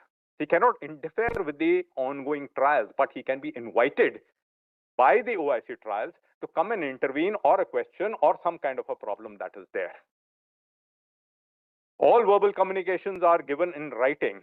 So there's nothing that is wishy-washy in it. You are given in writing and told that exactly this after the debriefing has been carried out by you almost at the daily basis. After each stage of trials, you're debriefed and told exactly what is there. And what is important is normally the transportation of the equipment from one side to the other is the responsibility of the vendor itself. What is more important is the sealing and the desealing. At times the complaints come in, it's supposed to be sealed and desealed in your representative's presence. The compensation now, we talked about it yesterday, more about it, small compensations of 10% of the unit cost of L1 or 10 crore, whichever is less. And now what it has said, FET should be completed within 24 weeks in DAP 2026. It has been increased from 16 weeks to 24 weeks and with 12 weeks for winter trials, which remain in DAP 2026 also. Additional time can be accorded. The DG acquisition is 6 months and the DPB or the Services Procurement Board, that is the AO authority, within 12 months, no longer you have to go back to Ladakh for it. Certain issues out here that are there, I talked about it yesterday, I won't talk about it here. You talked about the two-stage trial, we talked about the trial before issue of RFP, no issue, and the DDG Alpha has already talked about confirmatory trial. I do not wish to repeat it. There are certain certificates to be given. We talked about it, but here it is flash. Fit for military use, you are given it for trials, it is fit for military use, DGQA will issue out a certificate. You have given a specification. And the equipment, while being testing, it's been tested against your specifications also. You will get a certificate fit as per vendor certification. There has been a field outcome to it also where DGQA is not involved, QA trials are not account. So you're giving you a certificate of field trial outcome also. Now, gentlemen, I think I have finished with my presentation, except for the user. This already been talked about by people. Now, I would like to, I still got a lot of time. I've really cut down my time to 10 minutes instead of 30 minutes. So then I have a little time. I will give you a hilarious example, but this hilarious example will bring a lesson to you. We were trying out UAVs at a time when nobody was talking about UAVs. So gentlemen, the first lesson is the army is not blind. It is already planning much in advance for things that you had dawned on you today. So we had this first setup of UAVs. The UAVs came. We saw one vendor having a fantastic UAV. Actually, it picked it up from abroad and brought it over there. This technical characteristics was really phenomenal. We were very much interested in it at that point of time. Okay. So we have the vendor interaction. Everything has been made, and the trial directive has been issued out. So I tell them during the pre-trial briefing that, gentlemen, please go and fly your UAVs in various areas to ascertain the fact that they're okay. Everything was imported, though it was by Indian, but everything was imported. Indian Army doesn't care about that or did not care about it at that time. Atmanirbhar Bharat meant very, very simple. Atmanirbhar meant that capable combat capability for the Indian Army. Full stop. Who has made it? Big deal. We must have combat capability. So I said, please try it out in various areas. To go to high altitude, I will facilitate it. People are not allowed to go to certain areas where we wanted to test it. I will facilitate it. So one great company which has this beautiful UAV, which we are very well enamored with, looking at the technical characteristics. Yeah, this is a beautiful UAV that he's getting for us. It was managed, or they've got a very high-ranking officer over there. He takes the UAV to altitude. He was supposed to go to 14,000 feet, but he stops at Leh, which is below 12,000 feet, and he displays it to the Corps Commander. First vitiation of the entire process. He vitiates it by showing it to the Corps Commander, thinking that it will further his interests. It comes to us, my bees drop off. Very simply and colloquially put, because he vitiated the complete process. Anyway, the OIC trial was not from that formation. He was from desert because that's where it was being tried out. So covered it up, said, okay, let it go through. We don't want to stop the trial. So damn it, we want these UAVs. Nobody in the world were talking about UAVs. We were. Or there were in the world people there, but not to that extent. You don't have the Azerbaijan war yet there. Now, he carries out demonstration. The small window that I had given them to go and fly his damn UAV at 14,000 plus, he can't fly it anymore because he did it at 11,500. So a time comes for the trial, which is also a small window. So he goes there. Now here comes the hilarious part, and here comes as to why I said so, try out your equipment. So it's a catapult launch UAV. He puts it on the catapult and he stretches it. It's supposed to fly, but it lands at 20 meters and crashes. Why? Because it's rarefied air at 14,000 as compared to 11,500. It doesn't get the thrust and it crashes. He's got 3 UAVs. We had put 3 UAVs as the holding, and knowing that things would happen. We had even looked at that. Ki 3 UAV karo, 1 UAV mat karo, crash hoega. Anyway, he said, doesn't matter, give me another chance. I got another UAV. I will put 2 rubber bands. We put 2 rubber bands. So he pulled those 2 rubber bands. Now instead of 20 meters, it crashes at 70 meters. It still doesn't get the thrust. It just goes and crashes. Maybe at 50 meters, it goes and crashes. Now he got 1 UAV less. Now he put 3 rubber bands. I saw the video of it. It was hilarious. One guy couldn't pull 3 rubber bands. So second guy held this guy with the bloody stomach and he's bloody pulling him. So second couldn't pull it. The third is pulling him like this. Now the rubber band has brittle at 14,500 feet, and the temperatures are good, minus more 10 degrees to 15 degrees to what it has been tested at 11,500 degrees at 1 month prior. They're brittle. They break. So like a Charlie Chaplin movie, there are 3 chaps lying on the stomach, each on top of it, and the UAVs failed, gentlemen. He doesn't have any more UAVs left. What exactly took place is simply there in this complete lesson. It's simply there in the complete lesson. You can draw your things from there. Whatever I have said till now, this lesson can be derived from it. And who do you blame thereafter? The conducting unit? No. It is that person. Besides trying to vitiate it, this is what took place. We lost that UAV. We lost the thing. We had to suffer 1 year of iteration of trying to reply as to what problem that took place. Can I take 2 minutes? Okay, 2 minutes. I want to leave something with you, which I wanted to discuss, but this is very important. Okay. Vendor A gives us equipment. Vendor B also gives us equipment. They give the ISPL in their reply to the RFP. When they're doing their MET,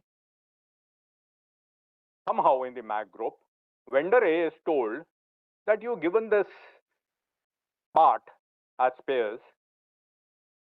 This part, 10 are not required, 2 are required. I'm just giving you an example. It's nothing very great. But the parts are very expensive.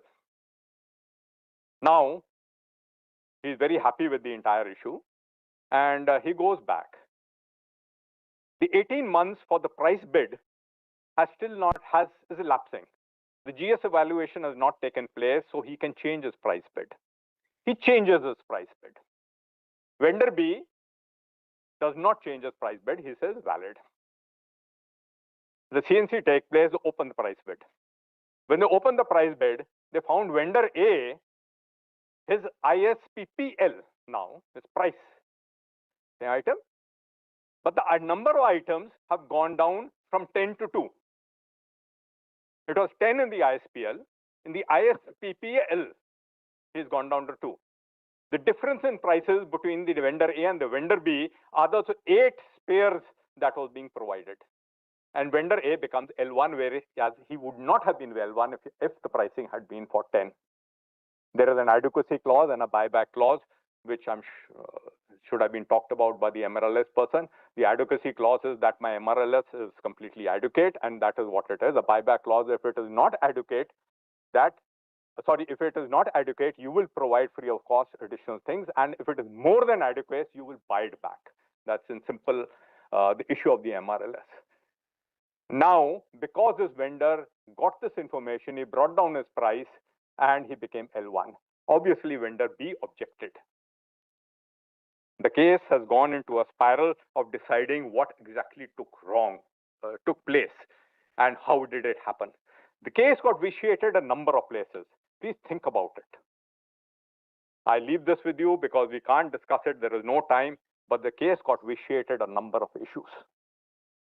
And this is what takes place. I'm trying to convey to you the complexities of what that took place and how it took place. So these are the kind of complexities that take place. Thank you so very much. It's been a pleasure with you. Can I ask questions or we leave it? Thank you very much.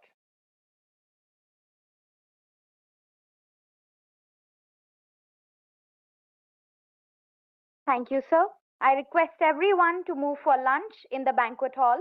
You will find our volunteers to guide you. Please be back in time as we resume with the next session at 2:25 p.m.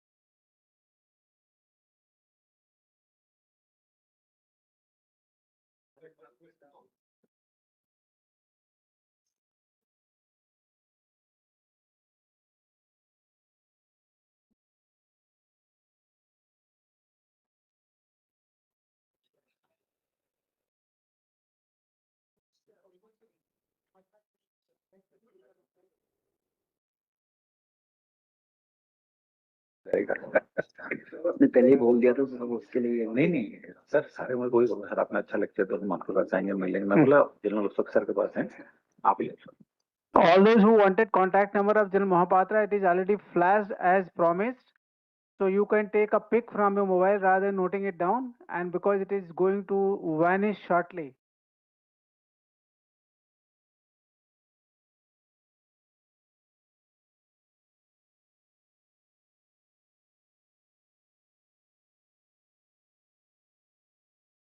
We now move ahead to understand airworthiness certification by Wing Commander Vivek Chaturvedi. He is an aerospace engineer and a graduate of the flight test course, currently serving as Deputy Chief Research and Project Officer at ASTE Bangalore, specializing in flight testing, aircraft certification, and weapon and system integration on fighter aircrafts. No lateral and vertical communication. Please keep quiet. Don't talk much yourself. May I request Wing Commander Vivek Chaturvedi to please address the audience.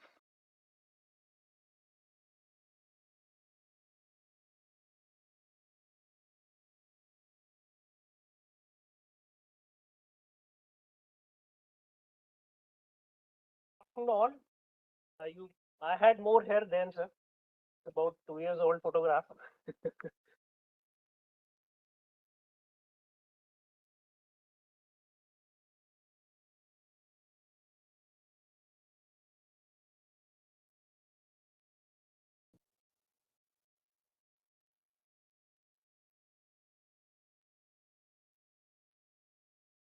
Good afternoon, senior officers and respected civil dignitaries. I know it's a very tough time for all of us, just after lunch, so I'll not take much time. Okay. Okay. Good afternoon, ladies and gentlemen. Over the next 12 minutes, I want to give you a clear, practical picture of what it takes to get a product certified for military aviation in India, and exactly how we can help you get there. The quote behind me says it well. A brilliant design is only good as its certification. That is the lens for everything we discuss today. 8 topics. The first 4 build the context, why testing matters, where your product belongs, who the players are, and what the journey looks like. The next 4 are your operating manual, how testing works, what frameworks govern you, the process pipeline, and the support which can be provided. So let's get on to it.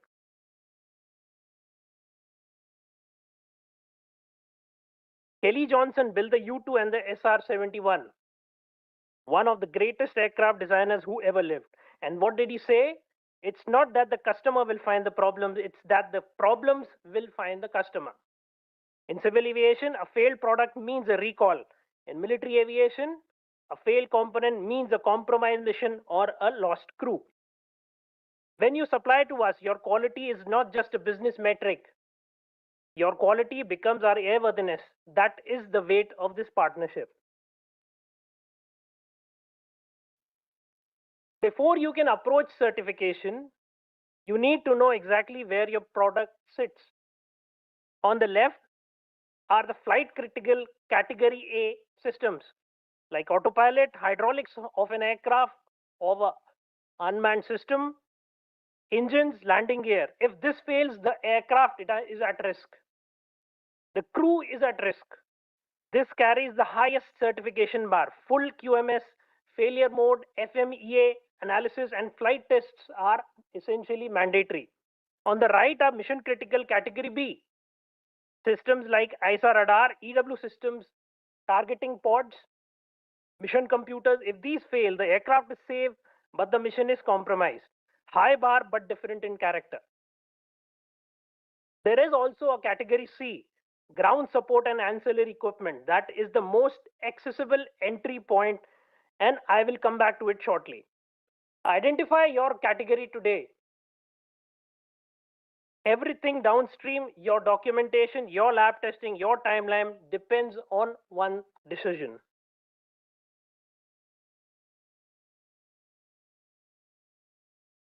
Four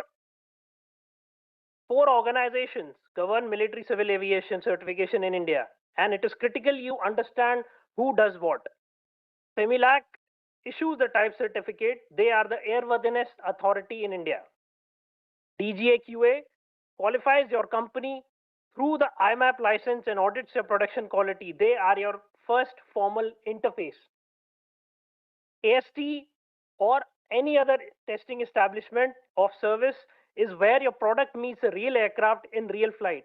They generate the test reports that supports your certification process. Note the banner at the top. Category C products are the most accessible entry point for any new MSME. If you are a new entrant or any new industry, this is where you start, build your track record, and then progress upwards towards B and A category.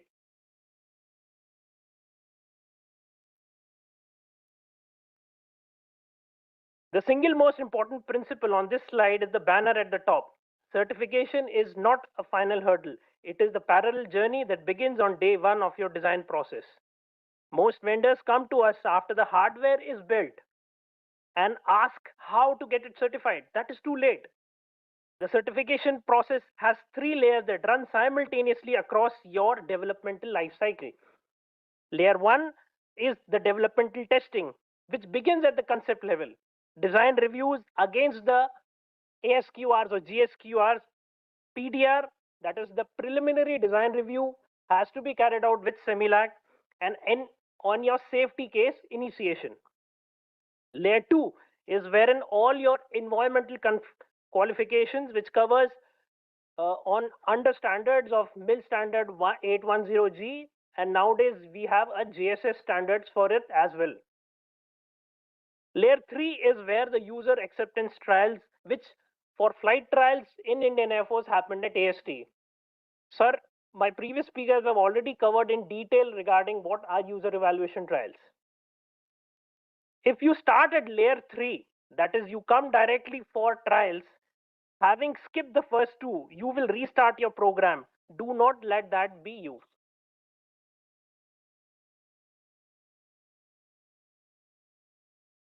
Let me be specific about how a testing for airborne systems look like. For flight critical system, the ratio of ground testing is 80% to 20% of flight validation.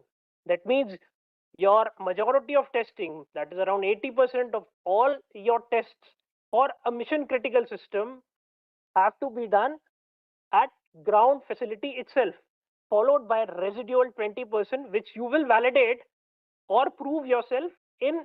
Basically, you're repeating your points, what you did already on ground, and repeat that in air, rather than discovering and going with a critical system all the way on flight trials, which is usually avoided.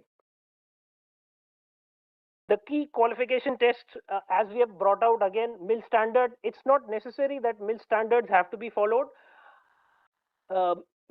Indian government has also issued JSS equivalent standards. CEMILAC also accepts other standards of Russian origin, of European standards. Most of them are available and are complementary to each other. They don't compete with each other. So for if you want to make your product for somebody, for exporting it outside this country as well, following MIL standard is a good option. One non-negotiable, as written here, is all qualification testing must be conducted at DGAQA approved or NABL accredited laboratories. In-house testing is not accepted by CEMILAC or DGAQA for certain critical systems. Coming to my unit, sir, we at AST is our flight test establishment. wherein every new system integrated into Indian Air Force must be evaluated here before operational clearance. Two important characteristics of flight testing that vendors must understand. First, the outcomes are non-binary. It's not exactly pass or fail.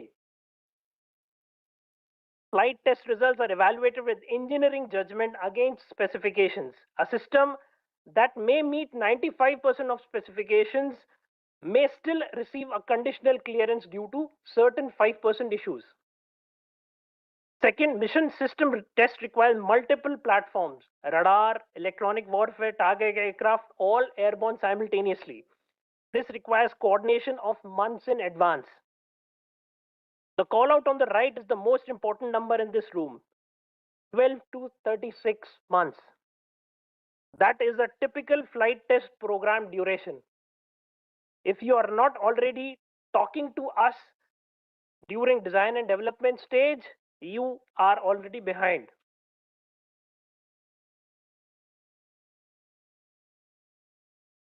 I want to spend 2 minutes on where this domain is heading because some of you will be developing next generation systems. The challenge is this: AI enabled systems, adaptive radars, AI powered mission computers, cognitive electronic warfare pods, they do not behave deterministically. Their failure modes are emerging. A fixed test specification cannot enumerate all edge cases. Mill standards testing, which was 20 years back, was not designed for this. The test philosophy must evolve. Semilac surely is actively working on evolving the certification framework for all AI-enabled systems.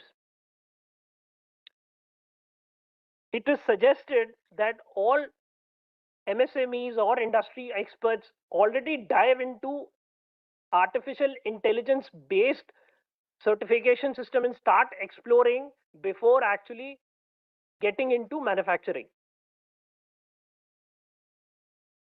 If you are building intelligence systems, engage us early. We want to co-develop the test strategy with you. Mean to say, we are also in that learning curve phase, and it is something which it will be specific to your product type. We are going into an age where specifications merely won't be sufficient or may not be relevant only.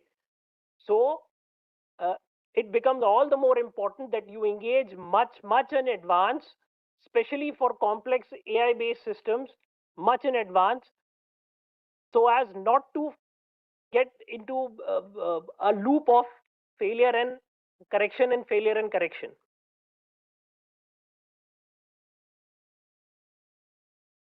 Coming to IMAP and IMTAR. Now, these are the two formal frameworks govern our qualification pathway. IMAP 2023 is the Indian Military Airworthiness Procedure. It's the apex governing document. It covers certification of military aircraft, unmanned systems, and airborne stores. It modernizes approval processes specifically for indigenous development. Second, but not the least, is Indian Military Technical Airworthiness Requirements, which covers the product type certification. The three categories, which I covered much during my initial slides, are defined here. So going through this, you can understand where am I going to be. Will I be in B or will I be in C, or I will be in A? Some of the standards, JSS 9510, RQMS, essential documents, most of them, this IMTAR and IMAP are available online. They're freely available to download.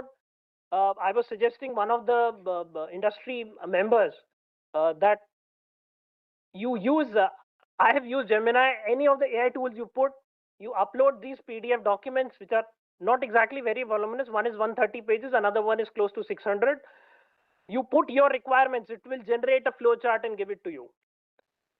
So no need to go through that document microscopically. It will basically, it's available online, it's freely available. I will request anybody who's going into drones or any airborne equipment, kindly go through these two documents, and they're over a weekend read. So I will suggest people to go through these two documents, which are freely available, and utilize this digital age.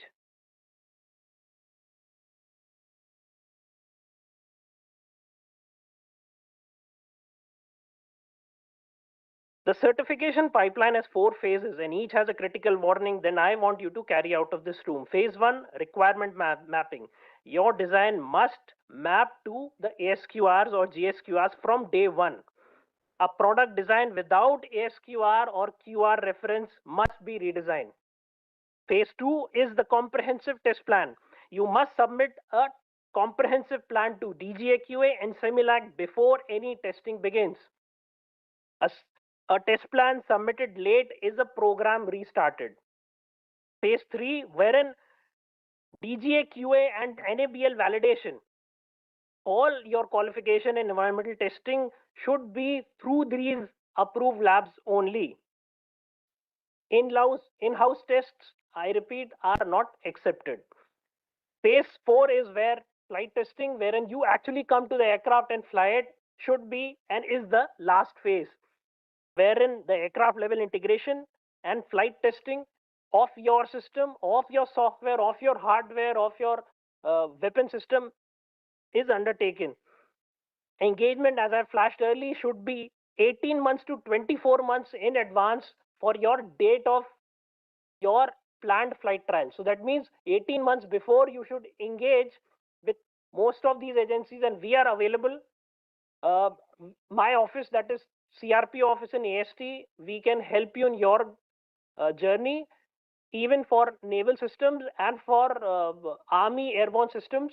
For any advisory on help is available for us, for you.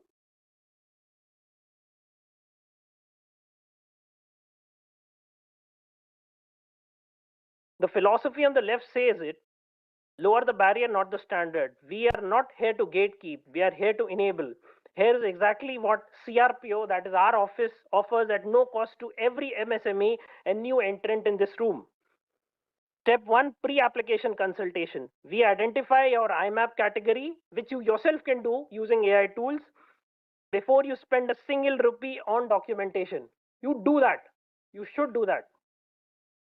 Step 2, build your technical data package for Similac approval. Step 3, get your QMS gap analysis. QMS gap analysis, as per JSS 9510, it's a subject in itself, which if you personally meet me, I'll brief you regarding what exactly QMS gap analysis is, but I think so most of you must be already aware. Step 6 is certification and ongoing support.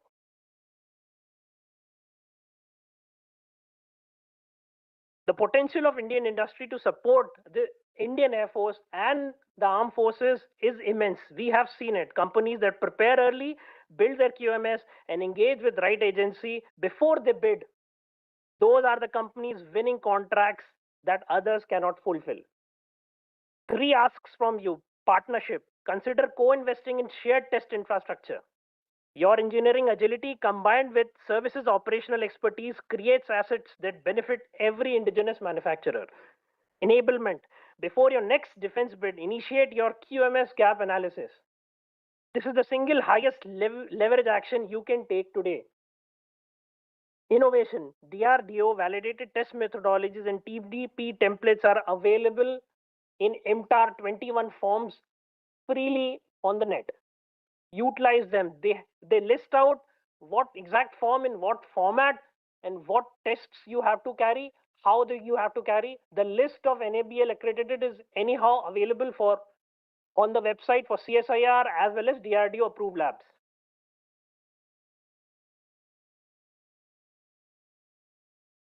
With this, I have finished. We shall take one question. Anyone? Okay, since there is none, thanks. I think you have covered it very well. Thank you, sir. I would just finish it with saying that the lower the barrier to entry without lowering your standards, your success is our operational advantage. Thank you. Sir, I will share my contact, sir, right away.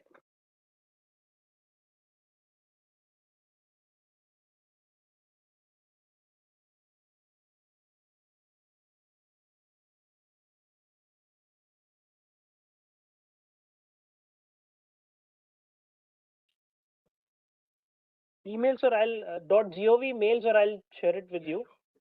However, mobile number right away, sir, I'll just tell you. It's 80858 26358. Sir, yes, sir, yes, sir. We are in AST Bangalore, sir. So most of your industries, if they are in Hyderabad, Bangalore cluster, they are available. Our address is on Google Map also. So please drop in, sir.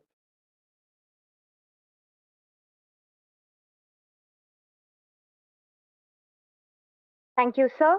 May I request Mrs. Vinakshi Gupta, ma'am, Principal IFA, to present a token of appreciation to Wing Commander Vivek Chaturvedi.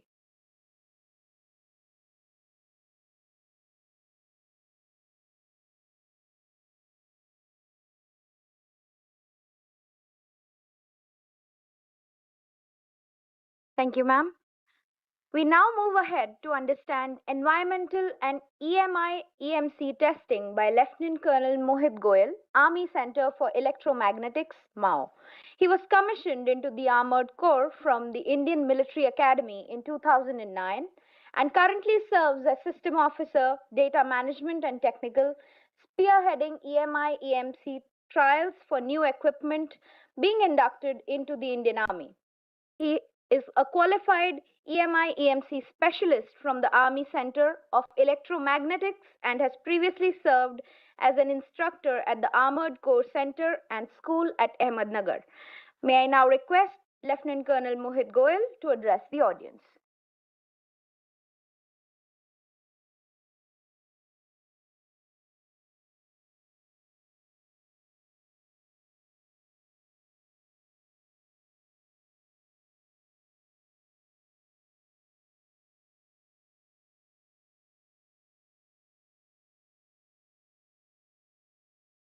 Good afternoon, ladies and gentlemen.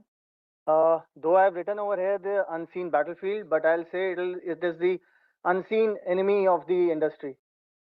So, how I will cover this is basically I'll give you the importance of the EMIMC where the complete industry is lacking right now at this juncture.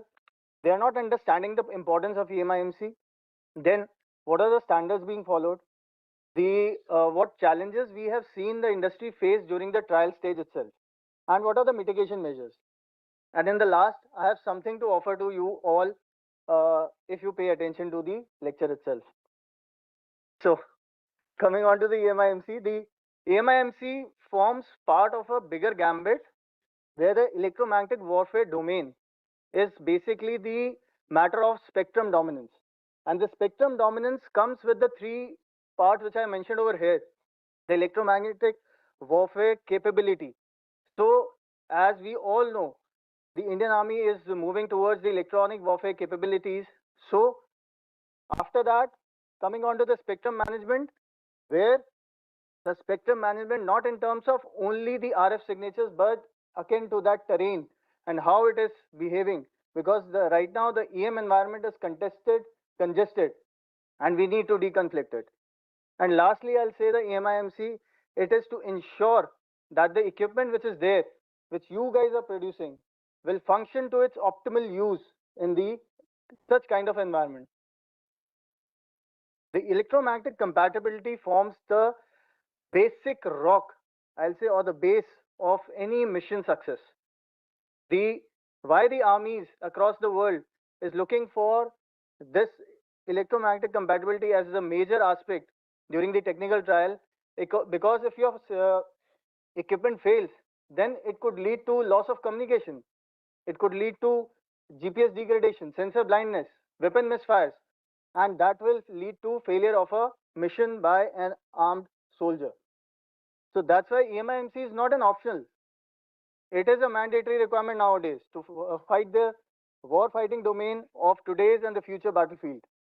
And if a system that cannot operate in an EM environment, so it is not a fighting system, it is a target. Understanding the basics of the MIMC is basically when you produce an EUT, it acts like a victim and it acts like a source, both. So how does it as? EMI is the basically electromagnetic interference is the cause, whereas the EMC is the solution for the entire process or your development stage of your prototype development. When I talk about EUT as a source, so it is in the form of conductor susceptibility and the radiated emissions. Conductor susceptibility through cables and wires, where your equipment is acting as a source. When it is integrated with other system, so it is generating that kind of emissions which can affect the functionality of other system too. And similar case for the radiated emissions.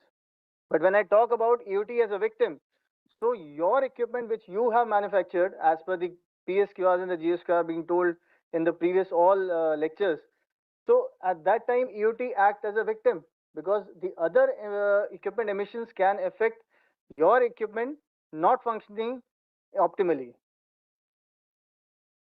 So when I talk about, when I interact with the industry says that why the mill standards are required.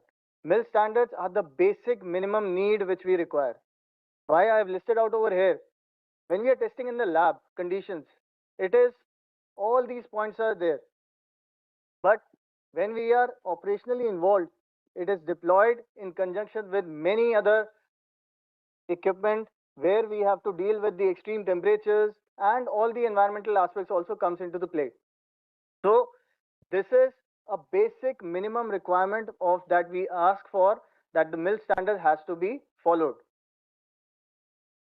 Similarly, now I don't want to elaborate on more of the importance of the MIMC because of the duration which has been given. It can cause to blue and blue patricide. We are all aware in 1967 the USS Fosterl, when the aircraft was approaching the aircraft carrier of a US Navy.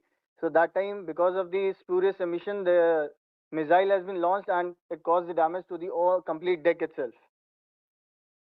So now I'll just give you a brief about the standards which are being followed while we are part of this field evaluation trials and from the PSQR stage itself. So we are following the mill standards, that is the NATO standards. The mill standards 461G is applicable for the subsystems, whereas the 464 Charlie/Delta is for the platform level system. I have highlighted over here the two parts only, that is the army aircraft which is there and the ground army. Rest, the parallel agencies, naval and air force, they also check as per the mill standard 461G and 464 Delta. Now I'll come to the practical aspects of it, where the EMIMC challenges being faced by the industry and how it is affecting the industry in basically failing of the equipment during the field evaluation trials. So covering on to the first part is mill standards. So everyone in the industry feels that the mill standards are very stringent, that the kind of testing it has been done, the amount of voltage which is being generated or your equipment has been given to at a distance of 1 meter is quite high. Why can't go for the CISPR or why can't go for the open industry standards? But when we are operating, as I've already told, in the environment where the equipment has to be utilized, we cannot define the environment where and when and what equipment will be used. So that's why this is mill standards are the minimum basic requirement. Then long waiting queues for the test infrastructure. Yes, there are limited infrastructure which is available in across the India for enable accreditation, but there are long queues. These are the challenges being faced by you. So I've just listed down because when I'm interacting with the industry, they are telling all these kind of problems which they're facing. Then coming on to the system integration, the equipment which is already there. Now what you are developing is a kind of a subsystem to that equipment. So equipment has its own EM environment where the subsystem is being installed. So how it will interact. So that's where the mill standard comes into the play, that this is the basic minimum standard what we require so that it can function optimally. The indigenous, I'll say EMIMC's expertise. Now what happens during the trials, as the Brigadier Navneet also brought out earlier, that the people, the companies or the vendors send their only the sales rep for the trials. However, in recent one of the trials, I have observed this. The vendor was not aware the kind of signal or the communication or the control or the voltage being flown through the cables. and this can lead to a wrong testing. So until unless your technical rep, your designer does not interact with us, will not come to know what is the equipment all about, and will not be able to conduct the complete testing in a manner where it can lead to a compliance. Otherwise, the half knowledge or no knowledge will lead to a non-compliance as for the standard practice we carry out. And lastly, the cost. When I talk about the cost, is basically the cost of testing it outside, that is in the NABL accredited lab, because they are very specific, very few labs which are available, so they charge very high for all these things. So what happens? Industry makes the prototype and doesn't test it as an internal part of it. And what will happen? They are not confident while fielding the equipment for the trials. And this is the where the equipment fails at the initial stage itself, because you have not tested it prior to fielding it for the equipment for the trials, and then you ask for the retrial and all those iteration happens. The over here I've just brought out basically the test end mentality. Why?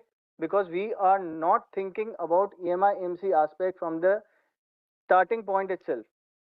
When a QR has been given, the company start thinking that we have to meet the operational parameter first. But I would like to stop you over here that you have to see all the trialability parameters in one go while you are conceptualizing the stage or your prototype. Why the COTS we say is not applicable or not given in the military forum is basically because of the lower susceptibility. It will not sustain the future war or the kind of warfare we are fighting in. So rather than these are the challenges which I have noted on few of them for everyone consumption. But what will be the mitigation measures? So if I talk about the mitigation measures, the firstly implementation of EMC by design itself. That from the prototype stage, once you are making or conceptualizing the design, you start thinking about the EMI/MC aspects. In this main, once you start having a concept, then with the help of milestones, you can review your design at the design stage itself. That, like the previous speakers mentioned about the PDR stage. So you can review your EMI/MC design also. And lastly, you can use the simulation tools to find out that what could be the challenges you can face during the trials itself. Then establishing the EMI/MC control plan, having experts where you can use EMI/MC management plan you can develop in parallel to your actual realization of the prototype. So before even getting into the actual realization, you start thinking about the EMI/MC aspects. Then improving your grounding, shielding, enhancing the bonding, and optimizing the cable. So these are the basic, I'll say, 5 key pillars where you can achieve the EMI/MC very easily. But what happens? We are not thinking about that. So when we are not thinking about that, what will happen? The retrofitment cost, which is 10 times more. I'll give an example of a missing gasket. There was one of the equipment where the EMI/MC gasket was not placed, because for us, the gasket is of rubber, which is saving from the dust and the water, any subsystem or any equipment. But when we don't put that EMI/MC gasket, which is hardly worth 1,000 rupees, so what happens? The EMI/MC emissions are much higher and your equipment fails during the trial stage itself. So rather than going for this retrofitment cost, go for the initial design stage. Now, lastly, when I talked about that I have something to offer to you, where when we are talking about what is there, at ACE, we have developed these 4 stack, the layers of simulation software. Now, these are the simulation software. Layer 1 is the component level. The second layer is the platform level. The third is the mission level, and the fourth is the theater level. So, on behalf of ACE, I will offer you that you can send your engineers, you can get your design, you can do the simulation under our guidance also, and then you can find out that whether there will be any emissions during the design stage itself. There will be no infringement of IPR rights. You can send your resident engineers, they can get the design, test it, simulate it, and take it back. We don't want any kind of design to stay with us. So this is an offer that you, and it is you can just contact ADB or ACE directly. You can come over, simulate these, because these are the software which is available in the open market also, but they are very highly costly. So we have developed this stack, and you can use them for your designing purpose. We are in the process of integrating all four. Right now they are in standalone. So in another 6 months, we'll integrate this, and then you can simulate from the component level the EMIMC emissions, the EMC plus, that is actual generation of the chamber standards, how the trials will be conducted, that will be done. Then its implication when it has been placed in the machine level, that is at the different terrains, and then finally at the theater level, how it will be utilized. Lastly, for consumption of all the designers, I again request that EMC please start thinking from the design stage itself. And for the operators, someone has said that the field report is much more important than the lab report. So the people like me in the uniform, if they find any issues, they should report to ACE directly, and then we can resolve it subsequently. And then yes, the finally the decision maker, the CD directorate and the ADB, the minimum mill standard has to be achieved. Otherwise, we are calling for a trouble for ourselves. The reform, saying the, avoiding the physical trials, we can go for the certification, but the availability of enabled labs are limited. With this, when I said in starting that it is an unseen enemy, now I remember the quote of that movie. Now you can see me. Thank you, Jain. Okay, any questions from anybody on the EMI EMC testing? Please go ahead. Give the mic to him.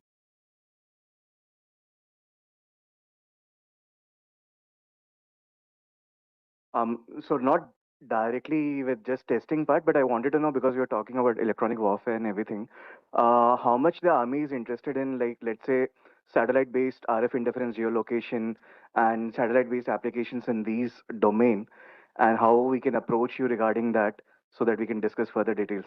See, for this you have to contact ADB. Jalman has already brought out. I am here for basically telling you the testing part, how we are going for the testing, and I've limited my scope to that.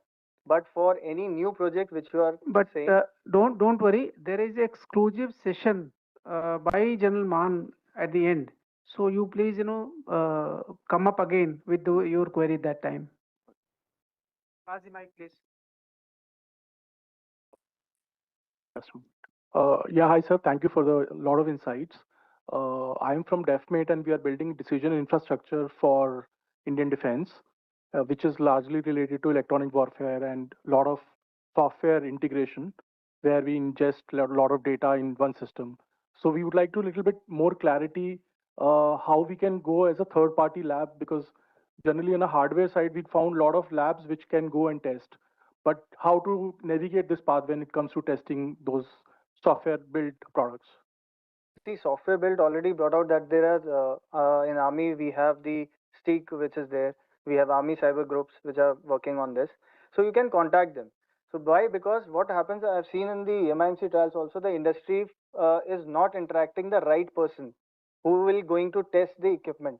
So if you meet the right person, you will be able to get and guide it better in that manner. So that you can approach through the signal directorate also, or through the ADB to them.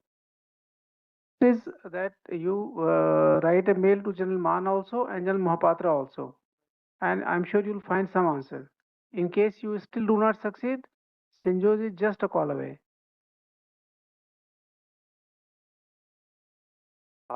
Sir, actually, I'm a research intern at USI, and I'm currently also pursuing my bachelor's in engineering. So, as a student, sir, I'd like to know if the stack that you were mentioning for EMI, EMC compliance, will you be releasing any kind of version of it for academic usage, or for essentially if you want to develop an ecosystem for development, then it has to be taught to the students, right? Even in my college, I have not been taught this extensively. There's been one guest lecture on it, and a lot of it is due to lack of resources or lack of knowledge to it. So if this similar thing could be made open source or could be released for academic usage, maybe it would help people So get into that. what you said, we are working on that. Basically, we are tying up with IIT Indore, where the interns from the IIT Indore will be coming to ACE for practicing on these kind of software and the live military projects. So whatever the military projects are running, they can work on that as an interns over there. So that we are progressing, but yet the approval has not come. So I'll not commit on that, but we are in the process of doing that. So it is a planned. Yes, it's a plan. Thank you. Yeah. So can I just ask? Yeah. So the question is that no more question, please. We'll if anything balance, we'll cover in the industry session. Right. Thank you, sir. May I now request Brigadier K. Ranjeev Singh to present a token of appreciation to Lieutenant Colonel Mohit Goel.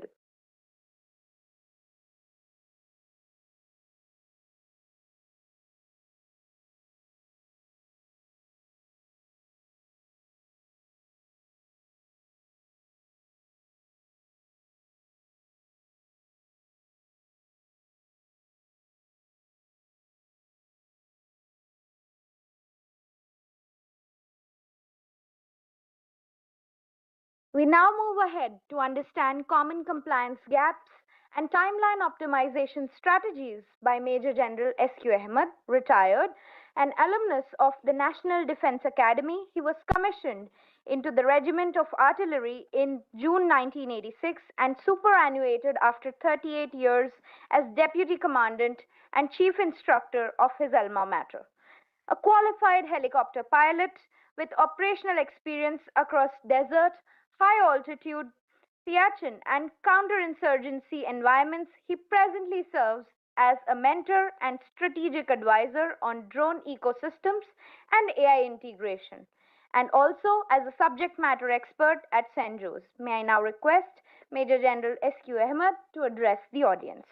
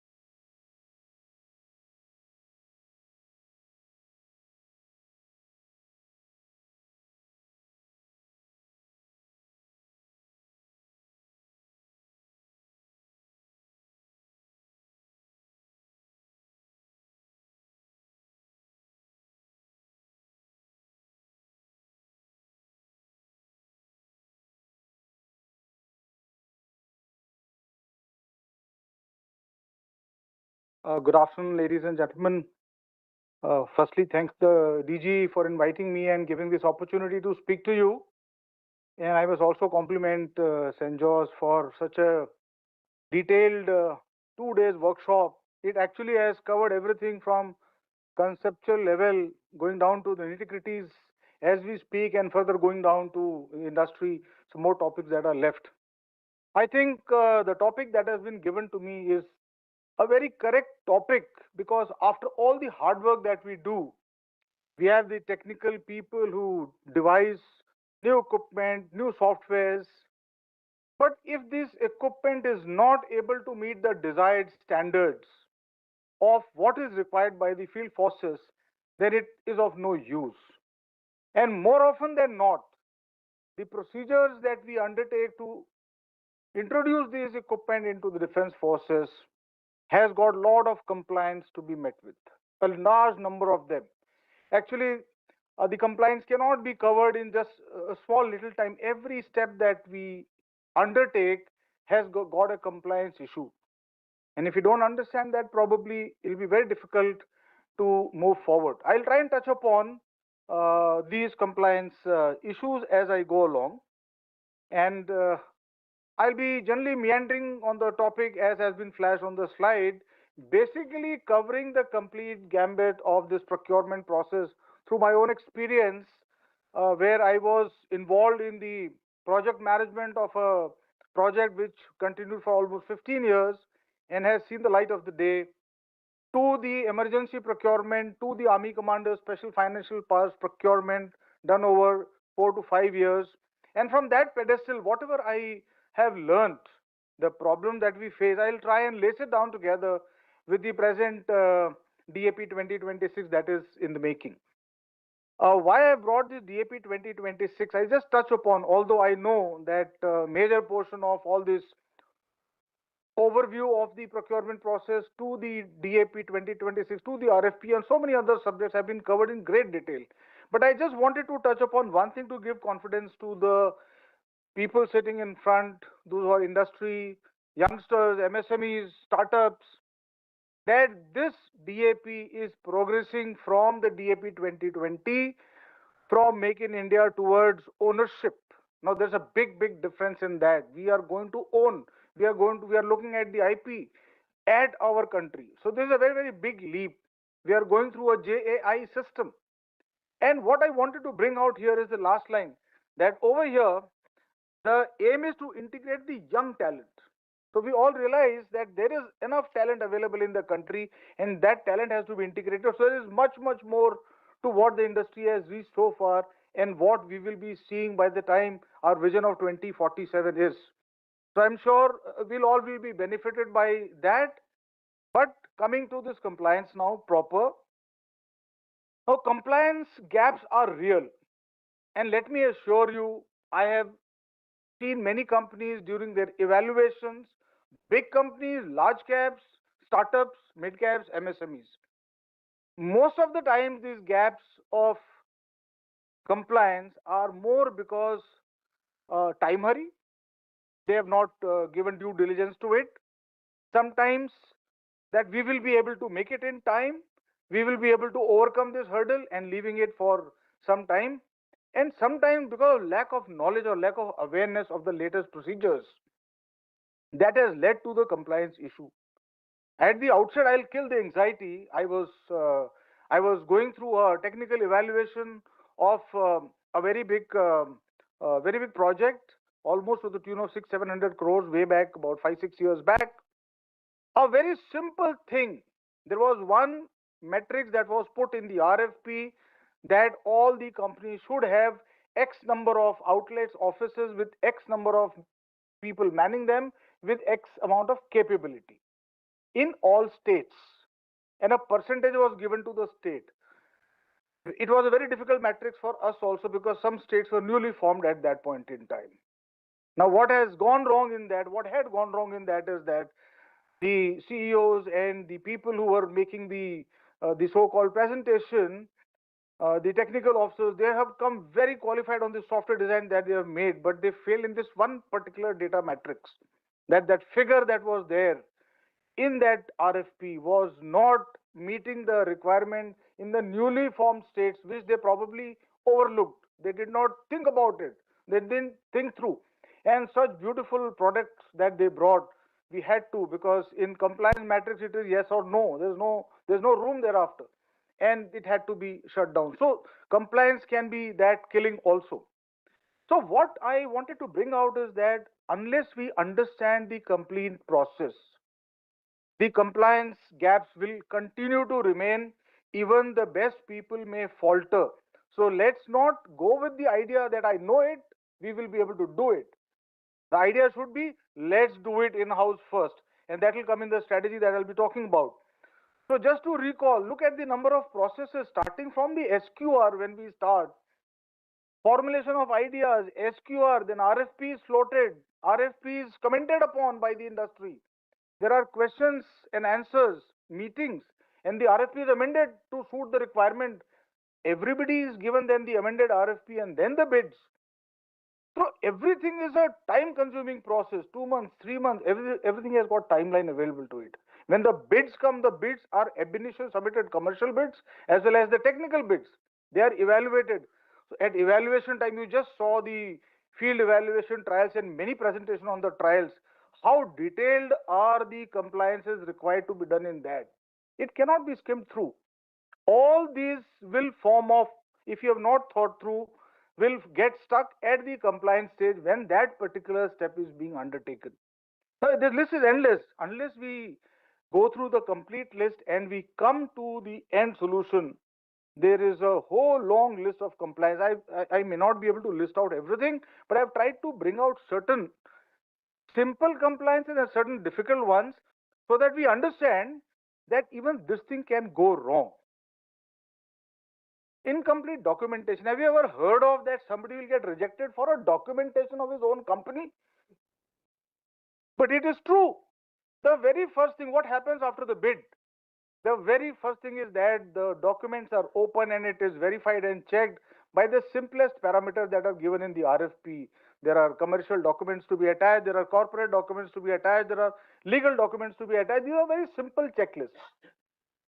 Now we find that those documents are not there and then this company is just set aside even without going into any further detail.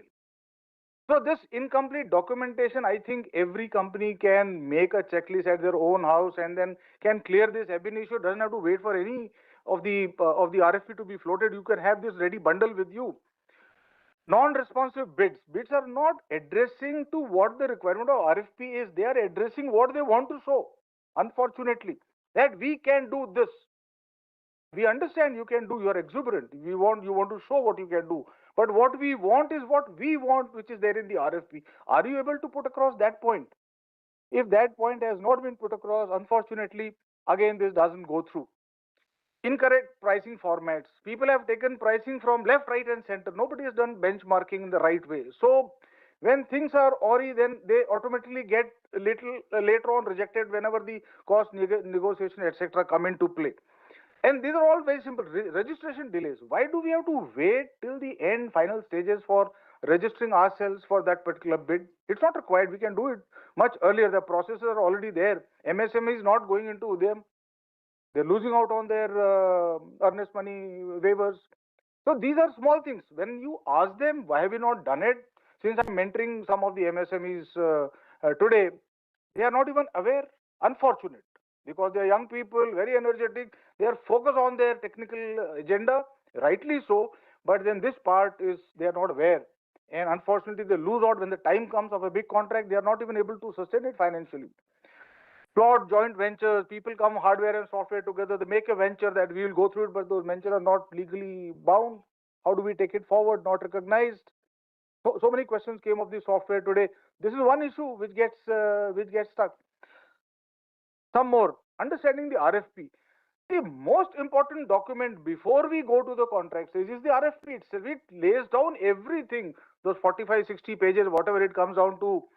Every page, every paragraph is like has to be seen in great detail. In one of the RFPs, I recall that this option clause and repeat clause were missing. And there was a requirement that was felt by the organization to give more orders, but the clause itself was not there. The company lost out. So please go into all these things and since the bell has already rung, I have not yet gone halfway through, but I'll very quickly, these are all things RFP must be understood by all. Certain common things like this IC certification. In the exuberance, people give IC certification that we are so many percentage indigenized. But actually when you carry out a check, there are some certificates missing, the IC standards are not being met. Unfortunately, we have to reject them. Along with that, there are many security certificates of malicious code, non-adversary certificates, indigenous components made within own country. So all these certifications, sometimes in exuberance they give, okay, they self-certify. But when you get into the details at the time of procurement, you ask for the self-certification, they fall flat. And all the effort of the company has gone down the drain. There are certain parameters that are either incorrect or inadequately spelled out when they are submitting their bids. These are all very self-explanatory. Some of them I touched upon. When the equipment is coming from imported equipment, there's a gap on the TOT. How it is going to be taken forward? Most misunderstood term is that offset clause. it's not being implied correctly. People don't have clarity on it. Offset clause itself has a huge chapter in the DAP. Please read into that if you are in that kind of a high procurement level equipment, which is of few hundred to thousand crores. Please look into the offset clause, how it is to be offset, and then put it in the RFP. If you don't have doubt about it, if you don't have clarity about it in the pre-bid meeting, when the pre-bid takes place, please ask your pointed questions. Pre-bid is a very good place where all the vendors, companies that are applying for that can ask their pointed question and they will get their replies. Ultimately, even the users, that is the defense, wants that kind of equipment to come in. So if there is any doubt, if there is any problem that the industry is facing, that's the place where we can actually handshake, come to a solution. But once that RFP is amended and issued thereafter, hands are tied, because this is a fair information to all the participants, and thereafter no more. So this pre-bid is very, very important. Unfortunately, some of the companies which don't have much experience, they don't take pre-bid that seriously, and they lose out on at the time of execution. They wanted certain information, which then we say that you should have asked during the pre-bid time. Most of these points have come as Jalman was telling about the NCNC demo. I was in the northern borders about 5 years back, 6 years back. I conducted almost 140. I remember the figure, but it didn't say 150 before my posting came out. All these NCNC trials as well as demonstrations. The exuberance was of the highest level. Some of the companies that today exist that have now become very big, mid cap and large caps, went through our hands. MSMEs. The growth is that phenomenal and that fast, especially in the drone industry. But the point is that you have to come well prepared. Those who are well prepared will progress very fast. Those who are not prepared, especially in the niche technology, you have to get clarity and then you have to move forward. So I leave this next certain gaps, documentation gaps and financial errors in the finances. I mean, the financial errors is to the extent that when you ask for a last 3 years data, there is a misunderstanding or it's an oversight that instead of last 3 years they give the data in 1 year in between missing the previous year, and previous to that 3 years data. It's such a simple step miss out, because then you don't meet the criteria of what has been your revenue, what has been your profitability, what has been your EBITDA, etc., etc. So you lose out on that. So kindly look into this. The best thing that I can tell to the audience, because they'll be curious to know, is that when the RFP comes, please make a compliance matrix ourselves. Read a RFP every line and note down what the RFP wants. Just make that matrix. And that matrix is non-negotiable. It is a yes and no matrix once it starts post RFP. Then thereafter, no point trying to say that, oh, we forgot that. That's a missed opportunity thereafter. Okay. For the paucity of time, I'll not go over into very many details. But yes, I was looking at the field evaluation trials. I'll tell one more point.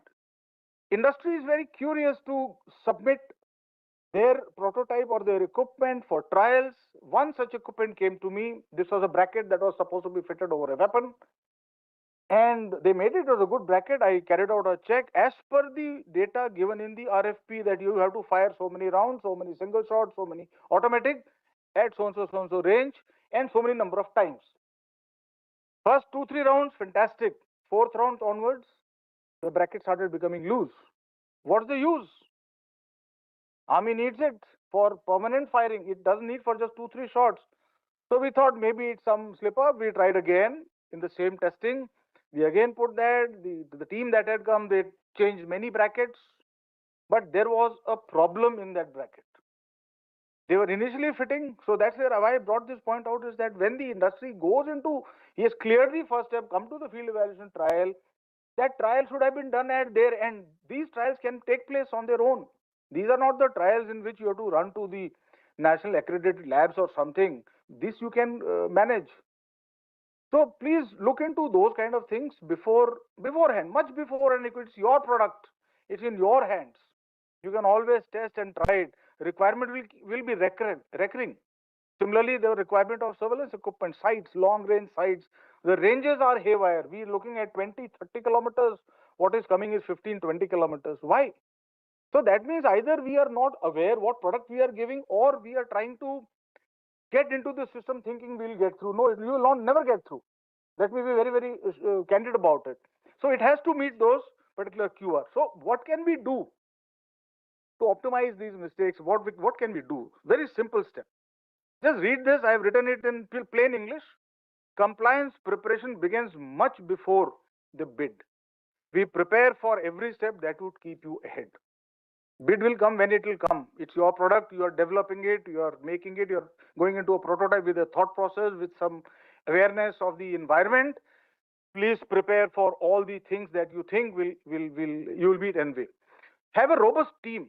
I brought this as second point. Reason, technically you are all superb. I have no doubt. So many companies I've interacted. Technical knowledge 100%. Where they fall back is the business development part. These kind of issues, which the nice workshop has been created here, that these issues are left out. When I'm interacting with some of the companies that I'm guiding today, they have no idea about DAP, DPM. I was asking them, you know what is DAP? Somebody said, we are hearing it for the first time. Amazing. I said, how will you do the business?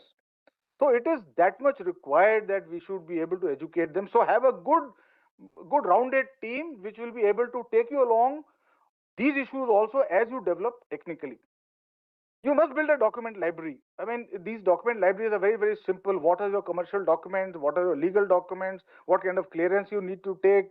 What kind of certification you require? All this can be taken well ahead in time. Have a document library, tick mark, and keep those documents in one stack and keep it together. Any bid comes, that document library is going to sustain you for everything. Carry out your registrations, bank guarantee. In one of the cases, the bank guarantee date was different. I mean, just imagine a simple thing. It is just an omission, I believe. So please look into all these small details. These are the minor points. Create the compliance matrix as I said yourself, tick mark it yourself. You don't have to run anywhere, and schedule it to the calendar. Calendar schedule is already known how much time, which step is going to take. Please schedule it. Automate a portal within yourself that gives you a timer that, okay, 24 hours to 48 hours before I should drop in by bid. What happens most of the time, people say, sir, now the portal is becoming very heavy. We are not able, bid is not uploading, gem is becoming heavy, and all those things. So get over it, be ahead in time, be proactive, and there should be parallel internal processes that you must continue within your own domain, from both how to overcome the gaps. These processes must continue. You must get clearances. I'll talk about it a little later also. Establish an agile workflow. This is again very important. That what is to be done when. And please have your daily prayers, have your weekly briefings, whatever I'm sure they must be having. But please continue these good habits, best practices. It'll keep you ahead of time. I'm sure there must be some company having subcontractors. Please pre-vet them for everything that they are going to be with you. Please pre-vet them that they meet all those criteria requirements. Their own registration processes are complete, so that when they are your subcontractors, the product doesn't get approved disapproved because of them. Now, quality assurance, much has been spoken about. It's a difficult gamble to go through because sometimes the quality assurance have to be given by certain labs, and there is a lot of queue over there. But if your product is such that is have got a recurring demand, so you please have the quality assurances taken either from the DGQA labs or the accredited labs, and keep it ready. It is for a time period. So keep that qualification ready and handy with you. Otherwise, most of the people, they are not able to apply because these assurances are not given to them on time. CNC, be unambiguous about CNC. Very, very important step. And if something has to be negotiated by the team which has gone there, please have your approval from your company hierarchy that, okay, this is what we are going to commit during the CNC meeting, and go through the negotiation. Don't ask for more time. There may not be one, and somebody else may be called. This internal red team is a very, very good concept. We always challenge ourselves. Have your own red team. Let them vet you out inside, in-house. It's a very good practice. Try doing it. I'm sure a lot of this 90% issues will get cut down. Certain issues which are of higher angle, that's concurrent vetting of various processes, concurrent processing that can be undertaken. Digital twin, there are two sides of it, but I think in some cases where the material stress is required to be tested or aerodynamic shapes are required to be tested, you can always have a digital twin of your component. and it can be tested on the computer, and even before the prototype is built, you'll have solid answers to it. So please exploit this particular thing. And in certain cases where one of the speaker was saying that you cannot simulate the environment well, that's effort in progress. There are some waivers that may be taken or may be spoken of. Suppose you got a product which has already been tested in a particular environment, and if there is a certification available, your new product is also working in the same environment. Maybe you can always discuss that during the pre-bid meeting, whether the certification will be required for that or not, and clarification can be taken. Okay, single stage composite trials, much has been spoken about it. There are challenges in that, but then yes, attempt should be there. This will also restrict the timeline. And of course, thereafter, once everything is signed up, the post-contract management is a different ballgame. But I was wanting to take you till the contract is signed. This gambit I'm not going to cover today, otherwise the presentation is going to be very large. So in nutshell, what I have tried to tell you is that the compliance gap and the strategy go hand in hand. Compliance gap is a real enemy. You may lose out a good contract just because of this compliance, and which may be very rudimentary also. Therefore, have these measures in place, go through your compliance, and it's better to bid on a solid ground with solid technology rather than having a solid technology and a gap which brings you down. I had to say only this much. Thank you very much. Somebody wants to connect with me, So we shall take the questions during the industry interaction in the end. Thank you. Thank you very much.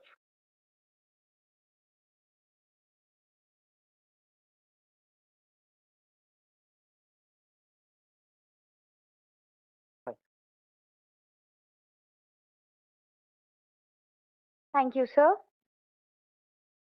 May I now request Major General C.S. Maan to present a token of appreciation to Major General S.Q. Ahmed.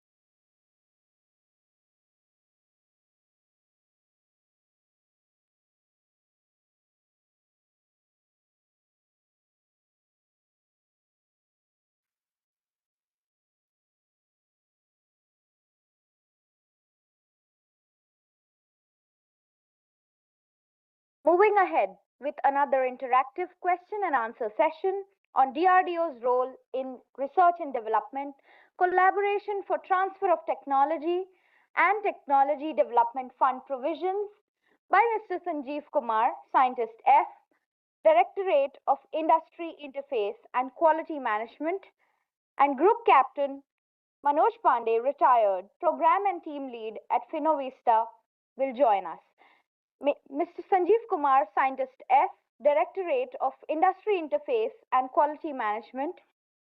He is a Scientist F and the recipient of the Lab Technology Group Award and a DG HR Commendation, currently serving as the Additional Director in the Directorate of Industry Interface and Quality Management, DRDO Headquarters, overseeing industry interface, policy formulation, and transfer of DRDO developed technologies to industry.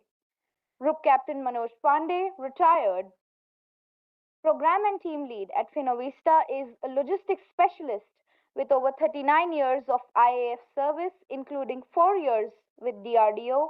He's presently engaged with Finovista, supporting and extending the TDF schemes.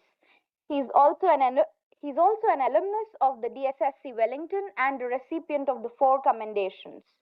He brings vast experience in material management and supply chain management across armed forces.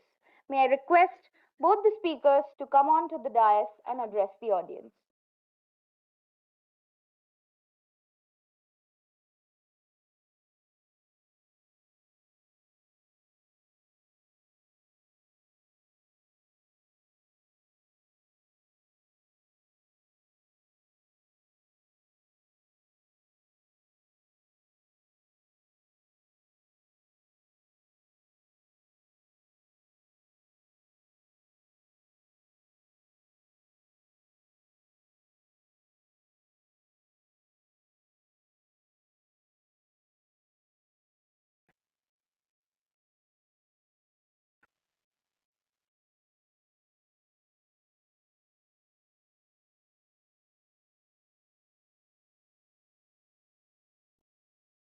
Good afternoon, all.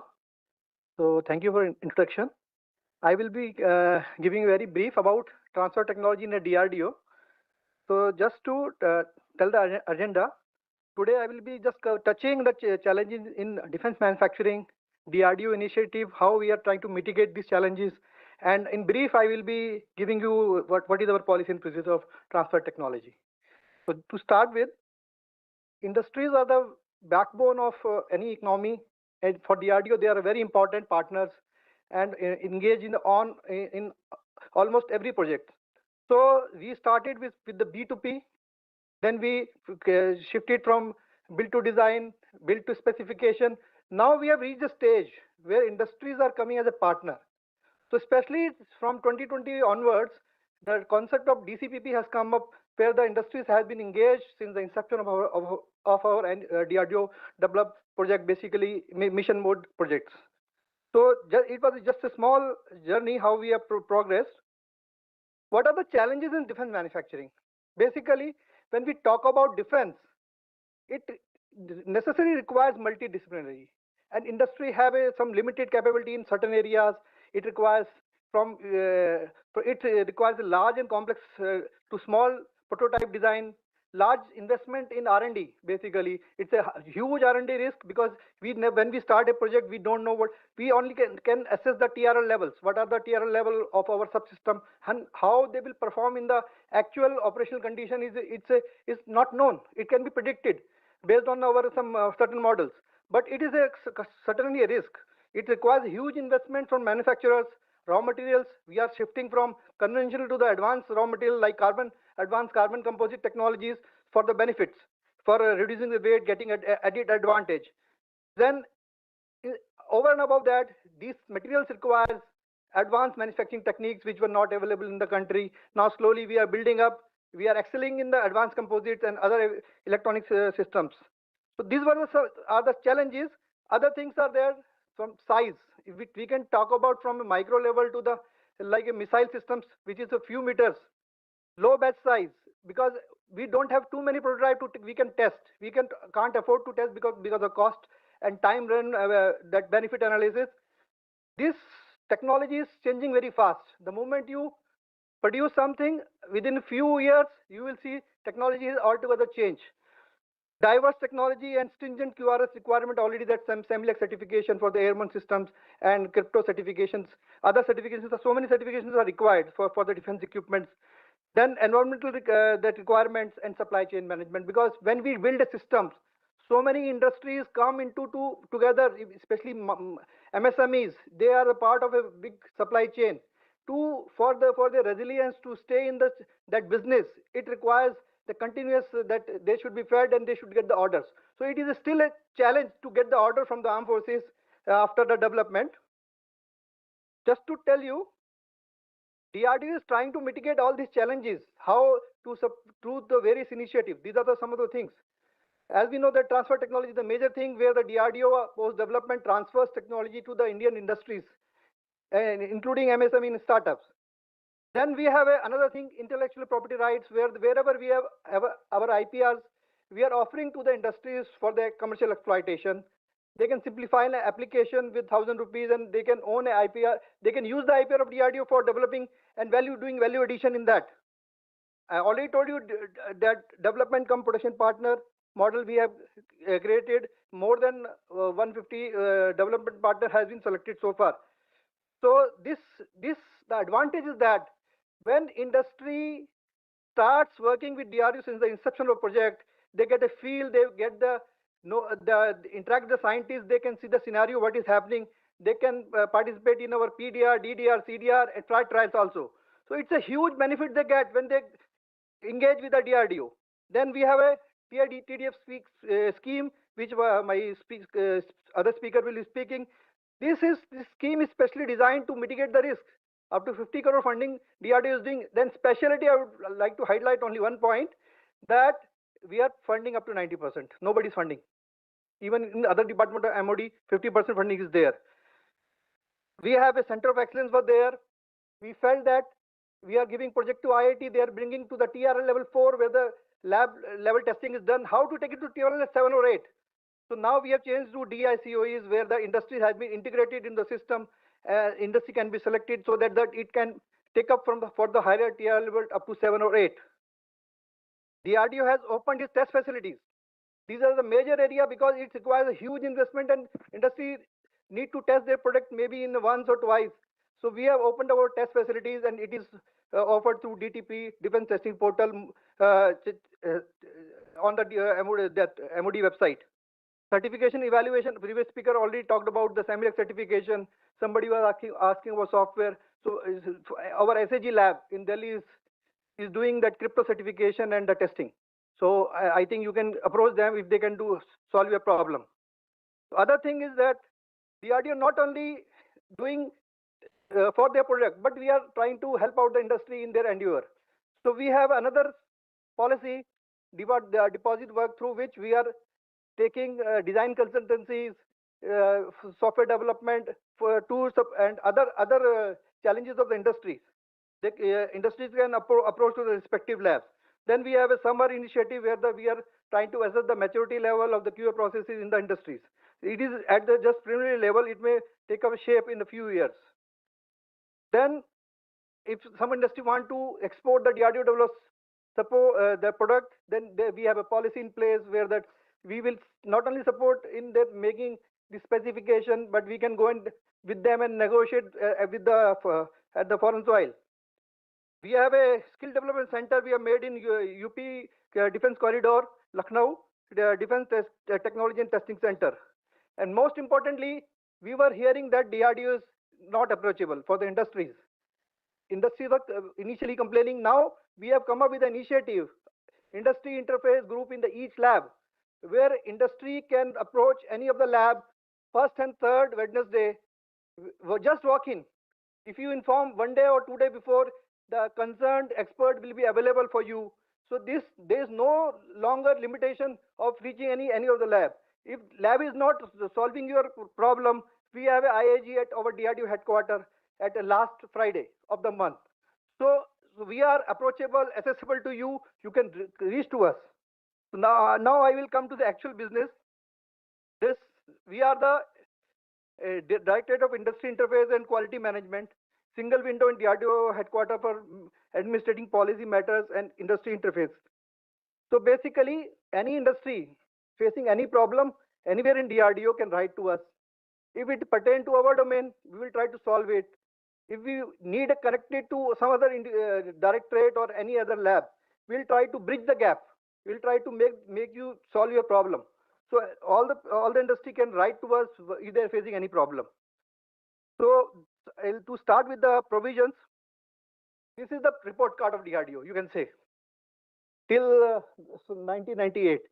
These are the numbers just reflecting. You can see in the last 4 or 5 years, last 6 years, we have done 1,251 TOTs to the industry. And you will be appreciating that most 90% of these are the private industries only.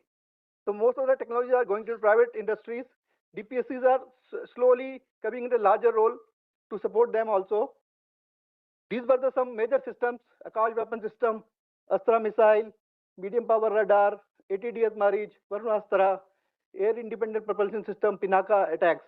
These have been transferred to the industries. You will be assuming that these are few systems.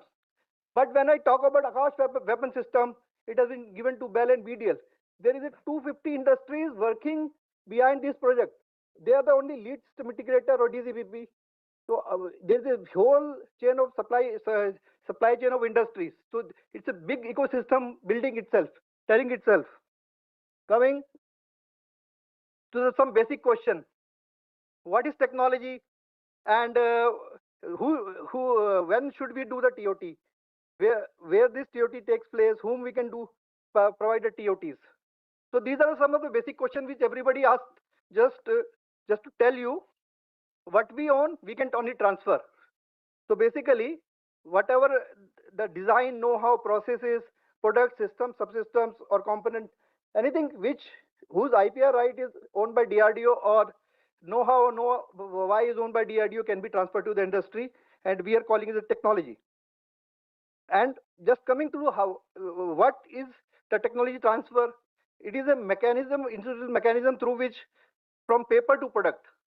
What happens at the end of the technology transfer? We hand over your document. We are calling it a technology transfer document. Industry gets a book of some few documents through which they try to produce all the product. So from the paper to the product, we are calling it as a technology transfer. Post development and testing, these technologies are transferred to the Indian industries.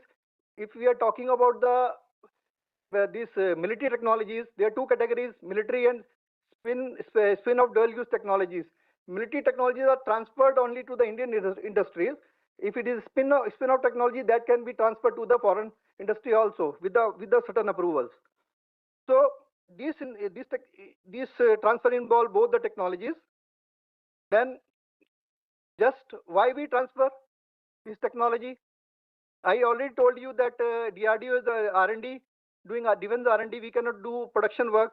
To enable industry to manufacture and sell their product in the market, to build India as a manufacturing hub.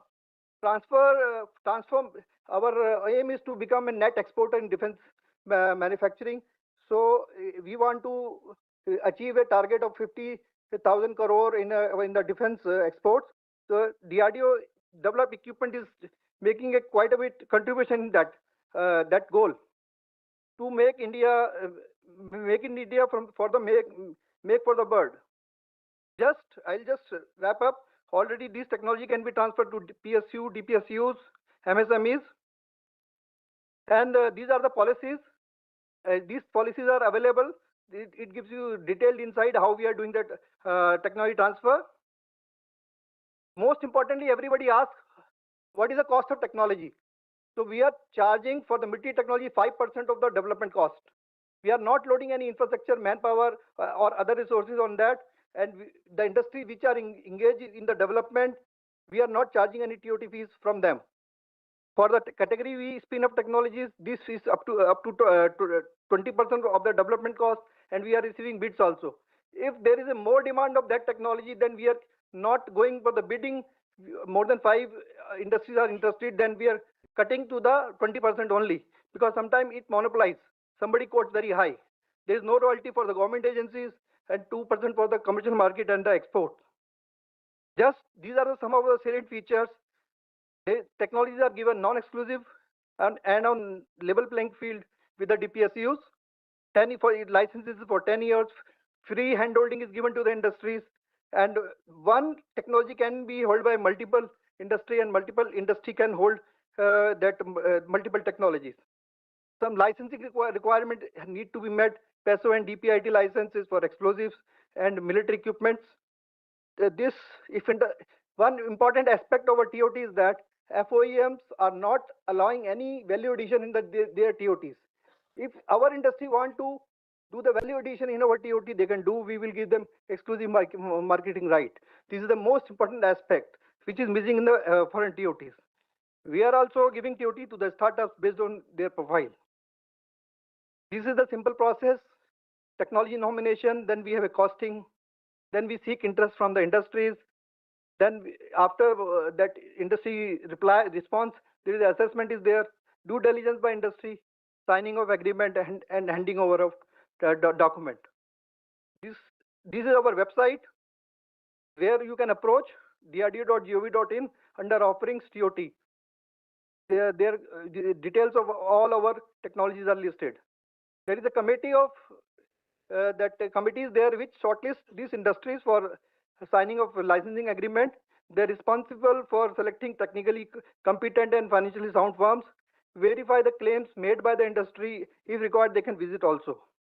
So these are the 3 agreements which generally enter. If any industry before signing a licensing agreement want to know more about the technology which is details which is not available in public domain, then they can sign a CNDA with us and they can know more about that technology, whatever they want to know. If they want to take some material, if in case it is feasible, then we can sign a material transfer agreement and transfer the material also to the industry for their verification. Finally, lastly, the licensing agreement is signed with the industry. This is our that point of contact. you can approach us at the DRDO headquarters, write to us, call us, and we will be very happy to resolve if any questions are there. Thank you very much.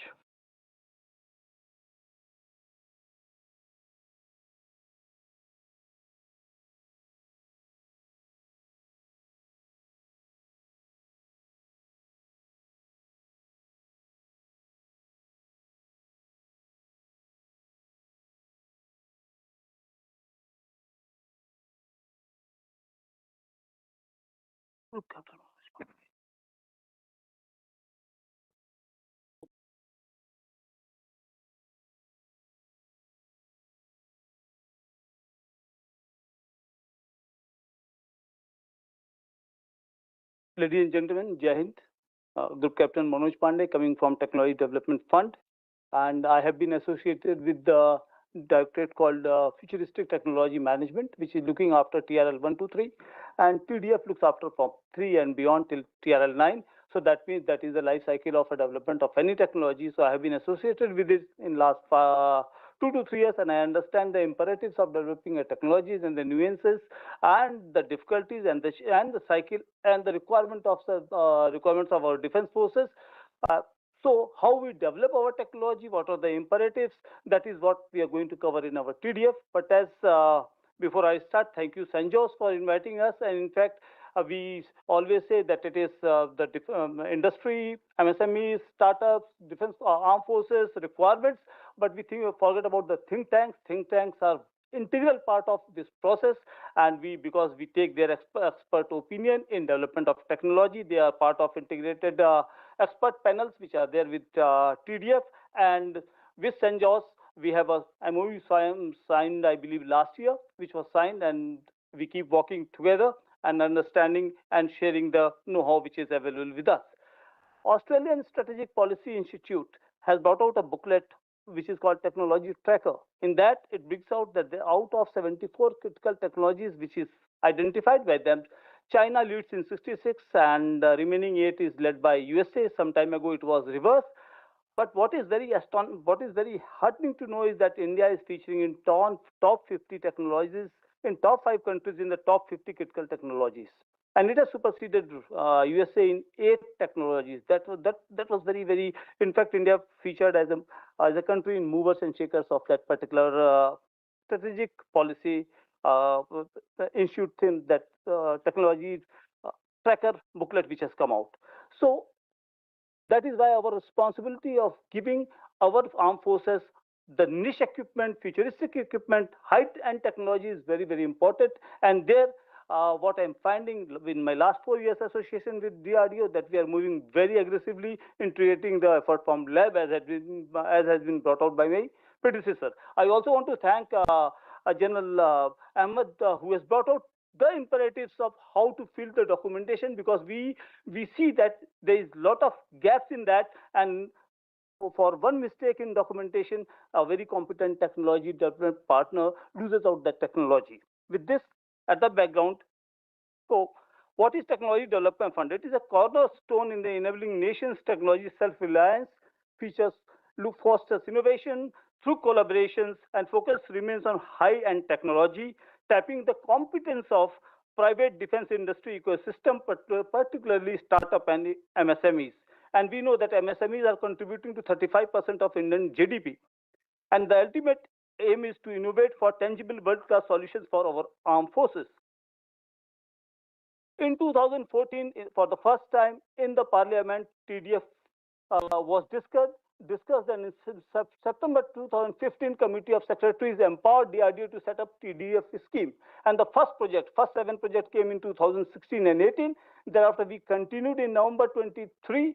70 projects were sanctioned with a budget of 288 crore, and today as we stand, we have sanctioned 85 projects worth 388 crore rupees. The growth rate is like this. In 2018, it was 5 projects. Today, we are 85 projects with 388 crore rupees, about 17 projects getting sanctioned every year. As has been brought up by the predecessor, that the funding which we do till 10 crore and 50 crore, that means Up to 10 crore, we do 90% of the funding, and rest is on cost sharing basis. That means industry or the MSME startup which is developing the technology will have to field remaining 10% of it. And if the cost of project is between 10 crore to 50 crore, then we are funding 70% of that cost. Rest 30% of the cost will be shared by that industry or MSME. The industry must be owned by Indian citizen and should have minimum of 51% ownership in the setup, and it allows collaboration with academia and research institution for obvious reason, but it is capped at the 40% cost of the project. And the maximum development period of any technology is 4 years. So what we do, we promote self-reliance through indigenous development, encourage participation of MSMEs, startup and academia, and of course it is aligned with our Nirbhar Bharat initiative and requirements of the armed forces, and we nurture domestic technological capabilities. The scope of TDA project has been as shown on the slide. So what is TDF? The Technology Development Fund scheme is an initiative by DRDO to promote indigenous design, development, innovation of critical technologies and systems for the armed forces. It encourages participation from MSMEs, startup industries, academic institutions, and individual innovators.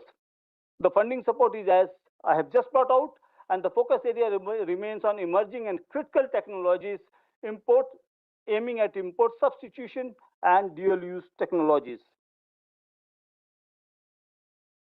If we look at how it is happening globally, in the US we have got something called SBIR and STTR, and it is Small Business Innovation Research, where they do phase-wise development of a technology, phase 1, phase 2, and when any technology graduates from phase 2 to phase 3, for phase 3 there is no fund allocated from MOD, the DOD there.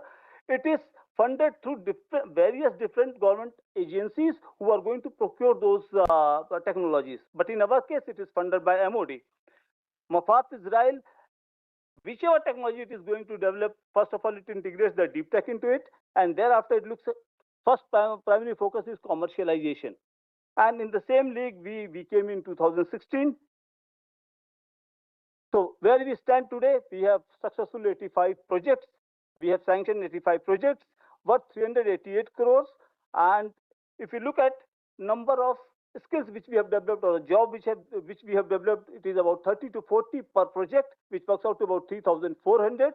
And behind each project, we have got 10 to 15 specialists associated with this, with each project, which includes our DRDO scientists, experts, financial advisors, and trial teams. And about in this developing 85 projects, we have about more than 850 specialists associated with it. So the real impact is transforming innovative ideas into real-world solutions for a stronger, secure India. TDF also caters for deep tech project. 500 crores of funds has been earmarked for it, and 28 projects are associated with it.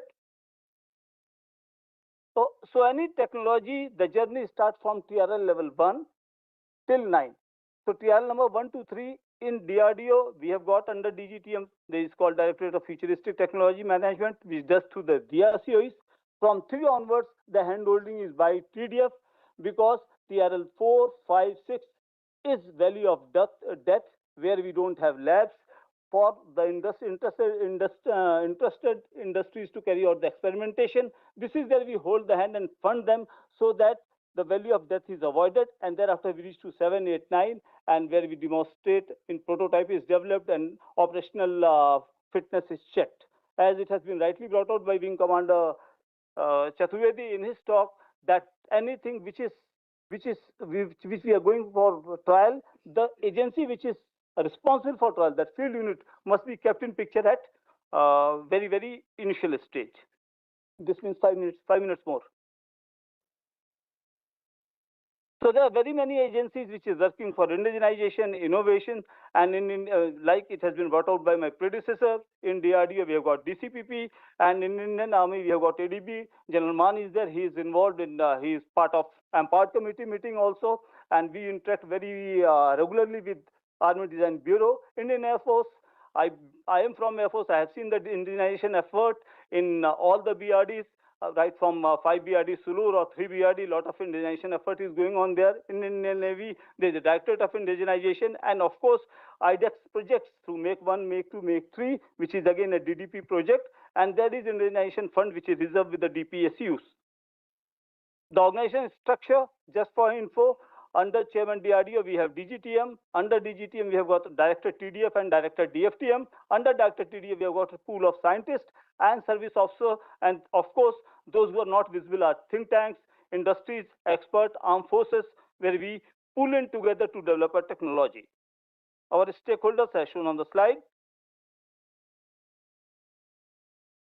So there are answers to the bigger questions, but the smaller questions when anybody is applying for development of a technology. First of all, the problem statement for development of technology is given by defense forces. And on this, we float the RFP, first RFI, thereafter RFP, and this RFP is to be responded in a very same manner as has been brought out by General Ahmed. It's a very, very detailed. In fact, being a logistic officer, I was thrilled to hear his lecture. And so as I told that this scheme, TDF scheme, is a grant in aid to fund MSME and startups, and it is open to all industries who are MSMEs and startups. Indian nationalities must more than 55% of shareholding, and then companies, those who are debarred, blacklisted, of course, are avoided. And if there are any foreign collaboration, that is to be declared, but it should not be owned by a foreign national. Registration is very easy. Go on the TDF website, just register yourself. You have to give your mandatory certification. Funding has been already brought out. So the during the process of development of technology, the payments are made on milestone basis. Each project has certain milestones, documentation, thereafter some development, second milestone, third milestone. There are maximum 5 milestones. Within 4 years, we have to achieve these 5 milestones, or all the milestones if it is lesser than 5, and then it is assumed that the technology has been developed. The RFPs are known as DPRs, and in each RFP we have something called PDD, Project Definition Document, which is prepared by experts at our end, and it is to be read line by line before responding to it. If you don't respond the way it is required, then that bid is lost out. Each bid is evaluated techno-commercially. We prefer quality cum cost basis, and anybody who is scoring 60% in the parameters, given parameters in the technical bid is qualified for commercial evaluation. The process flow is like this. Step 1 is creation of project requirements by user with tentative cost. This is the problem statement. Once we receive this, we go for RFI. In the RFI, the problem statement is given. We get the responses. Then we carry out a feasibility check. That is a very meticulous work, which is a lot of brainstorming goes into it. And after this, it is converted into PDD, Project Definition Document, and that is integral part of RFP. And from RFP, it is floated on DevProc portal, and we get the responses. It undergoes technical commercial evaluation. We do the benchmarking, and thereafter, the identified firm which is selected as the most qualified one, we carry out CNC, finalization of milestone payments with the development agency, and then finally the financial section is given and government sanction letter is issued. We have a unique Dare to Dream contest in which we encourage the young innovators, researchers the startups who have got a technical, who are into the research field, they imagine, yes, we can do something with the drone, something underwater, some technology we can just bring out. And if they are doing a concrete research on it, they are most welcome to participate in this, because we want to foster innovation and further taking to technology development. And we have done 5 series of it, and there has been lot of participation in it, and we have given cash awards to the tune of 6.5 crore rupees for this all 5. In fact, 98 individual recipients were there, and about 47 plus 7, 54 startup and MSMEs have there. This is a big mega event, and they are given certificates, and their technologies, as it is shown on the right side of the slide, is further taken for development through TDF project. Some glimpses. We have got SOP of TDF project, that is 2018, it was issued, further amended in 2024. Some of the successes, which is as shown on the slide, but I would like to mention specifically about 2. One is that we have developed green propulsion system through TDF project, that is friendly hydrogen peroxide based monopropellant thruster for microsatellites, and it has been launched to space for the checking through PSLV C58, and it is developed indigenously by Bellatrix Aerospace Private Limited. One more case I will give. This is about Prussian blue insoluble capsule, which are critical medical countermeasures used for internal decontamination of radioactive cesium and thallium. It has got WHO listed. It is got WHO listed, developed by Scott Edill and Scantor, and it is open for commercialization also. So likewise, we have developed 26 technologies, and out of 16 successful projects, there are more than 26 technologies which have been given to the nation. So these are the success story, but this is our user-friendly web portal. It has got, we have captured the databases of over 2,700 industries, and we are doing much more on that. 24/7 you can do registration. It is very interactive, and it is CERT/CIRA certified. We have got social media link. We have, whenever we float an RFP or RFI, we definitely advertise through our social media handle on Twitter and LinkedIn, and some of the industry partners. So with this, let's realize the dream of a self-reliant defense ecosystem under Make in India initiative. With this, I have finished. I think I managed in time. Thank you so very much. So thanks, Sanjeev and Group Captain Pandey.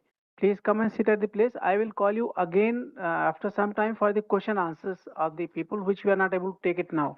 Thank you.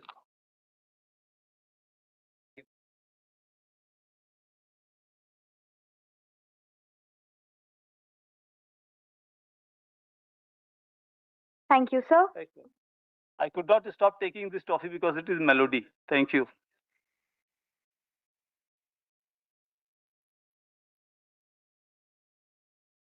May I request Brigadier K. Ranjeev Singh to present a token of appreciation to Mr. Sanjeev Kumar and Group Captain Manoj Pandey.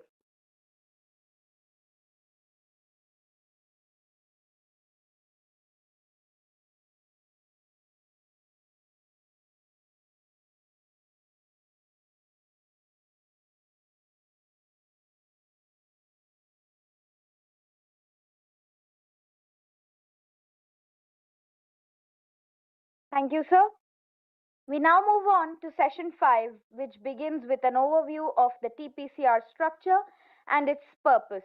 It is my privilege to introduce Colonel Navratna Jaiman, Sena Medal, Colonel Future Technologies, who will provide a brief introduction to the TPCR structure and its purpose. This will be followed by perspectives from the 3 services. Colonel Manoj Silot, Colonel Signals ADB, will present the Army's perspective. Captain Ashu Gupta, Vishisht Seva Medal, Directorate of Naval Plans, will present the Navy's perspective. And Group Captain Amarendra Thakur, Group Captain Innovation, DAD, will present the Air Force's perspective. May I request the speakers to please come on to the dais and address the audience.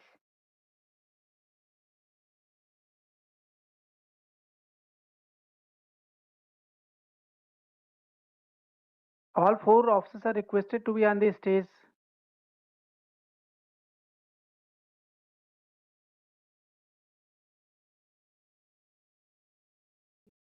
And they'll be speaking from there.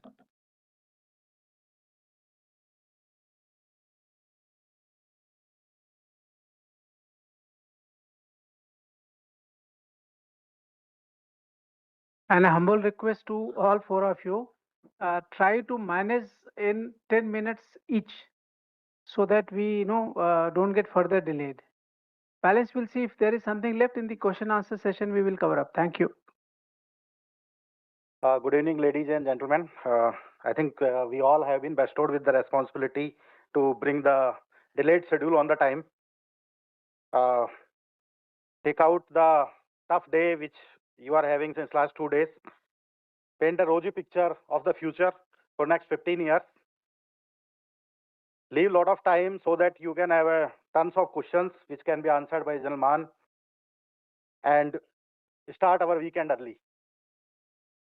So with this as a background, I want to start and talk about a document called Technology Perspective and Capability Roadmap 2025. Let me honestly accept a thing and then move on.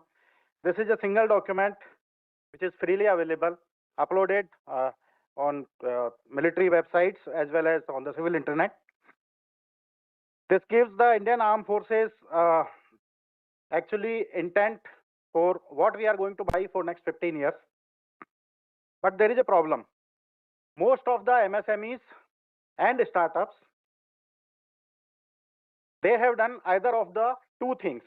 Number one, either they have not opened this document only, and secondly, if they have opened it, then they must have taken a cursory look, assuming that it is a wish list, or rather vague wish list of armed forces, scroll through for a minute or two, and then closed it. So we are here to fix that particular thing only, and we have created a QR code. You can scan that QR code on the bottom left corner of the slide and scan, read this document. What exactly is the TPCR? It is a third edition of the TPCR. It is giving the 15 years what armed forces is going to buy. It basically has 4 portions, that is the domains of Indian Army, Indian Navy, Indian Air Force, and the joint capabilities required for all services. And it is around more than 130 plus pages. The agenda point for today is, what is the structure and purpose of the TPCR? What are the component and compliances? Why this matters? And in the end, we want to give you certain tips from the person who has made this document. Rather, I joined late. I think all 3 officers were sitting here. They were involved in that. So let's come to the section 1. That is why we should read this document and why should I care. Let me start with a statement that TPCR is the roadmap. It is not a tender or a contract. That should be understood very clearly by industries and MSMEs. It gives industry an insight into armed forces future capability requirement for the next 15 years. It directs the industry that where should your focus be, where should you invest into your R&D and into the manufacturing. In this, government does not guarantee any buying, and you guys should come to know that where the armed forces are heading on. This document was first prepared in 2013 and second version was released in 2018. Post that, a lot of industry feedback was taken, and in 2025, this document was released.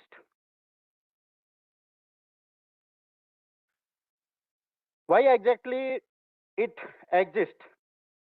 So let me give you 3 things which TPCR does. and one thing which TPCR does not. Number one, it gives a signal of all the futuristic requirements of armed forces.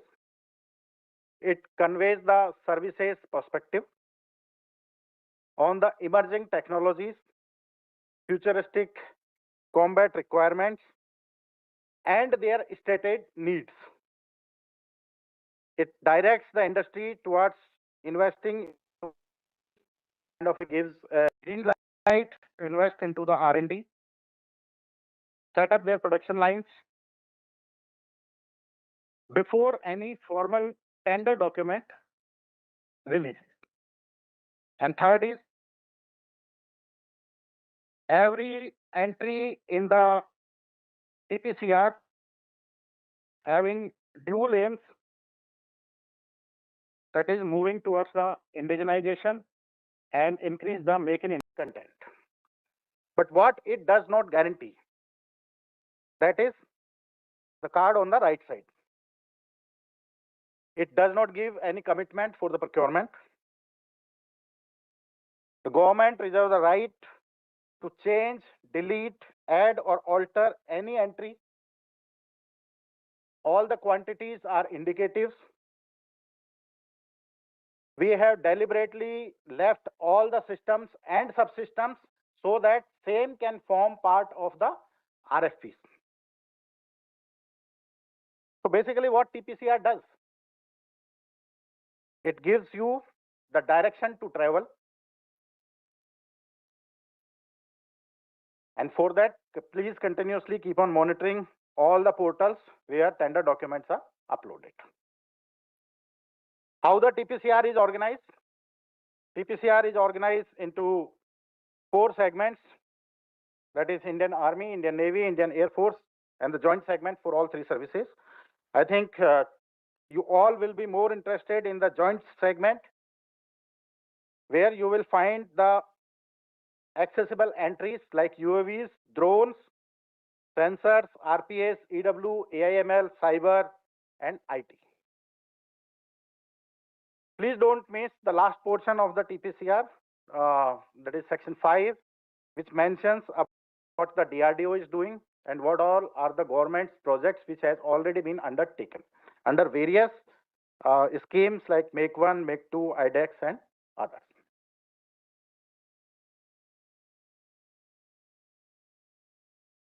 Coming to the next portion, that is components and compliance expectations. Here I will try and brief you how a single entry in the TPCR looks like and what exactly it means. So I've taken an example of a future-ready combat vehicle from one of the Army's entry.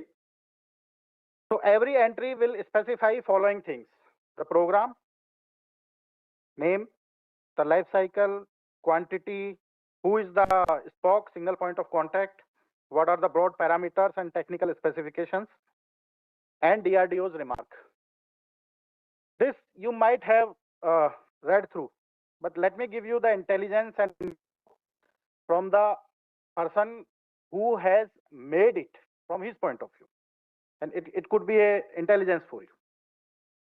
When I talk about the program, it means it is a market for you.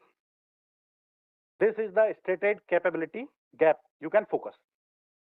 Second, when I say about the life cycle, this equipment is going to be for this much duration into the armed forces services. The AMC and other supports which are required is going to last for this time duration. Quantity, it gives that whether the business is viable or not. SPOC is not just a telephone number.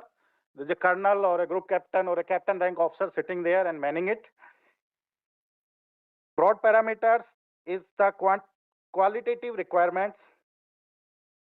It is what your specification should be. And the DRDO remarks are basically 2. Number 1, it is developed or under development. If it is developed, then you want to compete with the DRDO or be partner with the DRDO. And if it is under development, then there is a room for co-development. Let me highlight one more thing. that all these broad parameters are not the specifications, they are just the general directions in which specifications will be leading in the future. Coming to the contract roadmap, TPCR exactly lies on the leftmost side of the procurement process. Balance all these things, RFI, AON, and other things you all are well aware.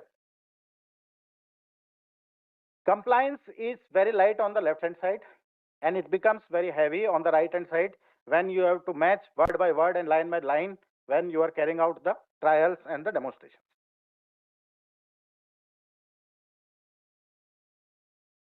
What we want to recommend is use this TPCR to design your product in such a way where you harden your products very smartly. Don't wait for the RFP. Make your own QR. Don't burn your hard-earned cash and lose on the timelines.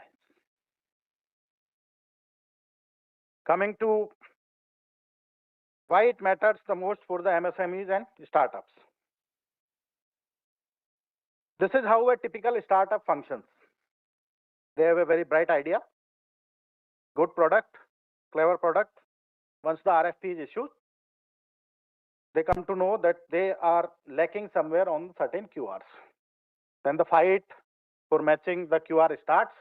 You carry out certain retro modification, certain changes, carrying out certain, I'll say, recycling or retesting of the equipment, and then you miss the timelines. There is no record of what all done as part of your testing. You lose on the MII content, and at the end, you end up getting disqualified. This is how what we recommend. You design your product based on what has been mentioned into the broad parameters. Draw your QR out of these broad parameters, convert them into possible numbers, then again redesign your QRs. Once it is ready, get in touch with the respective spokes. This will save a lot of money before you commit anything into the product. Keep on improving your product, increase the MII content. In the end, you may be one of the chosen partners.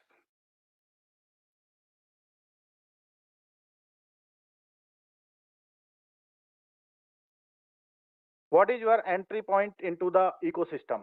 You all must have heard all these entry points: IDEX, Make 1, Make 2, TDF, Srijan. But what I wanted to tell you about the Triveni Tech Bulletin that is being published and hosted onto the IDS website. This will basically give you the idea how the technology being viewed by the armed forces in between the duration next TPCR is published. This is what we want to tell you, or kind of give you the pro tips for closing the gap. Let me tell you how it is moving as of now. If you see, these are the number of projects which has been listed in the TPCR. The figures are there.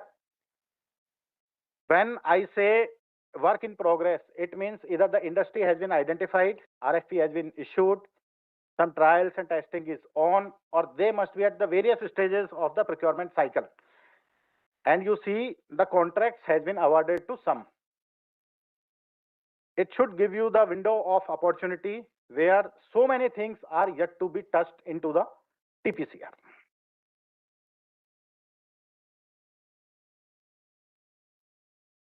I would recommend, if you want to click one picture of a slide, then this could be one of the slides. And this could be your to-do Monday list. The suggestion number 1 is decode the parameters. which has been mentioned into the TPCR, translate every parameter into a possible number. From those numbers, generate the possible QRs and design your system accordingly. Second is engage with the spoke as at very early stage. So before the requirement actually freezes, this would be worth than any amount spent later on. Number 3 is bake all sort of standards into your first prototype. Don't wait for development and then carrying out the so-called testings. Fourth is documentation discipline. Please keep record of all the documentations at various stages of development so that all these can be handy once you are carrying out actual trials. And last is indigenous partner. It's with the DRDO, whether you want to be partner or the competitor. So my recommendation is pick any of the two where your company or firm may be lacking and try and fix in this quarter. So 4 things we wanted to convey before you leave this room. That TPCR is free. It is the document which gives you what armed forces are going to buy in next 15 years. It should be used as a strategic intelligence document, not as a catalog. Number 2 is compliances and GSQR is a tough business and cannot be told now. So please design your product based on what you envisage in future. Number 3, before you spend your money, take a lead and be the first movers for a particular product. And 4th, decode, engage, build standards, documents, test, indigenous reports, and be the partner with the DRDO or competitor. I have given the numbers of all the 3 service officers who are dealing with these requirements. You can call the respective service officer, and I would recommend you to read the Triveni. TPCR has given you what armed forces want in the next 15 years. It's the real question whether you want to be ready now or when armed forces ask for. And one more thing, don't make what you can, make what we want. That's all. Thank you. Jai Hind. Manoj.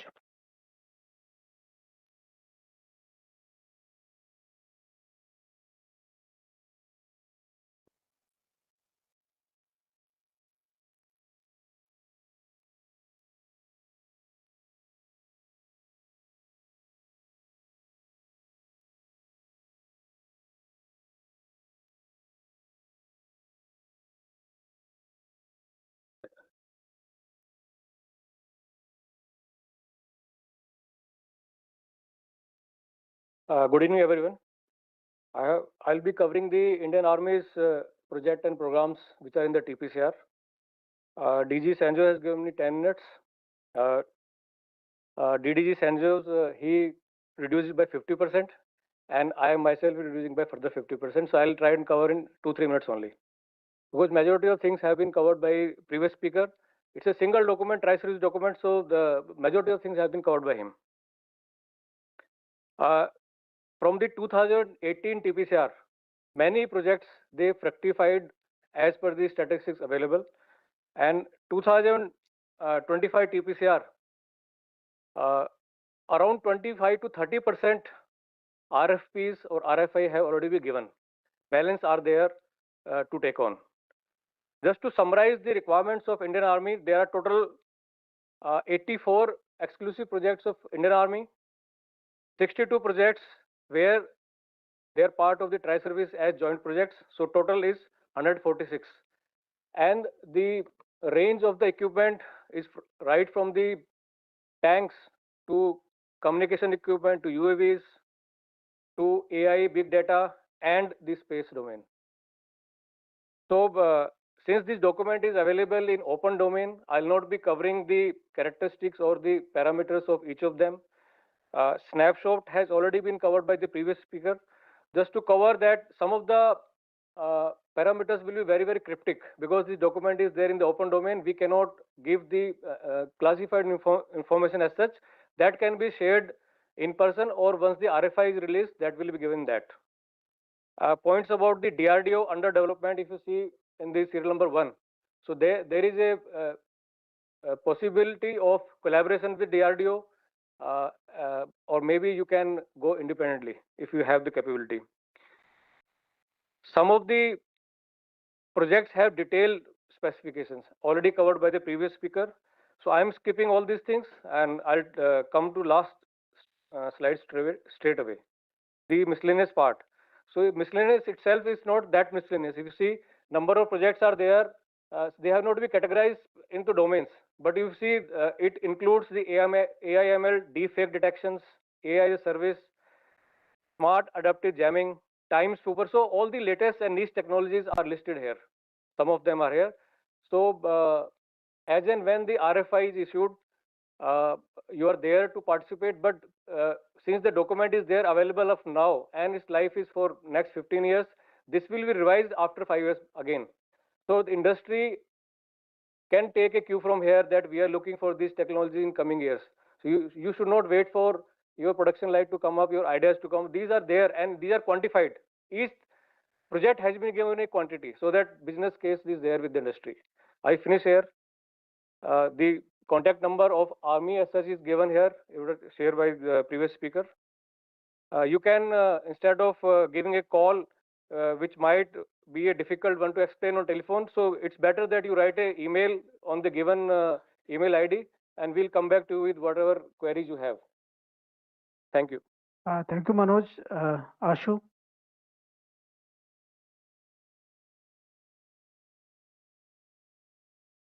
And try to match your predecessor. I'll do that. Task is much simpler now.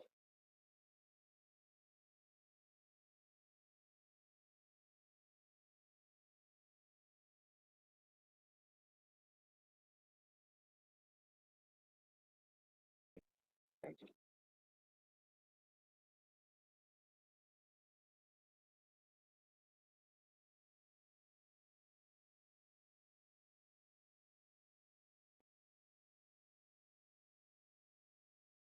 Good afternoon, sir.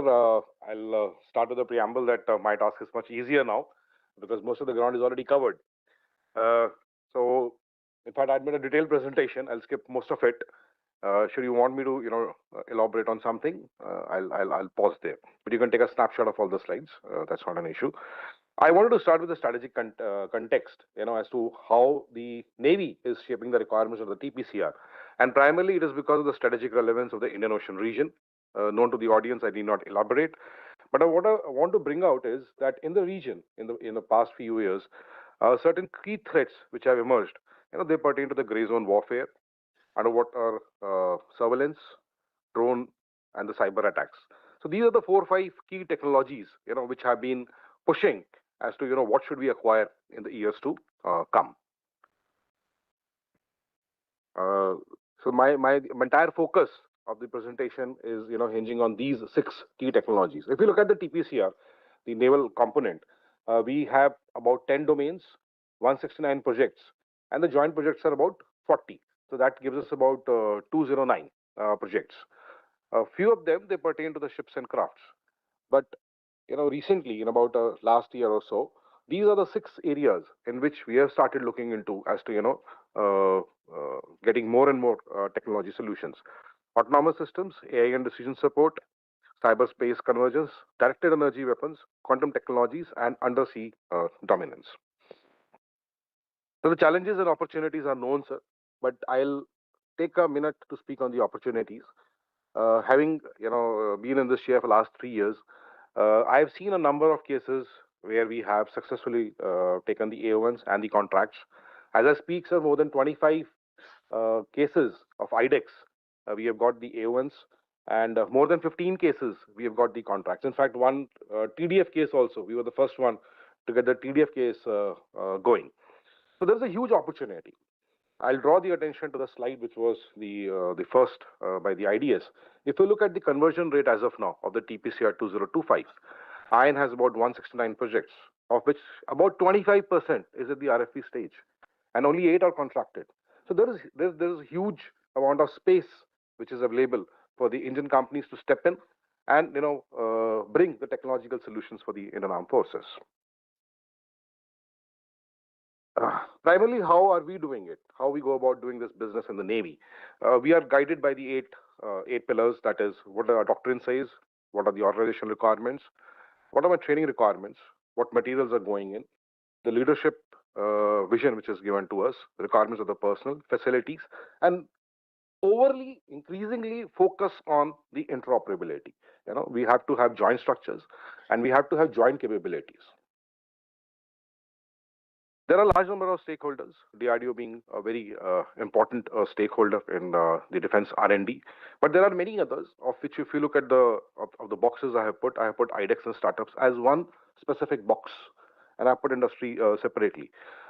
Number of cases we have seen, number of problems which we had put on the open source, we got solutions from the IDEX.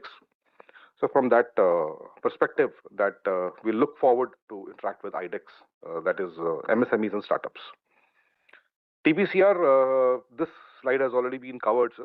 But what I want to bring out here is that although it is a 15 years program, the capabilities we are looking, and it is revised every 5 years, but that's not it. If you look at the Shrijan portal, which I'll be coming to the next, services are routinely putting up as to what is required.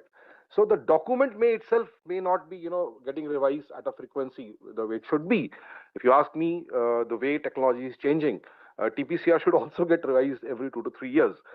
But there are other, forums through which the requirements of services are conveyed. So how we do it at services is that we take the requirements from the operational commands. They are run through the filter, through the steering directorates. The approvals are taken at the naval headquarters. A lot of consultation happens, and one of the key organization is DRDO. If you see in every TPCR column, there is a line which says that the product is under development by DRDO. And then internally at NHQ, we map each of the scheme, like this 169 which we put in the TPCR. Internally, we have already done a homework as to whether it will go through MAKE or through IDEX or through TDF route. That's an internal process. But many a times I've seen it that once the industry has reached out to us, they have told that we cannot do it under MAKE 2. We'll need, GUI support. We have changed the scheme to MAKE 1, and I'm sure DUI would have thrown light on that component. And thereafter, the TPCR is published by IDS, which is reviewed every 3 to 5 years. In Navy, there is a single point of contact, that is in DNP, one of the commander who's handling it. And again, as the previous speaker told from the Army, more than the telephone, we appreciate the any kind of questions coming to us through email. Because firstly, a very long discussion cannot happen over the phone. And we can also give a deliberate reply once the questions are put to us through email. Kindly note down the email. Total of 10 domains, which I told that total 10 domains are there for the Navy in the TPCR, and a total number of more than 200 projects. This is how it looks like. This has already been explained. I'll draw the attention to the POC. If you look at the TPCR, often what we have seen is that everybody, at least for the Navy, everybody gives a call only to DNP. Whilst we may have overall overview of what is required, we may not have that domain knowledge to answer every question specific to the product. So the request is that if you open the TPCR, if you read it, please contact the right POC. And in case you are unable to reach, DNP will be more than glad. Here, sir, I like to make a submission. Since TPCR has been published, we were expecting a lot of phone calls. And surprisingly, the only industry which reached out to us was Bell. In fact, I have not got any call other than Bell to date.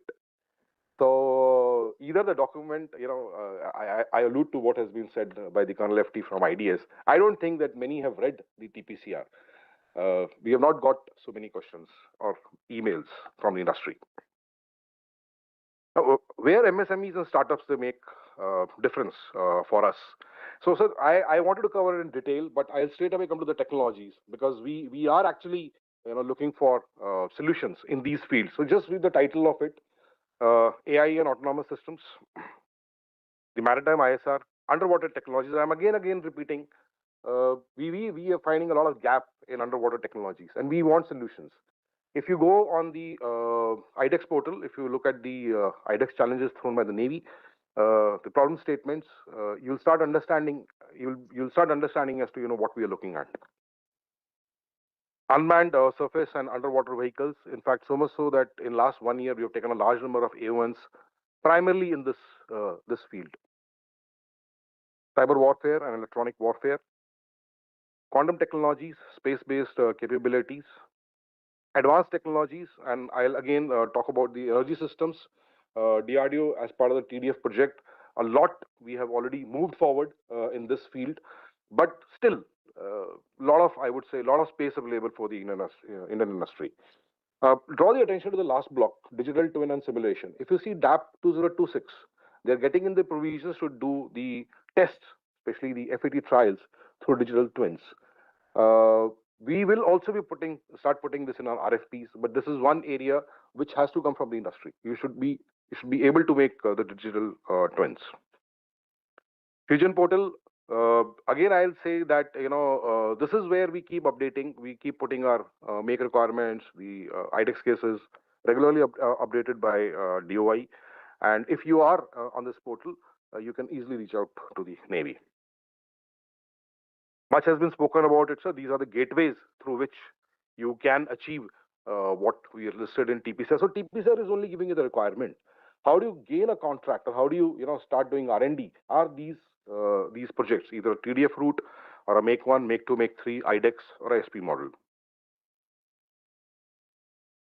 Much has been spoken about it, sir. But in my experience, if you see the 4 bullets where the industry plays a key role, one is the prototype stage, trials and evaluation, contract stage. I mean, much has been spoken. We have seen lack of documentation and a lot of mistakes, which leads to either delays or problems later on. I'm just flashing this, sir, some of the success stories just to motivate. But we have seen a large number of MSMEs and startups, even individual innovators who have come forward. We have also taken a step towards them. We have refined our PSQRs. We have gone for the AONs. We have gone for the contracts. So, this, I call it as garage to fleet success story. This is the vision we are looking at, sir. We are looking at AI first Navy. We are looking at undersea supremacy, space cyber edge, energy dependence, fuel cell warships and directed energy weapons, and an MSME ecosystem, which more than 500 plus defense MSMEs in the supply chain of the Navy. So with this, I finish. Thank you. Group Captain Thakur, just try to see if you can beat the army guy. Nobody can beat army, sir.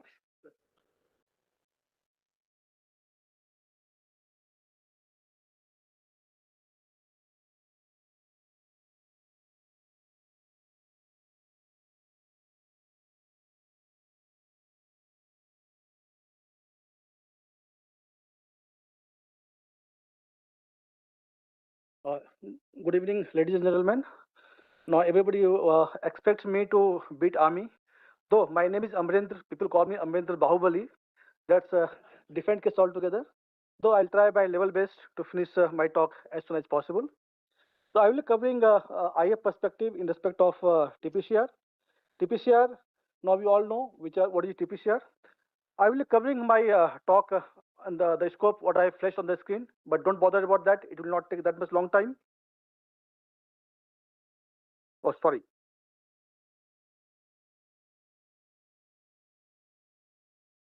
So I would like to cover my talk under the heading flashed on the screen. So before I start my talk, let me introduce myself. I am Group Captain Amrinder Thakur. I am from Director of Aerospace Design. Aerospace Design, is shortly known as DAD. So we are very akin to Army Design Board, what Major General Man is representing. So our main focus is towards interfacing with industry, academia, and a lot of things what we do. Just a flash on the screen. I'll not take much time on that. But we are the director who manages all TDF, IDEX, and make cases. Towards this, we undertake a lot of industry scanning, wherein we go to industry, we go to academia, we try to understand the capability. We try to do the gap analysis where the capability of the industry can be of some help for us. So this type of activity we keep on doing. And in this process, till date, we have connected with more than 1,800 industries. And we know what is the core competency of the industry, when should we approach to the particular industry. So this is how we are progressing our cases. So these things I'll simply skip. Yeah. Now coming to this particular task, I was given from Cenjows to cover how we frame the TPCR. So if I talk about framing the TPCR, the foremost requirement, most important point comes the threat perceptions, assessments, then desired capability, where do you want to be, and whom against we to fight for. Then finally we try to identify the gap. Then operational reach. Our main consideration is extended strike range, air defense, and surveillance depth. The robust network-centric warfare we are looking for. Then whatever things we want to induct into the forces, for that one of the criteria is it should be a force multiplier. Means 1 plus 1 should not be 2, rather it should be 11. Similarly, the concept we follow is a system of systems. One system, keep on building our system so that you can land up doing a bigger system for a bigger purpose. System should be modular in concept, and the foremost thing is it should be interoperability. The thing was brought out by my naval counterpart, interoperability and jointness. This is what we are looking for. Finally, the indigenous sovereignty. We want all the products, all the capabilities to be developed in the country. This is what are the main lookouts. Now coming to tech areas, what we are basically concentrating on. If you see, this particular slide covers almost all aspects of technology, starting from weapon system, be it defense space, satellites, be it air defense, electronic warfare, unmanned aerial system, counter, just name it. Almost every domain it covers. Now coming to TPCR, if you see a domain-wise, I have tried to correlate, although this is not the exact replica of the capability mentioned in the TPCR, but it is very much similar to the capability mentioned in the TPCR. So in this domain, we have launched this project statement. On the right side column, you can see those are the problem statement we have already launched. Means for this particular type of project, the contract for DND has been signed, and the DNDs are at say milestone 1, milestone 2. At least it has started moving forwards. Similarly, for the joint projects, total 41 projects are there for the IF. Out of 41, 32 projects we have already launched. Now, some of the brief description of the systems, though I'll just skip this particular thing also because it's a self-descriptive and this particular information are already available in the document, so I'll not take much time on this.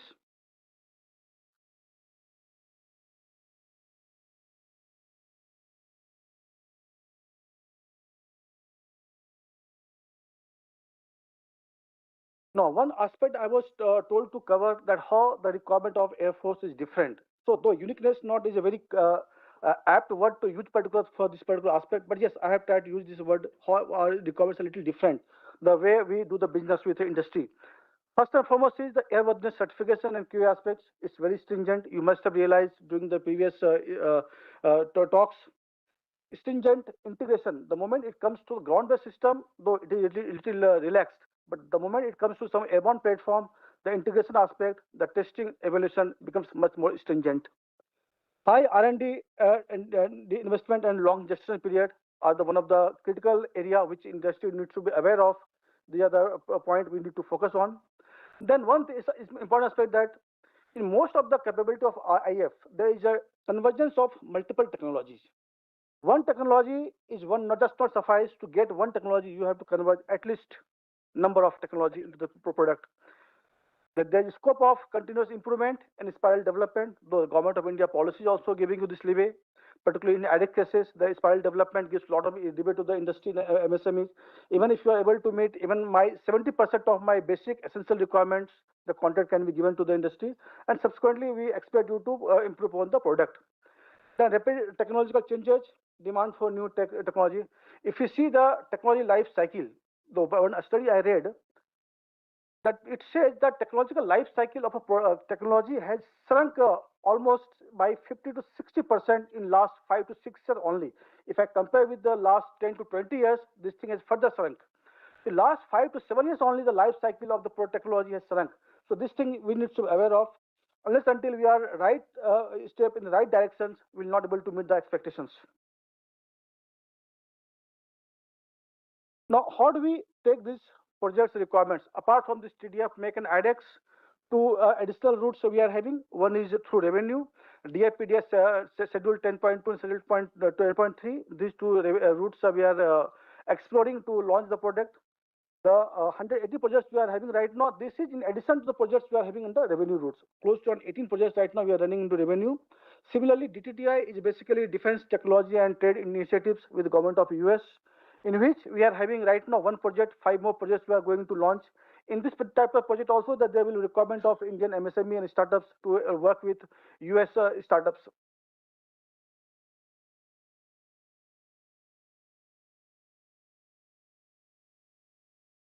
These two documents we came out recently. This IF compendium for problem statement and one problem statement, though it was released for academias. So this IF compendium contains almost 181 problem statements. Similarly, the compendium for academia, it contains around 30 odd problem statements for academia. So this can be some use for you people. Lookouts we have already seen. Now connect with DID. I have flashed my contact number and all details. In case of any query, please drop us an email and we'll definitely revert back to you.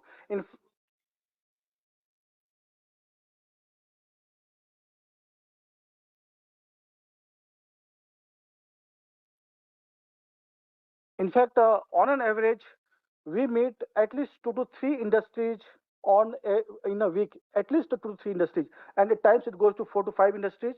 Apart from interaction with industry, we generally conduct industry outreach events where we invite all industry partners to visit our bases. We showcase our requirements, our products, our deficiency, our requirements are being showcased to them so that industry can have a better understanding about the requirement. Similarly, on almost every alternate month, we are having webinars with industry. These webinars on the theme-based webinars, in which we could invite only a particular type of industry working in particular domain only. So look for these particular opportunities and connect with us. So with that, I have tried to finish my talk, and I think, sir, I have a. Thank you. But still at the cost of some time getting delayed, I will open this team. Please be seated for some of your questions. Anybody who has said you that TPCR is nothing to do with the contract or the final RFP, it is a kind of leaked paper which is being done by defense forces deliberately for you. If you have even an average intelligence and go through TPCR, you can predict with 99% probability that what is going to be next. Ultimately, defense forces have made it as what they perceive that what they're going to require. So it is going to get translated. So this is again very fond of treasure hunt. This is a big treasure, this document, provided you can understand and implement that.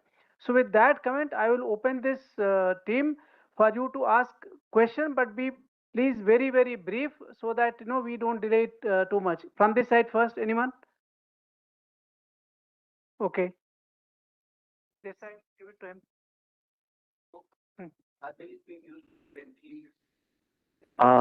Good afternoon, sir. First of all, you would be glad to know that we at Sanyak Space have actually gone through the TPCR, and we have highlighted 3 strongly aligned topics. The only reason we haven't reached out to you guys is because we didn't know what would be the right point to reach out. So we wanted to ask, because there are like 3 sections, or basically 3 topics which we feel we can cater to, and in one of them we have reached TRL4. Would this be a right time to reach you guys, and can you give some more insights on, like, when to reach you out exactly and with what documents per se, which would be useful to you guys.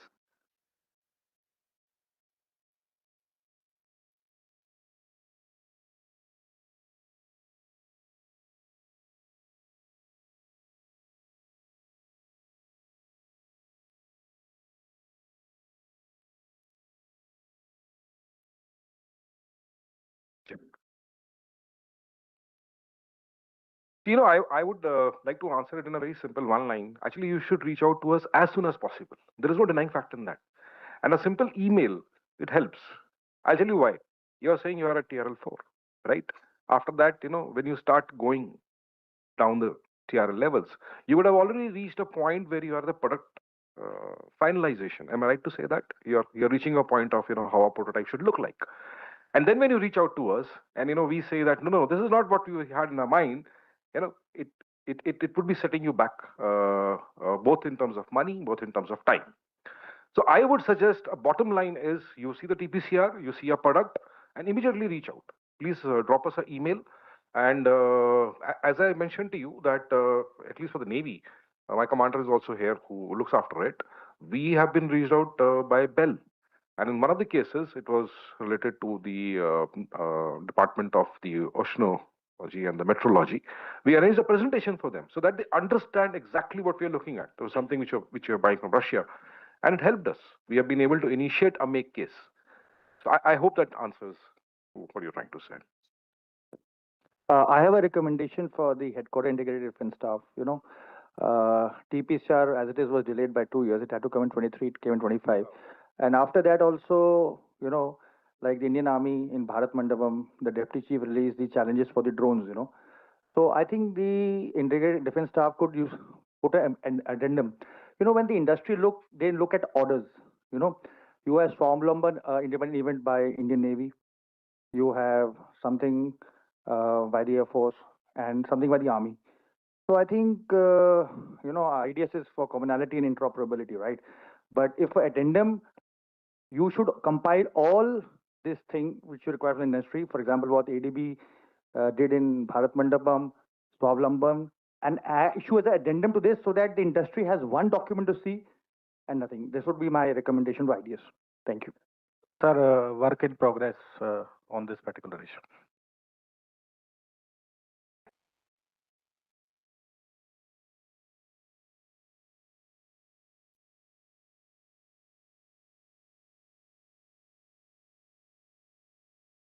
Thank you, sir. May I request Major General Chanan to present a token of appreciation to Colonel Navratna Jaiman, Colonel Manoj Silot, Captain Ashu Gupta, and Group Captain Amrendra Thakur.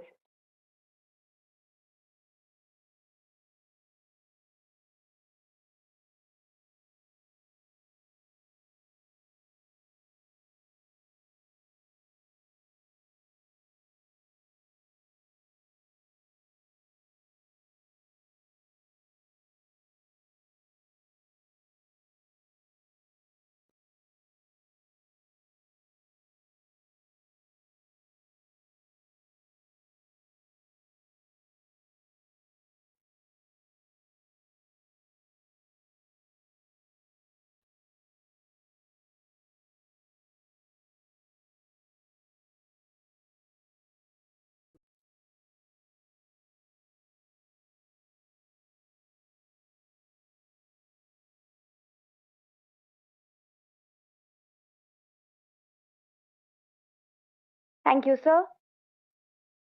We now move forward to understand technology readiness levels, TRL 1 to 9, TRL gates, and rolling updates by Mr. Lalit Ambasta, co-founder IP Bazaar. May I request Mr. Ambasta to address the audience.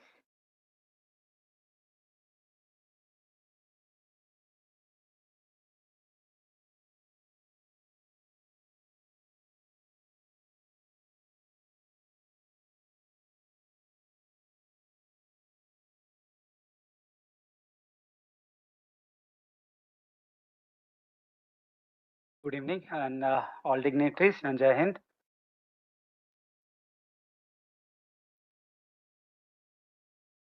So yesterday I talked about body and soul, right? Today I will talk about sweat and blood. What is the sweat and blood? This is the TRL, right? Suppose I have qualified, I have got the fund, and now I have to start my work, my journey. So this is about TRL because we are talking lots in the terminology TRL.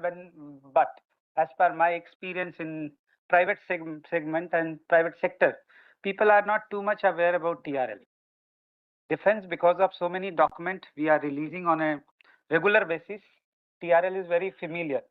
Now university is also aware about these terminology, but still there are very critical issue in the industry because I'm coming from industry as well because we are handling more than 2000 such industry, automobile or drone or whatever, and how it is playing a role in our development because this is a requirement. That is why I use the term sweat and blood. And if somebody is saying that technology is not impacting us and technology is not doing anything in our life, then I think this slide is for that. Line of fire. So before 2020, the line of fire, or if you see in last 2000 years back, the line of fire was always soldier. Now the leader is on line of fire. So this is because of technology only. And technology, because of technology, what is happening, in each and every day. So how we are developing technology and what are the critical aspect whenever we are moving from one TRL to another TRL, and what are the simplistic aspects. So that part I will try to cover, and I have some use case also related to industry. So obviously how we are doing innovation. This is a process of innovation. Our mind is thinking like this, right? We are thinking in this way whenever we are coming up, out with certain technology. Maybe government is required or defense is required. Whenever we are checking or we are facing problem on a day-to-day life, we are thinking in this way, and in this way innovation process is happening. So suppose we have certain idea. So idea, what you can idea is at TRL 1 or 2 or 3. 0. So TRL 0 is idea. So if you have a good idea and if you are watching advertisement, idea can change life. Idea cannot change life because you need to invest your sweat and blood where you have to. So idea is TRL 0. So from where it is coming? So that part we will check. So TRL is what? It's a basic, obviously. You guys are more learned about TRL. So TRL is what? Is a systematic metric used to assess the maturity of a technology from its inception to deployment in practical application. So what is the relevance? So there are two aspects. One is for innovator or researcher, how you can gauge, because this will provide you a systematic plan, how you reach at the success part. Because innovation, for your kind information, whatever patent is filing, obviously all are not getting grant. Suppose 50% or 40% getting grant. So out of all granted patent, I'm talking about the entire world, only 16% is converting into a successful product. So this is a data from the entire world. So how you will visualize, how you will handle your innovation so that you reach this within 16%, this is all about. So for researcher, how it is helping? So researcher, structure development, these are part, clear milestone, objective assessment, communication, resource allocation, and career development. Suppose I am doing certain part, whether I am at TRL1 or TRL2, you ask even from IIT, they will not tell you. They will say that I have a TRL7. Like I recall one of my class, I was taking in IIT, and somebody said that I have a TRL7. When I finished the class, then they said that we are at TRL3. Because these are the confusion, right? Because we are using the terminology, but we are not aware. So for researcher, these are the point where they can take, when they are aware about the TRL structure, they can, these are the guided aspect. And for institution, obviously, for standardized assessment framework, TRL is giving. Then effective risk management, where you can control the risk, death, value of death, you can control here. And then clear roadmap for resource allocation. And then informed decision making, where to put money, where not to put money. And then improved communication and collaboration, because what is happening, if government is giving fund 20 CR, where to put hold and where not to put hold. These are for the institution. So you can check, you can gauge through the TRL and enhance R&D efficiency. That is also required, and you can reduce your timeline also. But it doesn't mean that technology life is just like a gestation period. It might be in 3 months, might be in 3 years, might be in 20 years, might be in 30 years, depending upon the technology, right?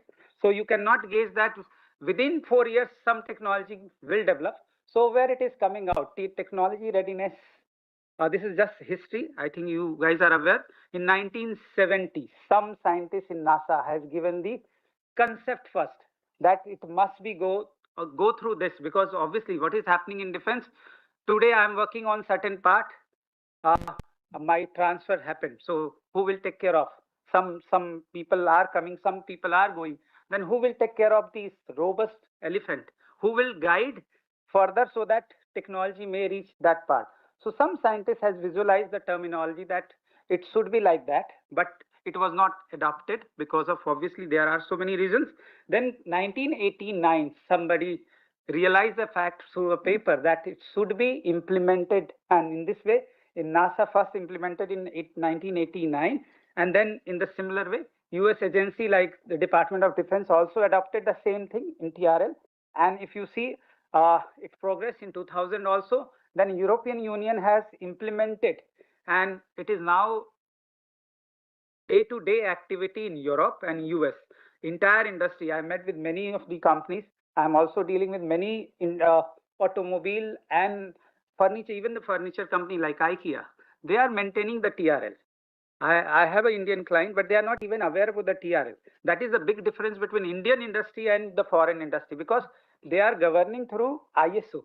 ISO we are not creating, but they are going through the ISO. This ISO is already given in our DAP also, that we are maintaining this ISO, and they are going through this ISO standard. When you open this document, it is narrating each and every aspect. NASA has created a Bible, so much big document. Even US agency, they have given a 200 or 800 pages document, how they are maintaining each and every technology within their each and every aspect of technology. Whether we are recording, not recording, we have to go through.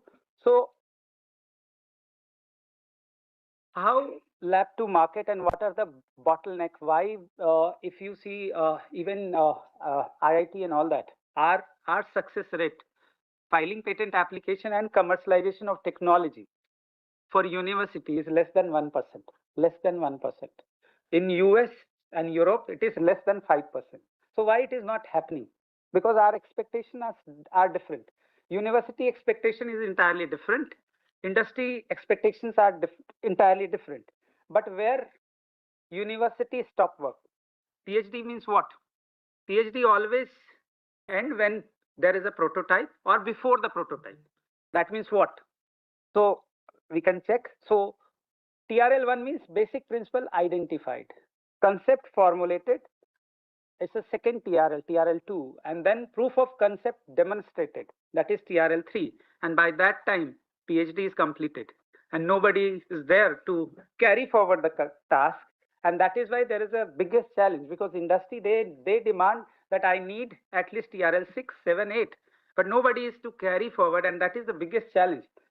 We are transferring technology for IT Bombay, IT Madras, but most of the time we are asking, what is your TRL? They are providing us just the information after 2 months that we are at TRL 3 or 4. And obviously, industry will not take, because it will take more time to develop each and every stage.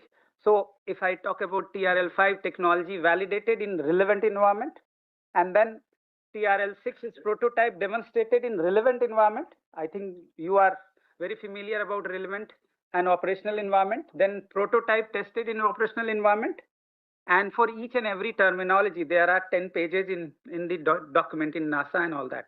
They are giving. Then system completed and qualified. And then finally, when product is in the market, that is TRL9. So this is all about the lab to market. And these are bottleneck also, because if university is producing TRL4, industry will not take. Industry demand, and industry has a different expectation, and they need license fee, they need royalty, they need upfront fee. University 1 CR, 2 CR. How can an industry can give 1 CR at TRL4? And that is why we have developed one paper, how to value your innovation on the basis of TRL. This framework is very new. I've developed this. So because TRL level, there is a different valuation. You have an idea, but might be entirely different valuation. So growth framework, this is a growth framework, how we are thinking basic research and applied research. You are aware that in India, mostly the PhD lies within the basic research. So basic research means we will get only TRL 1 to 3, not beyond that. So if we are choosing basic research, then there is an issue. When applied research, then we will fall under 4 and 5, and then the value of death, and then you have to have a development stage and then implementation stage. These are there already in the documents. So whatever I'm talking, this must be done. But whether we are teaching TRL, TRL is not in syllabus. Nobody is teaching TRL in any university, as per my information, but these are terminology that we are using in each and every document. And I'm giving experience from my IIT and from IIT Madras, IIT Bombay and all that, right? So coming back to my R&D, how we can visualize our R&D. So if you see this framework I have created, there is a basic research, then there is a applied research and R&D institute. I'm talking about institute. They will get only TRL 1 to 5. And that is why there is a concept of incubator. Incubator concept is started because of that, because R&D or PhD student cannot go beyond that, and then there is a need of incubator within the university so that they can enhance TRL level.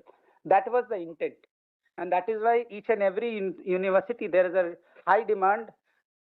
Incubator must be there, and then there is another stage, applied research and development. Who can do that, and what we can achieve? Early stage startup. And that is why incubator is needed, right? So all startups within the incubator facility, they can develop only TRL 6 to 8. Because once they are ready for commercialization, they are now unicorn, right? Development and implementation. And in this way, they will generate TRL 9. But who can do entire thing? 1 to 9. Any idea? In one go, one shot. Who can do that? Anyone can do that? All big players, Adani, Ambani, L&T, right? They will pick your idea and they will do entire thing. Because they have entire facility at one place. Just like if I say Adani, Ambani, other side, defense is also there. Because each and every aspect is already available. So here is the process. So how we can develop? We have to take TRL4.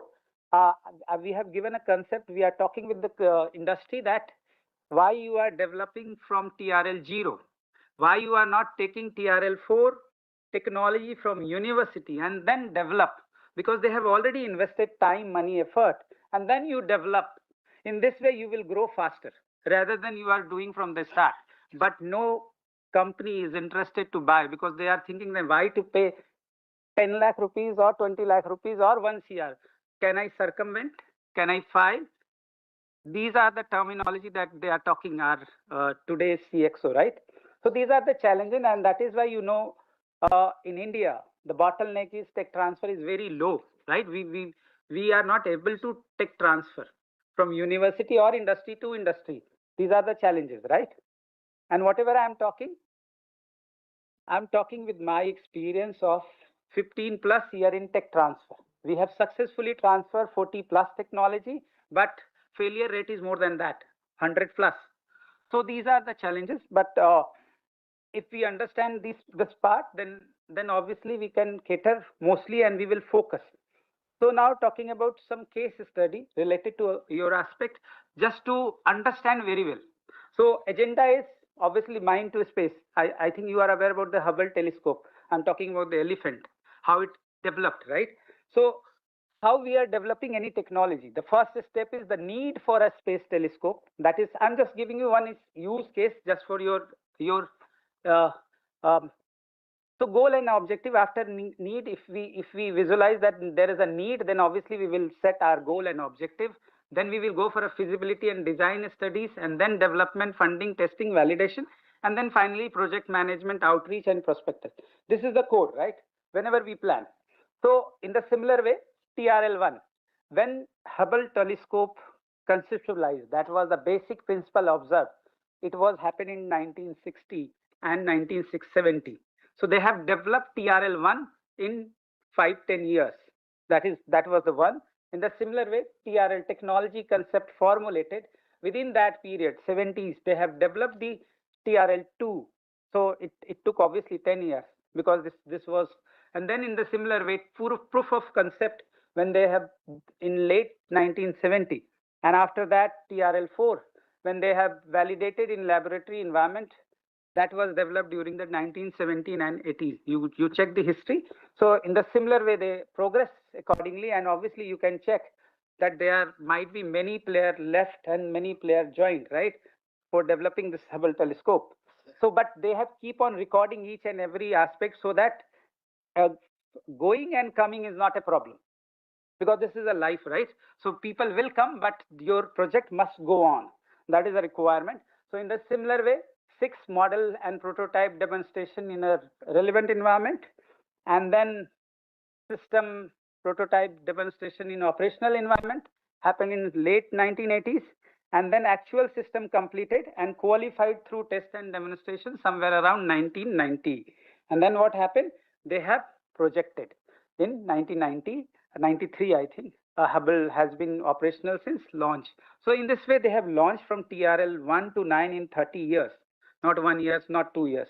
So depending upon the elephant, depending upon the cat or rat, whatever, right, or human, you gauge your gestation period, and this is all about your sweat and blood, right? How much effort you have to put in. But whether TRL is sufficient, obviously not. One thing that we are missing, that is MRL, manufacturing readiness level. Suppose I have planned the TRL, but some semiconductor, some critical component is totally dependent on China. Then how we will develop? We can't, right? So MRL is connected with that. And in the similar way, commercial readiness level is also required, whether after 5 years of development, whether defense will move from that problem. These are also the challenge from big players. Big players are saying that why I will devote 100 crore of rupees if defense has no requirement after 2 years or 3 years. So that is also requirement. And then system readiness level, that is also required, because system will combine. And so these are must go hand in hand. But whether we are aware about these terminology, that is also, because I'm talking about sweat and blood. And then in the similar way, this is also a problem with the Hubble, how they have solved that problem even after the launch. So there is a spherical aberration. So because of the paucity of time, I will move forward. How they have solved the problem, and even after TRL 9. So that is why this case is very important. So they have a mission 1, 2, 3, 4, 5.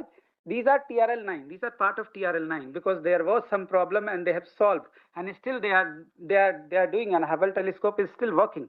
So these are the part. So these Edwin Hubble, obviously he was not part of that, but he is recognized as the first mover that given the Hubble aspect.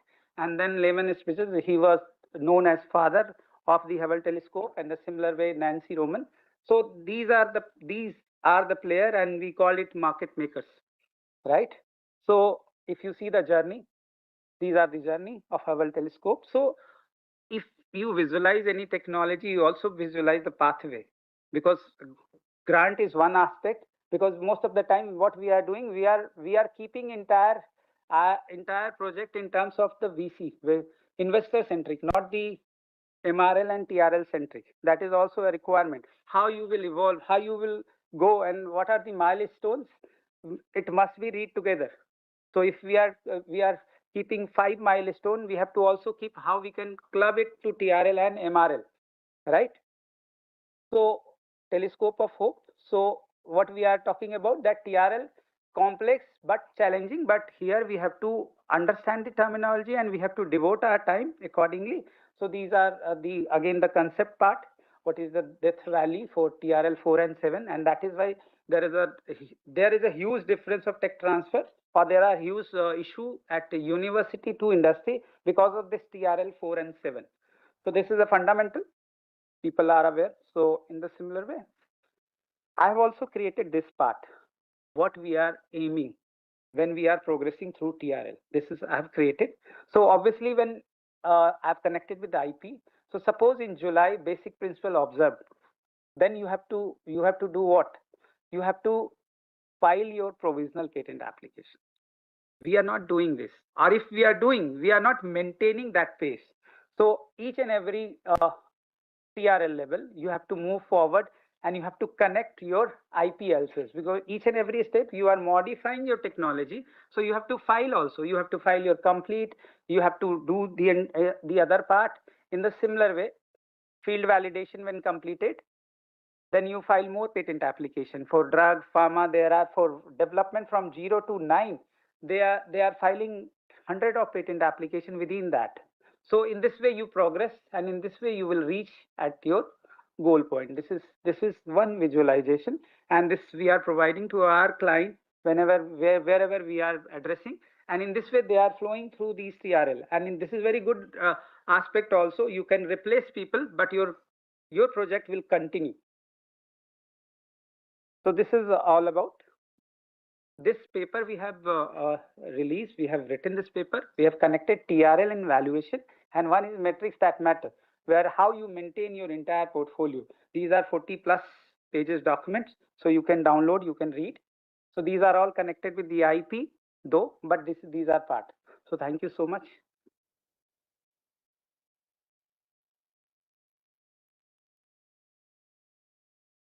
Thank you, sir. It gives me great pleasure to hand over the stage to Colonel Vivek Nautiyal, retired Senior Fellow at Cenjows, for the Venture Capital panel discussion.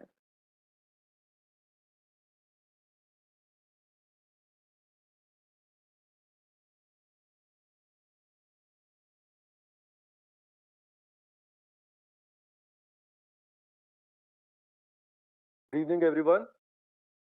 3-4 days back, when my article regarding this workshop was published online by our media partners, Aviation Defense Universe. So I received a WhatsApp message from a colleague of mine, ex-army. Presently, he is in private sector in a leadership position in Hyderabad. So he gave me that message. I'll read out that message here. It's a small message. It says, "Good show, naughty. When is MOD getting faster and converting awards to work orders? It is work orders that startups, MSMEs need to survive. Only after survival comes growth through an assured order stream. That is where MOD needs to understand better. Best wishes for your workshop." I'm sure he is not alone. There are many of us here in this auditorium, and also many watching the proceedings live on our Cenjows YouTube channel, who would agree with him. However, we have seen in the past 2 days during this course of workshop, the speakers, they have illustrated how the government has been, expediting and making the defense procurement faster. However, still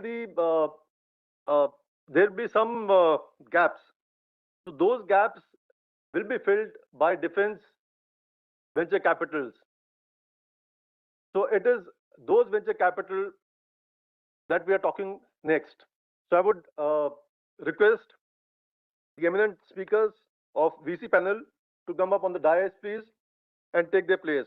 Starting with Moderator Major General A.K. Chandan, PVSM SM, Lieutenant Commander Tony Thomas, Founder and CEO TTL Defense Services, Commander Navneet Kaushik, Founder Jamant Ventures, Tanay Walia, Associate 361 Asset, Suresh Kumar, Vice President, Idea Spring Capital.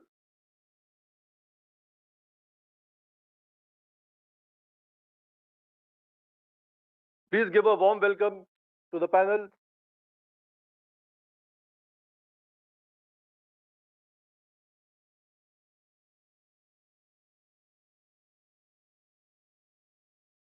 Now I hand over to the moderator.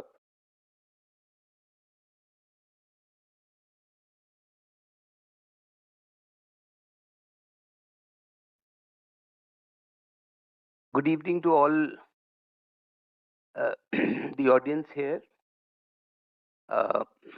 Thank you very much for bringing this panel together on a very important subject, which is actually the fuel for this entire system to run. I often tell in informal gatherings that economics is actually the basis of every single thing in this world. At the end of it, even marriage is an economic enterprise.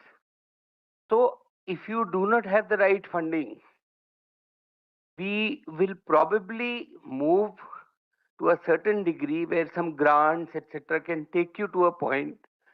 And beyond that, then obviously that valley of death comes. So that is where, the funding is required.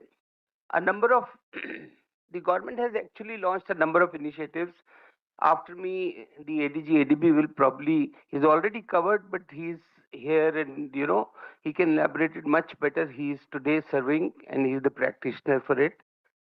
But all of these are actually, encouraging building blocks of technology or coming up to the prototype stage.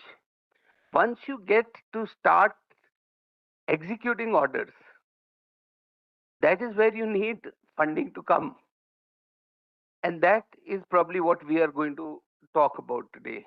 So I have, it's very interesting that there are so many organizations, so many institutions or, setups that have come up into this field. It's a sunrise sector. It is the next big thing, as everybody says.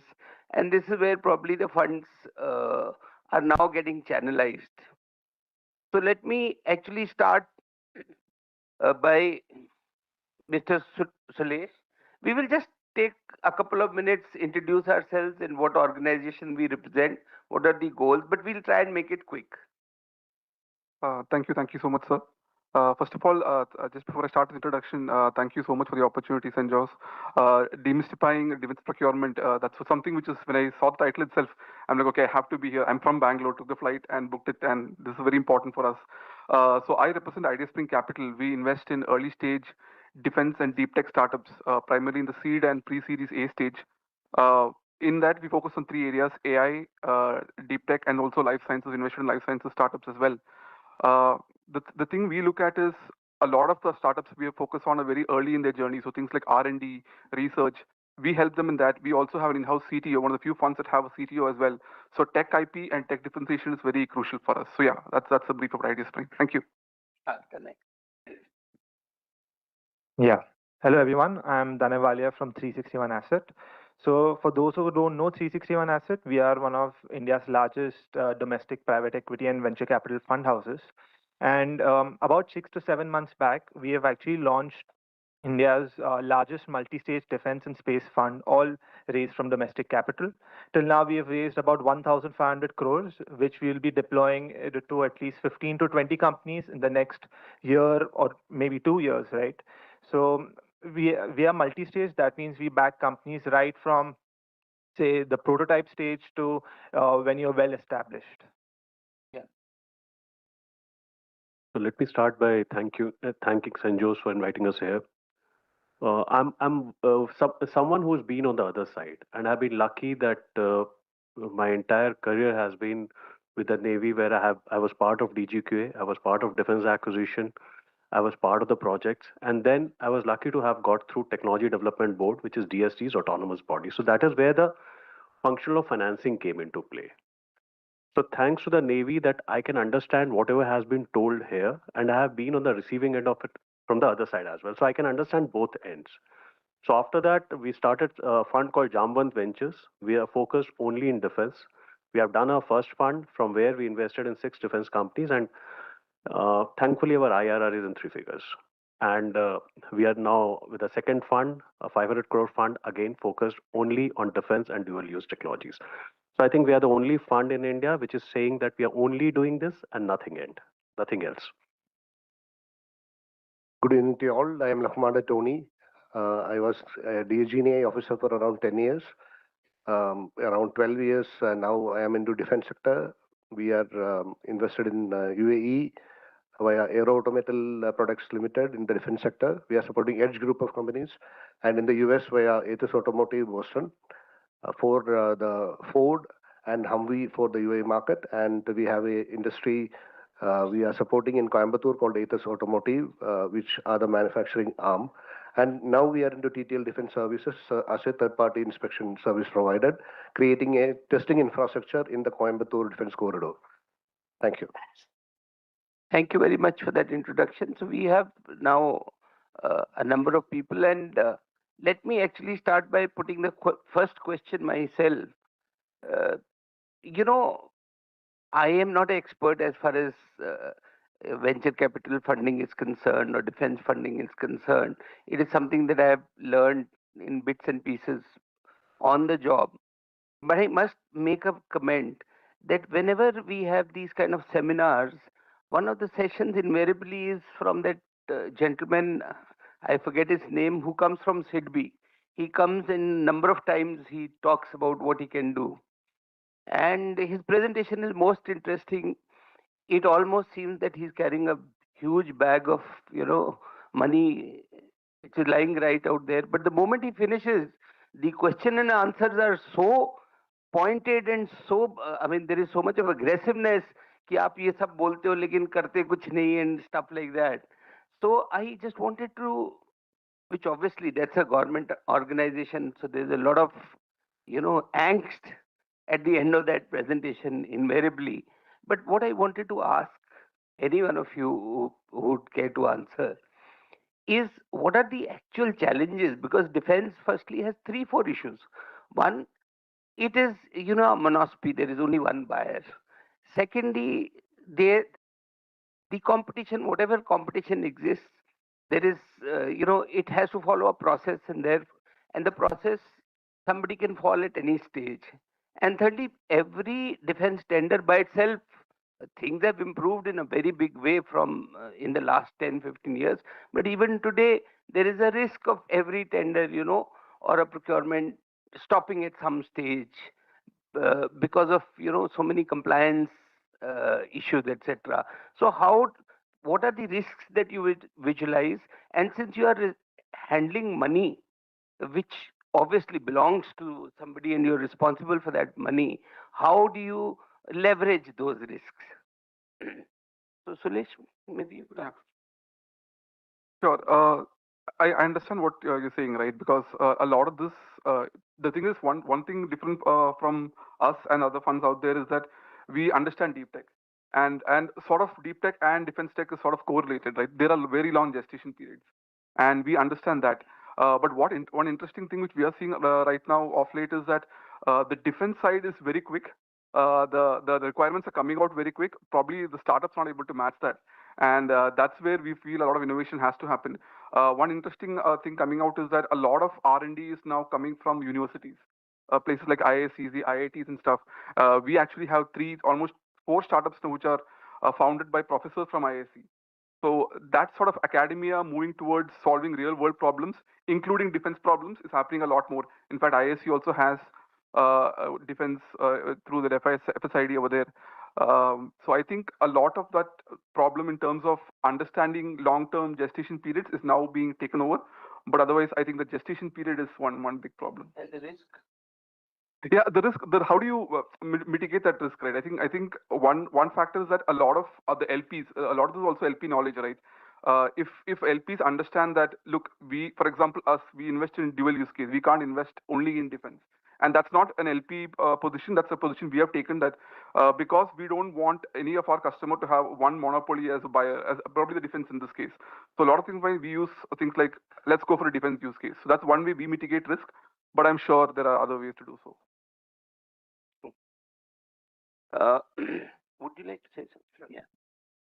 Yeah, I mean, when we come across companies, right? I think till now we would have spoken to about 300 to 400 companies just in defense, right? There are some common factors that we have seen most of them struggle with. I think, yes, product development does take time. Companies struggle with working capital issues. But the way that we sort of try to fight that is we invest in companies that we consider something called IP houses, right? So these are companies which are making sovereign IP. They are manufacturing new products, developing new products, right? So when that happens, the number of projects that you can apply to increases. Um, when that happens, you are also opening yourself to export markets, right? Once you have all of those factors coming in, a lot of your risks do get mitigated that way. So typically, what happens is we have a misconception called a defense tech only. There's nothing called only a defense tech. Like being in the services, we have seen we also need water, we also need electricity. Not everything is a missile. Even if you break down a missile, there are subcomponents, and we still are at a stage where even the subcomponents are being imported.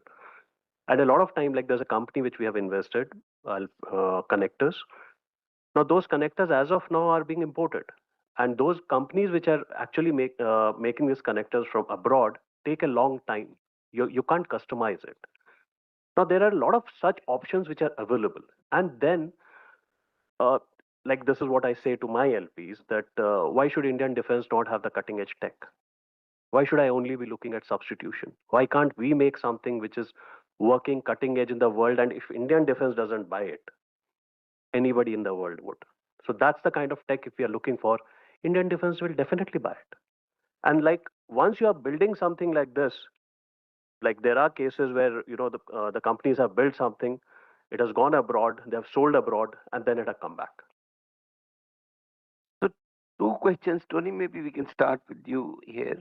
Uh, One is, the typical issue of debt versus equity dilution, and companies, startups are generally, they feel that equity dilution is actually the most expensive form of raising capital. So how do you tackle that? And second thing that, it's a question that bothers me. Uh, Essentially, a venture capitalist spreads its bets. So maybe you put out to 10 different, companies or 10 different projects, hoping that one would succeed. When that happens, so actually you are building in not 10 but 11x of this thing, because the money is only going to come from 1 and 9. So in another way also, this tends to be a very expensive enterprise. Thank you, sir. Thank you for the question. The answer is that startups, MSMEs, initially in the cycle, whether it is in the seed phase or in the growth phase or in the scale up phase, approach funding agencies like VCs or angel investors or PE funds or HNIs without understanding what is what and which is which. VCs are not managing CSR funds. VCs are responsible to the investors for the rate of interest to protect their investment. So, in the initial seed phase, my experience for a startup to be successful is that they should not get into debt funding. They should go for equity funding, and in the later phase, once they are into the growth phase and going to scale up, they will have enough stomach or risk appetite to pay the interest, so that the debt funding will be both beneficial to the investor as well as for the company. So that's my opinion. Okay. Yeah. And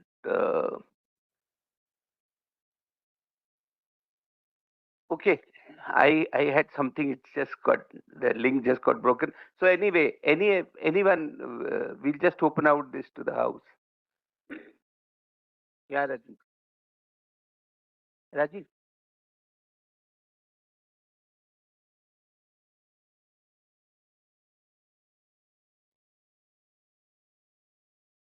So I just wanted to ask this. There are many startups and MSMEs those who have seen their seed days and now they have been there for about 4 5 years, getting orders, contracts, but drying up, not having the funds. I know of a startup very well that they have got matured products which can come in the defense. They can bid, they will win it also probably because the product is good. But this startup has refused to bid because he said, I don't have funds, I can't bid. Where will I get the funds from? So, this kind of a story, I know of 3 4 startups that I am looking into.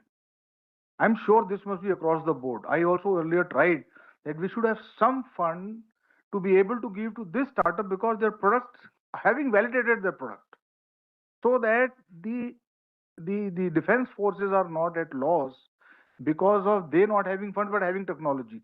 I don't know how this gap can be filled because I have made them contact many VCs, but VC looks after their interest. They want to have their pie of equity. Everybody is wanting 51% plus, which no CEO worth his salt who's a startup will give. So ultimately, it falls apart. And of course, that very difficult at their stage, as you rightly brought out. How do we solve this as an organization?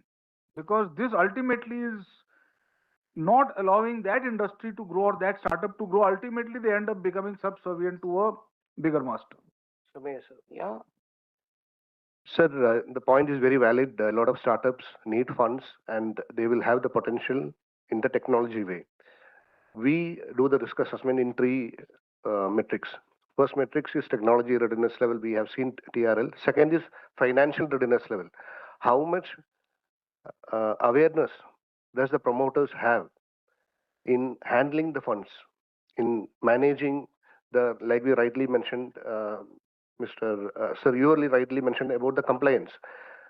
Because regulations and compliance, are the promoters really aware from the start? Have they put certifications in place? Have they done the due diligence in ensuring that ROE and IRR are coming up rightly? So what we generally do, we take 3-year balance sheet. We see whether what is the earning before interest, tax, the EBITDA. It should be more than 20%. The basic metrics I am telling. Over and above, we will look into. Profit after tax should be about 10%. So we are not talking about the higher level. And the 3-year balance sheet should be positive, the bottom line. Then what we actually see is the promoter readiness level. What is the promoter's vision? Will the promoter exit? It means we don't know what is his risk-taking ability. He may exit after 3 4 years telling that this is not my cup of tea. So all this means these 3 factors, TRL, FRL and PRL is what really we look into as a VC to put our bet on that particular company. So many a times these 3 may not be matching. First of all, there should be an internal audit from the company in itself. They should do it by themselves, an introspection, and then they should approach the VCs or the angel investors or the PEs with the pitch deck. Then the VC will actually look into. So many a times it doesn't happen. So how many startups are here? So have you ever seen a venture capital fund asking you more than 20%, 25%? So anybody who's coming to you with a 51% is likely to be an investor who has an industry or he wants to own this company. You will only go to a individual when you're not able to raise money from anywhere else. A venture capital typically is going to look at a very few things. One, who's the founder? If he has a revenue generating, which is already happening, I think it makes a good bet. The problem which you're trying to solve, what is the market size for it? If these two matches, a lot of VCs will be interested and the path can be worked out in between. But anybody who's coming with a 51%, basically most of the founders will not want to take it because then you're an employee in your own company. Yeah, thank you. When you are dealing with defense startups, this is like General Charan mentioned, the monopoly. You have just one buyer. So as a VC, how do you value it and what stage you come in? In an early stage startup, you may not have revenue, but you may have huge potential. The guy would have come very close to perfecting a product which has a market in the defense space. So all the investments that you have already made, typically, how have you valued it? What was the ticket size? Can you give a feel to the audience? So, at the early stage types, so like all the defenses thing, my fund was very small when we started, but we made bets which more than 200 investors had passed. We invested in a company, I'm naming a company, Space Fields, which was into solid rocket motors and propellants.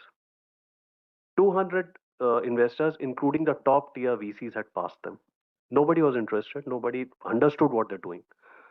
Luckily for me and for them, we met and we said, okay, we'll invest. Last year, they have done a 42 crores, what you can say, fundraise.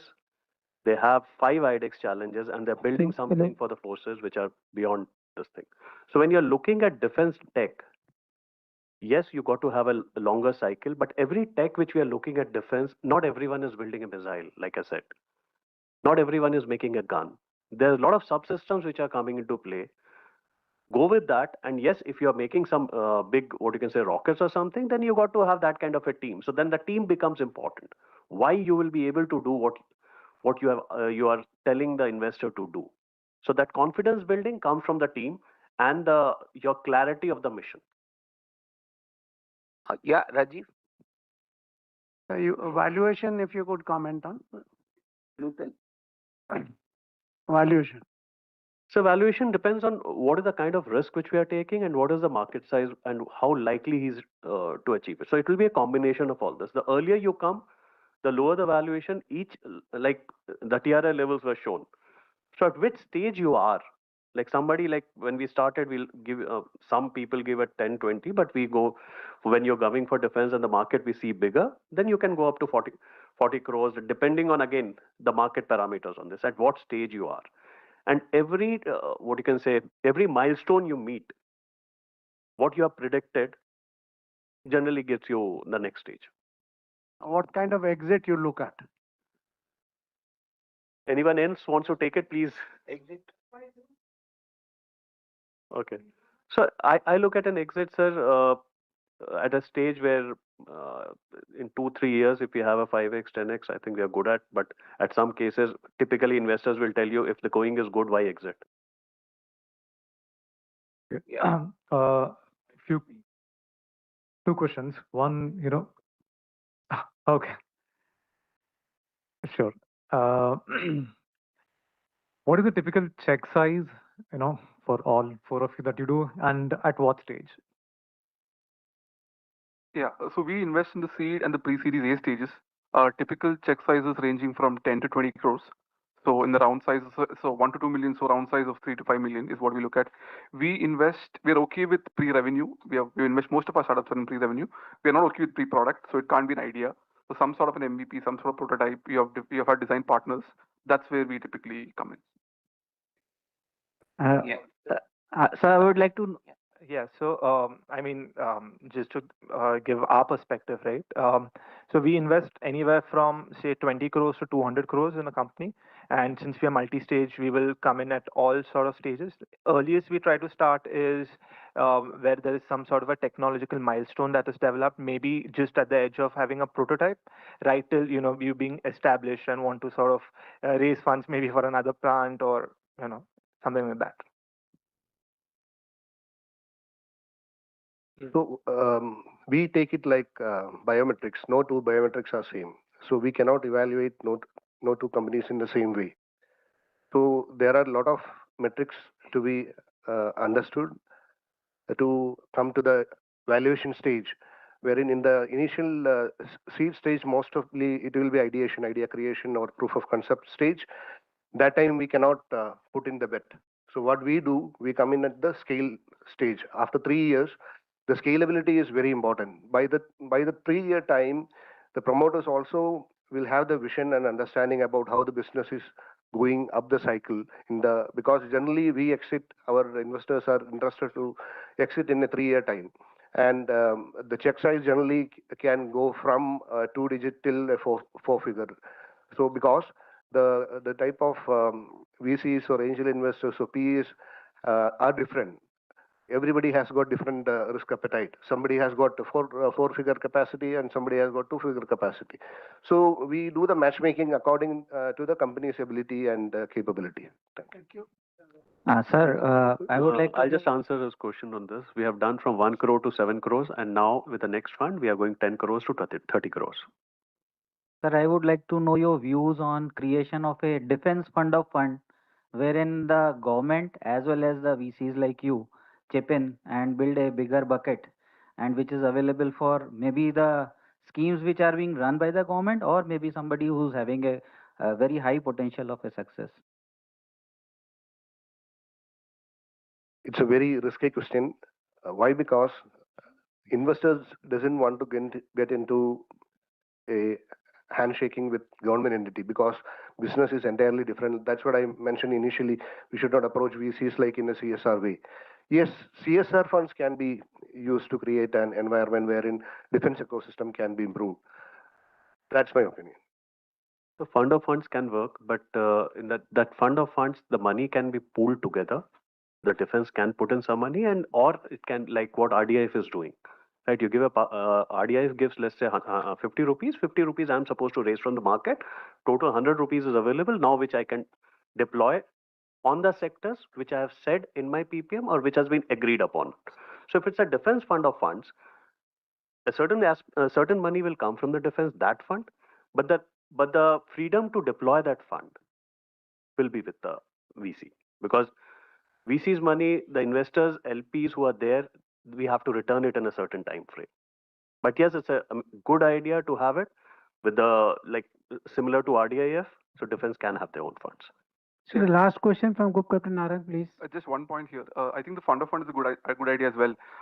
If you look at the BIRAC concept, like BIRAC is an entity which looks at biotechnology startups, and they have the expertise, they have the incubation support for that. So if there's an entity that has a particular area of expertise and they want to collaborate with the VCs, I think it's a great model, and they have almost now the third fund right now for them in the fund of funds model. Group Captain Narang.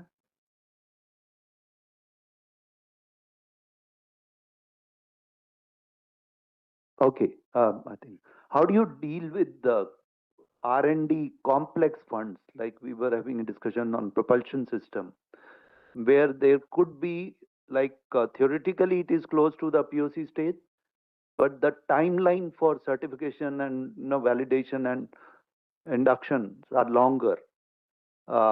Is there a thought process on those, because critical technologies we are looking at, which could be time consuming and cost intensive? Thank you. So I'll answer this one. I mean, at least a lot of VCs or investors, right? We may not have sort of the same perspective as sticking to government regulated certifications. There may be a possibility of having some sort of a tech demonstration where you are able to match a certain benchmark.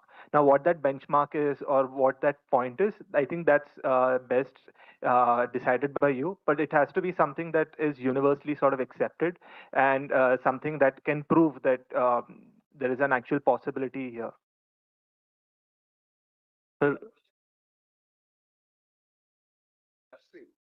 Last week I was there with SIDM.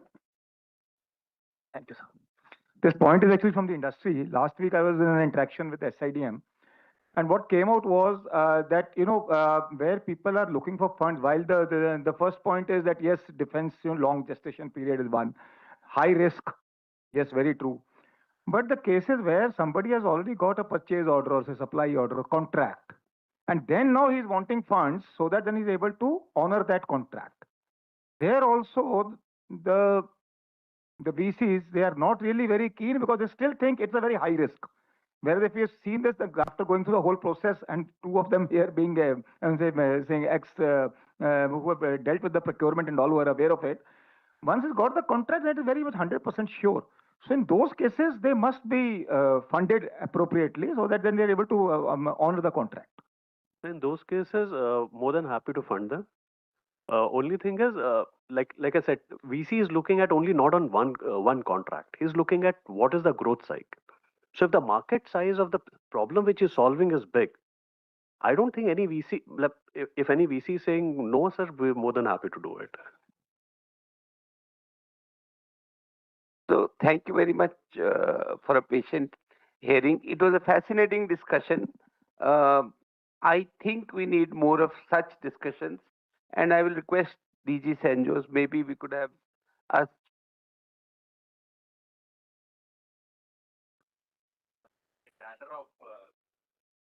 Example, you start with bootstrap, and then you have seed fund, and then you have, yeah, what are the series kind of, you know, how do we go? Yeah, so I mean, there is no sort of fixed definition. Yeah. So I mean, initially when you start out, right, almost all founders end up being bootstrap, which is self-funding projects, right? Then possibly you raise a small amount of capital from, say, friends, families, or maybe certain industry professionals. Then you end up going to, say, a venture capital fund, at least when you're in a prototype. Yeah, then it becomes like a seed stage, and then as you sort of go, it becomes Series A and B, C, until you're in pre-IPO. But there's no sort of uh, fixed definition that everyone agrees upon. Something can be Series A for me, something can be seed for them. So So we can comment that after the bootstrap. Bootstrap is basically by definition somebody doing it from his own money or from friends and families. After that, pre-seed, seed, Series A, pre-Series A, B, VCs can come in and all over. So pre-money is before I put in the money. Let's say it's a valuation linked. So valuation, okay, there is a way of doing it. There's a technical way of doing it, but typically that doesn't work. It's between the, yes sir, but it's between the two. It's the investor and the founder, whatever they agree on. Well, mostly that is what I see. Yes, I'll justify him to get it as low as possible. He'll justify it to get it as high as possible. After the investment, sir. No, no, sir. Post money is after the investment. Let's say I am investing 10 crores, so his pre-money valuation is 90 crores. I have put 10 more crores, so now his post-money valuation is 100 crores. So last question. Sir, I just have to answer, I think, Narang, sir. One second. You go to him in the end. Okay. Monica, please. So my first question is for VCs, especially Sulesh and Tanay. How do you go about the calculation of TAM? Since you don't, maybe you have expert, are the LPs from defense, or how do you go about it? Especially TAM and also the SOM. Are you looking for the export thing also? Do you go till that level? That is number one. Number two, there is a apprehension not only about the equity dilution, but also the push from VCs for ROI, which is contradictory to the innovation. That is also one of the apprehensions from the startups. So I would like you to address that also. And third thing is for you, sir. So, but this is just last thing. Okay, fine, sir. Done, done.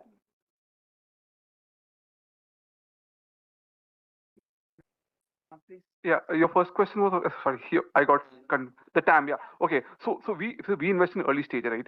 So the TAM is completely what you show us. So to be really frank, it could be individualistic, right? I don't give much value to the TAM. A TAM is a mindful figure that okay, how large the market is.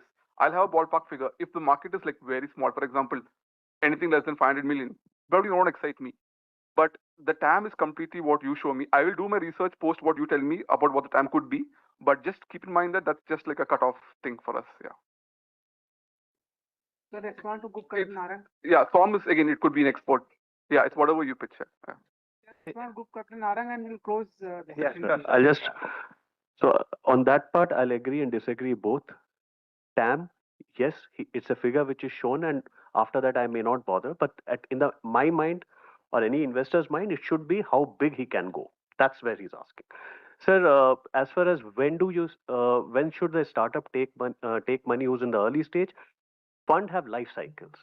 So if like I'm in the first year of my fund, it's a 10-year fund, the pressure on me for an exit will start after the fifth or sixth year. Now, if somebody has started a fund and you are in the fourth year or fifth year of deployment, the pressure on that exit for that guy would be higher. So if somebody has to take a money and if you see there's a long gestation that is happening, it's always better to go with the funds which are at the early stage. Having said that, if they are not coming, take money from wherever you're getting, and that is where the point comes in. A venture capital will push a bit, and it's a balance. You push too hard, it burns off. And if you don't push, it just keeps dragging. So that will close. So all it remains for me is to thank each one of you gentlemen. I think there is so much more we could have got out of you. Time is a constraint. I would very sincerely request that maybe we could have a separate session where, we can excite him enough to travel all the way from Bangalore one more time. Thank you very much. Oh, yeah. Yeah. Thank you so much, Major General A.K. Janan, for moderating the panel discussion so well.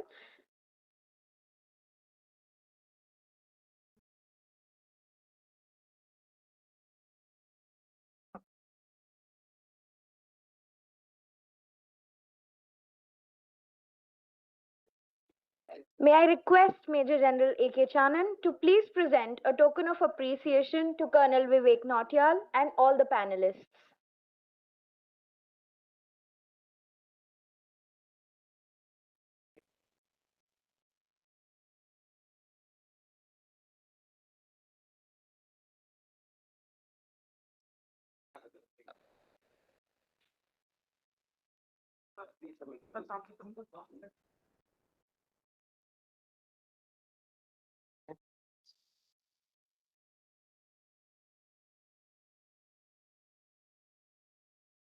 Tomorrow morning.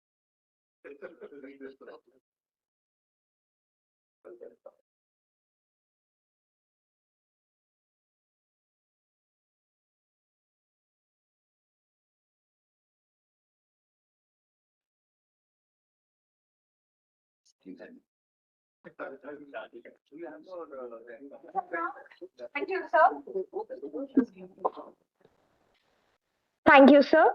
We shall now proceed to an exclusive interactive session on industry queries with Major General C.S. Maan, Param Vishisht Seva Medal, Ati Vishisht Seva Medal, Vishisht Seva Medal, Additional Director General, Army Design Bureau, which will include a dedicated question and answer interaction with the audience. May I Please don't have lateral communication and Jalchan, please sit there, aram se.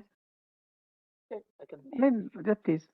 And with your permission, if you permit, then there are 2-3 speakers who could not get opportunity to respond, so they can also be, flanking you. General Ahmed, the DRDO officers,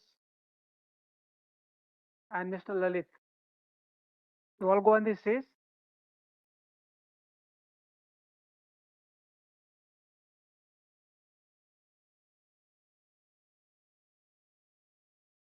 Because of paucity of time in individual thing, we couldn't do adequate justice. So your primary queries are to General Maan, but should you require anything else to be answered by any other speaker, so you are most welcome. We will take total, how many people are there? We will take 6 questions in case there are. So we'll start, from this side. Anybody? Manik, I'll come to you little later. पीछे से कोई इधर है? Okay, no. Manik.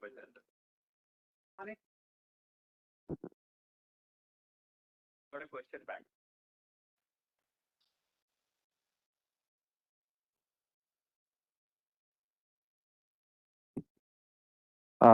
Good evening. So my question is to Sri Sanjeev Kumar from the DRDO. In the April of 24, the DRDO has launched this some portal where some critical technologies will be developed with the academy and industry. I remember in the DRDO Bhavan, the Honorable Raksha Mantri was there. So have we made any progress over the last, say, 18 months or so as to how the academia and industry have actually worked with the DRDO and to develop some of the critical technologies? Has that been done? Any success on that front? Thank you.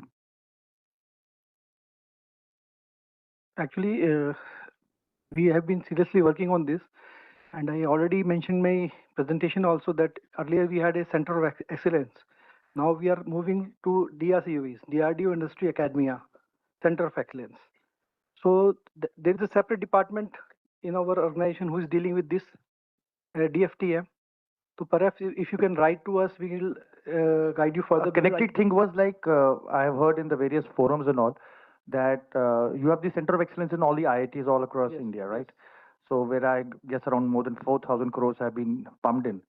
So do we really have data as to any Manik, tangible I'll outcome? answer that. I'll answer that. Any tangible outcome of that? I'll answer your question. Okay. DIA, COE, there are 15 of them. Defense, DRDO, Industry, Academia. 15 of these centers of excellence opened in different IITs. And recently, about 3-4 months back, we got this entire booklet from DRDO. It contains about more than 300 projects in it. Details of more than 300 projects, but about 1 to 2 pages on each project given, and where they are at present, what is the PDC. So there is a good amount of, that database very well captured. It is this thick a booklet. Is that classified, sir? Can we have access to that? I really don't know whether, don't remember whether it's classified or not, but that is what came to us from DRDO. So since I have gone through that book, that's So I'll take the contact details. Maybe we can. Yeah, Thank you. you can contact in DRDO only. Who are I'll take the I think details from DFTM is dealing Yeah, you with can it. contact us or DFTM. Yeah, DFTM is dealing with that. Okay, thank you.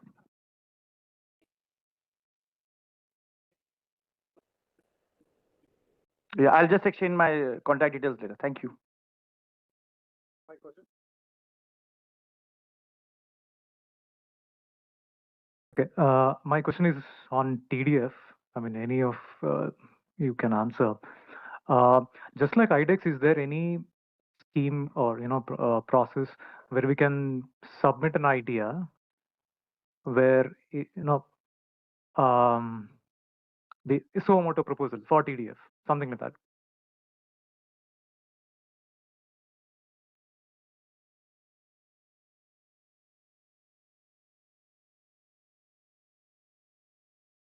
Two ways. Firstly, you can, as I was in my talk, I was telling about that kindly participate in Dare to Dream. If you are an innovator and if you got this idea, because your idea definitely would be captured among the topics which we give for Dare to Dream. Because in Dare to Dream, we give multiple topics on which innovators and startups they share their research, what they have done, and thereafter, if it is awarded, first it is awarded, and thereafter it is definitely taken for technology development if it is fitting to TRT, number one. Number two, for the suo motu project, please write to us, we revert back to you. That means you are writing a mail saying this, that you have got this innovative idea, which can be for the use of defense forces. And yes, if it is following the scheme of this one, we definitely revert back to you. And we keep receiving it, let me tell you. Email ID, contact. To answer your question, what you're looking at is like open challenge in IDEX. No, that is not there in TDF as of now. It is not there. So what if we approach ADB and then it goes through TDF? That can be one of the routes. It can be, but then finally, again, it will not be accepted as just your idea. The way it is done in IDEX, they'll have to go through. Even if, let's say that from that idea there's a use case coming out of it, we say that this use case needs to be getting developed through TDF route.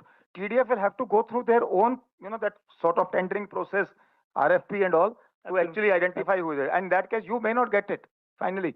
While you would have given the idea, it is like giving an suo motu proposal for a make-to case. In make-to case suo motu proposal also, this is what happens. Somebody gives an idea, thereafter it is thrown open to the entire industry. And then maybe there are 15, 20 industries who are given the project sanction order to develop. And finally, who gets the contract? Maybe somebody different from who actually gave the initial suo motu.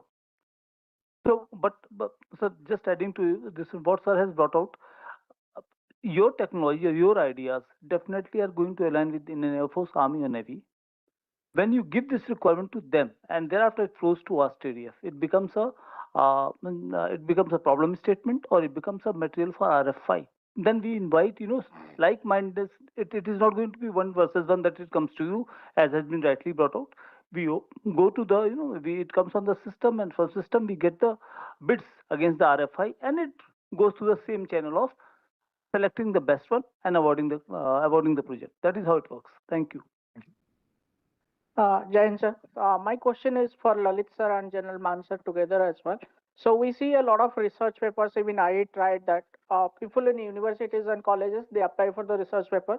When they get granted for the PhD, they got the intellectual property, and it is only academia research. There is no industry application. But when we apply for the industry application and searches in patent, the portal, we don't get it because somebody has already claimed it in IITs, and they do not actually do any innovation in that. But because of that, we don't get the industry application. And also, when we take this idea to VCs, they do not fund us because it's already claimed by somebody else.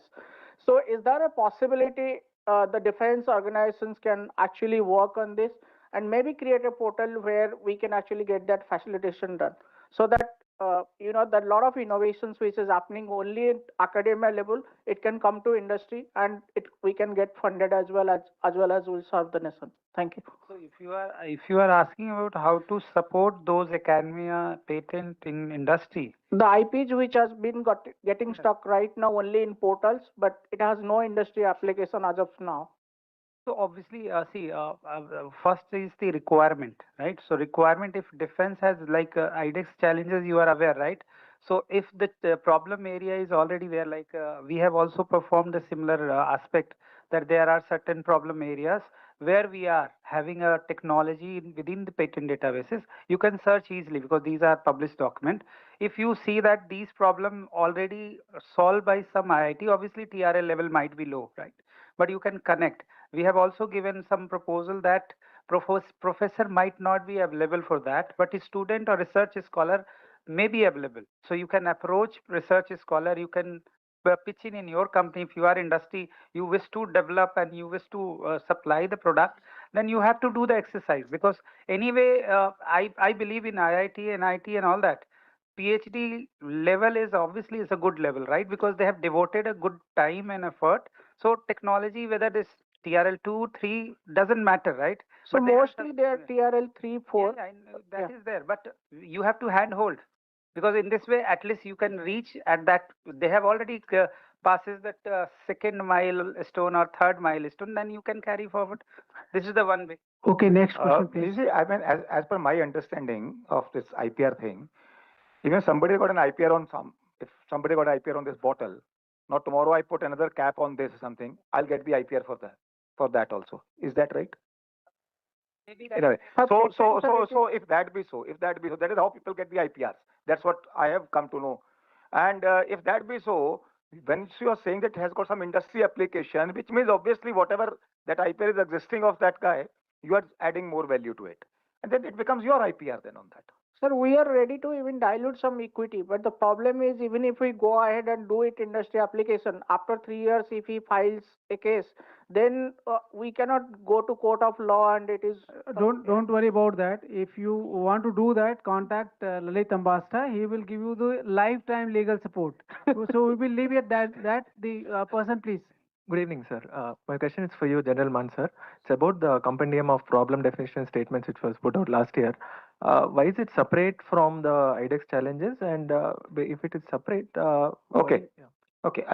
See, when we are launching the compendium of problem definition statements, we are not targeting only the startups.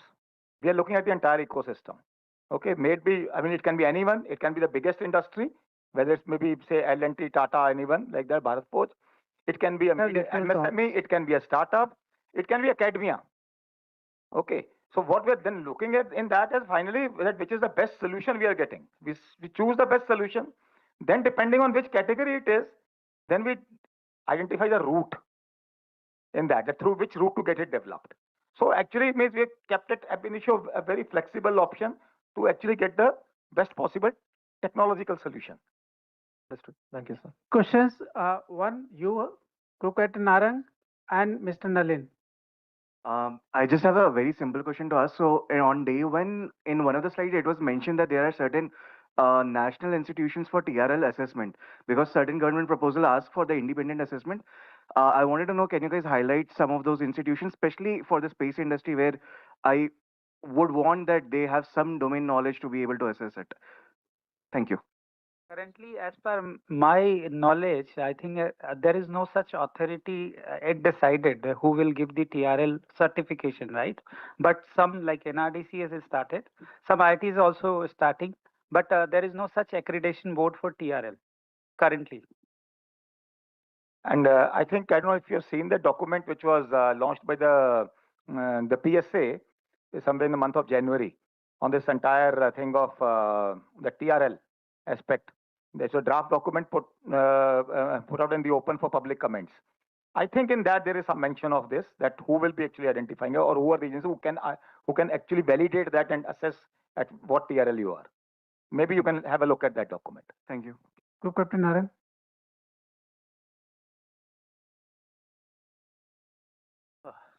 Thank you very much.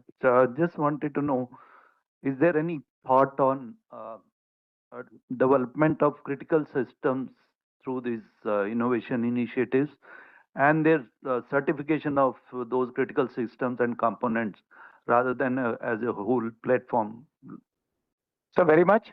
In fact, if you see the compendium of technological challenges which were launched for all three of us, a total of 100 of them during our TSATs, in that if you see, most of them are actually those critical technologies only. Another thing, so far as the Army is concerned, we have undertaken this mission SWAYAT, which is for the autonomous systems, in which, while we have identified 57 use cases, we also map the entire constituent technologies. There are good about 321 constituent technologies required for that. And from that mapping, we have shortlisted a good about 100 plus those technologies required to be developed and further grouped them into 24 technology modules. So we're going to be launching our problem statements for the development of those technology modules also.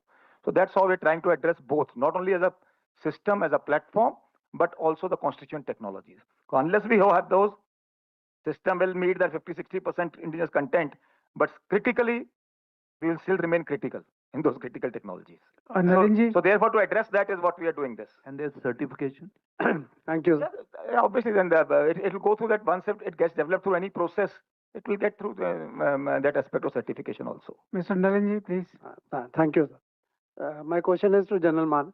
You made a very important comment. Somebody's got a order from the defense and is not able to raise finance. So I think, sir, the goal of this whole exercise which you have started from ADB is not just to develop innovative new prototypes. It should lead to business, robust companies, because that's how you will have a good defense industrial system in the country. So my request would be that if this can be taken further, this whole idea needs to be examined. I will come back to that VC thing. He says if you have revenue, then we value you more. So typically in non-defense, I can tell you, I've been on the board of a venture capital myself. In non-defense, you get revenue from many different sources, but after bootstrapping, you get some money from banks. And you raise it to a level because you never go to the VC right in the beginning. He will give you a very poor valuation. So my request to you would be that if this can be examined by ADB, that how do we go from first order financing onwards? So this would be an important link. Sure, sir. But you see, so far as we are concerned, moment we have given the order, actually speaking, I mean, the whole thing is open for them.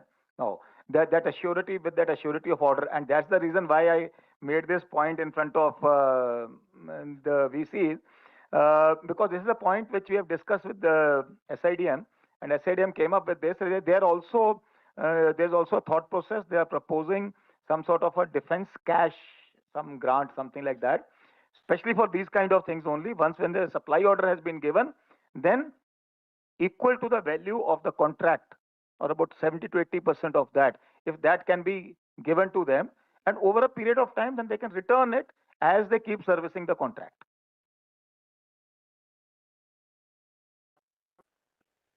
No, that is very much there. No, that is very much there. But you see, still, I mean, so say those financial gates are always there, like which was explained yesterday by General Rohit Gupta also. So that is always there. But then still, once he's got a larger order, and then thereafter to be able to supply within that much of time frame. No, that's how the industry body is looking at it. SIDM is because this is a problem which has been being faced by some of them, maybe, especially the startups. So I'll just give that example of that. I raised that question to the VC. So the problem with the MSMEs and the startups are facing that they don't have the money ab initio, but they are able to get some order, lower scale, not very big scale orders, but lower scale orders, maybe from a revenue procurement. Yeah. So now the point is that they have an order. I know of a company, they have an order of X crores, but they don't have the funds. Now they have been going to A place, B place, then finally they have gone to the bank. The bank is giving a particular amount of loan to them within their regulations. But actually, what I was wanting to raise that if there is an order, and what happens with the VC? They are business people. They know that this company has got an order. They got a growth story, so they want to maximize at that end because at that point in time they can put the MSME under pressure, and that's where the high bidding takes place. Now that is what I was thinking that if that can be avoided systematically, as sir is bringing out, that if we can have some kind of an organization which can handhold these smaller companies, MSMEs at that critical stage. Once they grow big, there are other institutions available. But at that stage, when they are germinating and trying to settle down, I think some system needs to be there for the funding because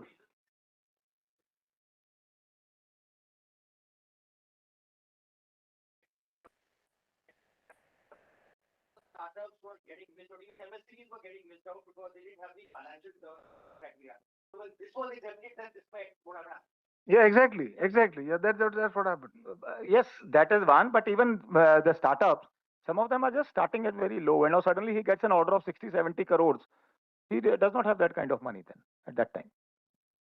Okay, wait, please. Finally, we have to close the last question from there. You are? Okay, then please go ahead. Also from the industry. So and industry gets credit. Bank will guarantee the export. So similar, there was a proposal. Why can't a defense promotion council can be created based on an order? Why can't bank guarantee a particular amount based on a percentage basis? So if something can be Yeah, that is that is the proposal which is being worked out and being proposed by SIDM. Thank you, sir. Not the company. Once they see the effort. So we shall close at that now. Thank you, sir. Thank you very much. And thanks for getting this entire panel here because I was thinking otherwise there'll be only one punching bag standing here. Thank you. Thank you, sir, for calling us again. And this issue of this funding is really live, sir. If that can be taken forward from here as the most live next step, probably that will be of great value. Thank you, sir. Thank you so much, everyone.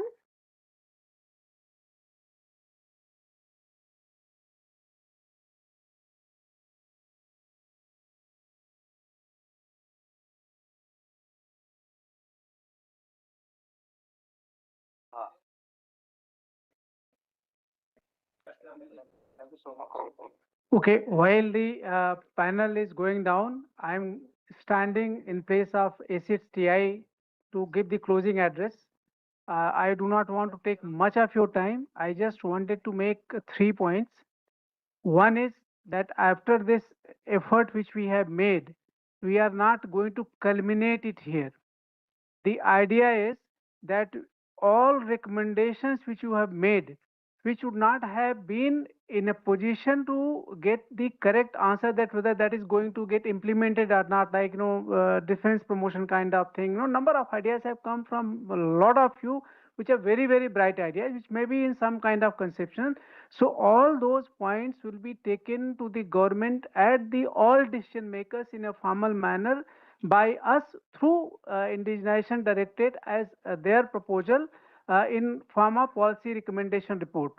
That is one thing which is going to happen. So we are not going to leave it here. It is not a tick seminar for us. Second thing is we really worked hard for this seminar.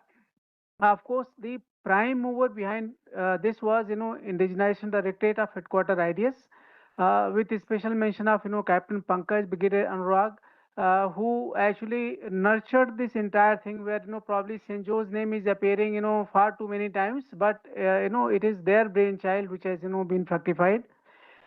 We are really grateful to our speakers because this time the selection of speakers was what were best possible in the country because we wanted to really address the pain points of MSMEs and the startups. We have gone to them giving out what all they should cover so that they do not get involved in the theoretical construct. They should only look at your problems and challenges.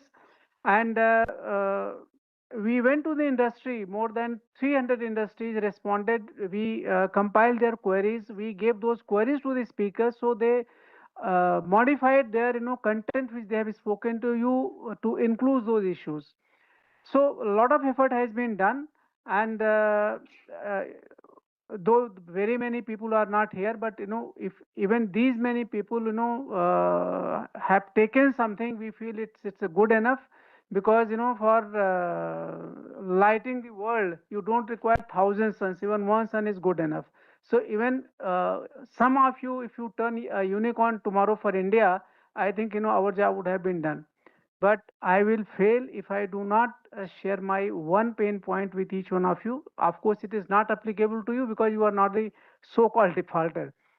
Uh, we opened the registration form for the industry. There was no compulsion for anybody to attend. People opted, requested, took the confirmation, and this hall has got seating capacity of 220. We took the risk of confirming 240, got the 20 seats extra done up, budgeted the funds, expenditure, food, everything costing money. But yesterday, finally we finally landed on 170, 180 people. uh, so whenever you are deciding to opt for somewhere you are not very sure, don't opt. Nobody is forcing them. There's no membership this thing, and this was a totally free. The under concept that when it is free, let's register. What happens whether you go or not. Now that culture, if anybody is having that kind of belief, he can never be part of his own career growth story. Not leave aside the country in any case, because if you cannot do good to yourself, you cannot good to do anybody. So that was pain. I thought emotionally I must share with each one of you, so that when you speak to the others, you must sensitize them. Saying no is always good, but if you say yes and then don't honor it unless it is disturbed by the act of God, I think then there is something drastically wrong. With that note, wish you a happy journey in your endeavor, in your career, in whatever way you are doing. And we still remain a point of contact for you should you fail contacting all the email, telephone numbers where we have been given.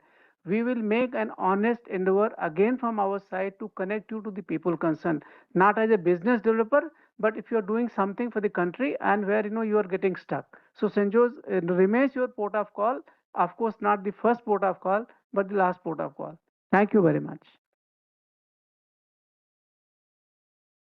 Thank you, sir.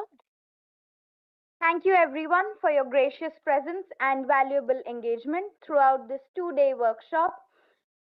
Your participation has truly enriched the depth and quality of the deliberations today. Should you wish to submit the feedback, please use the QR code displayed on the screen or the one included in the booklet provided to all attendees. Jai Hind.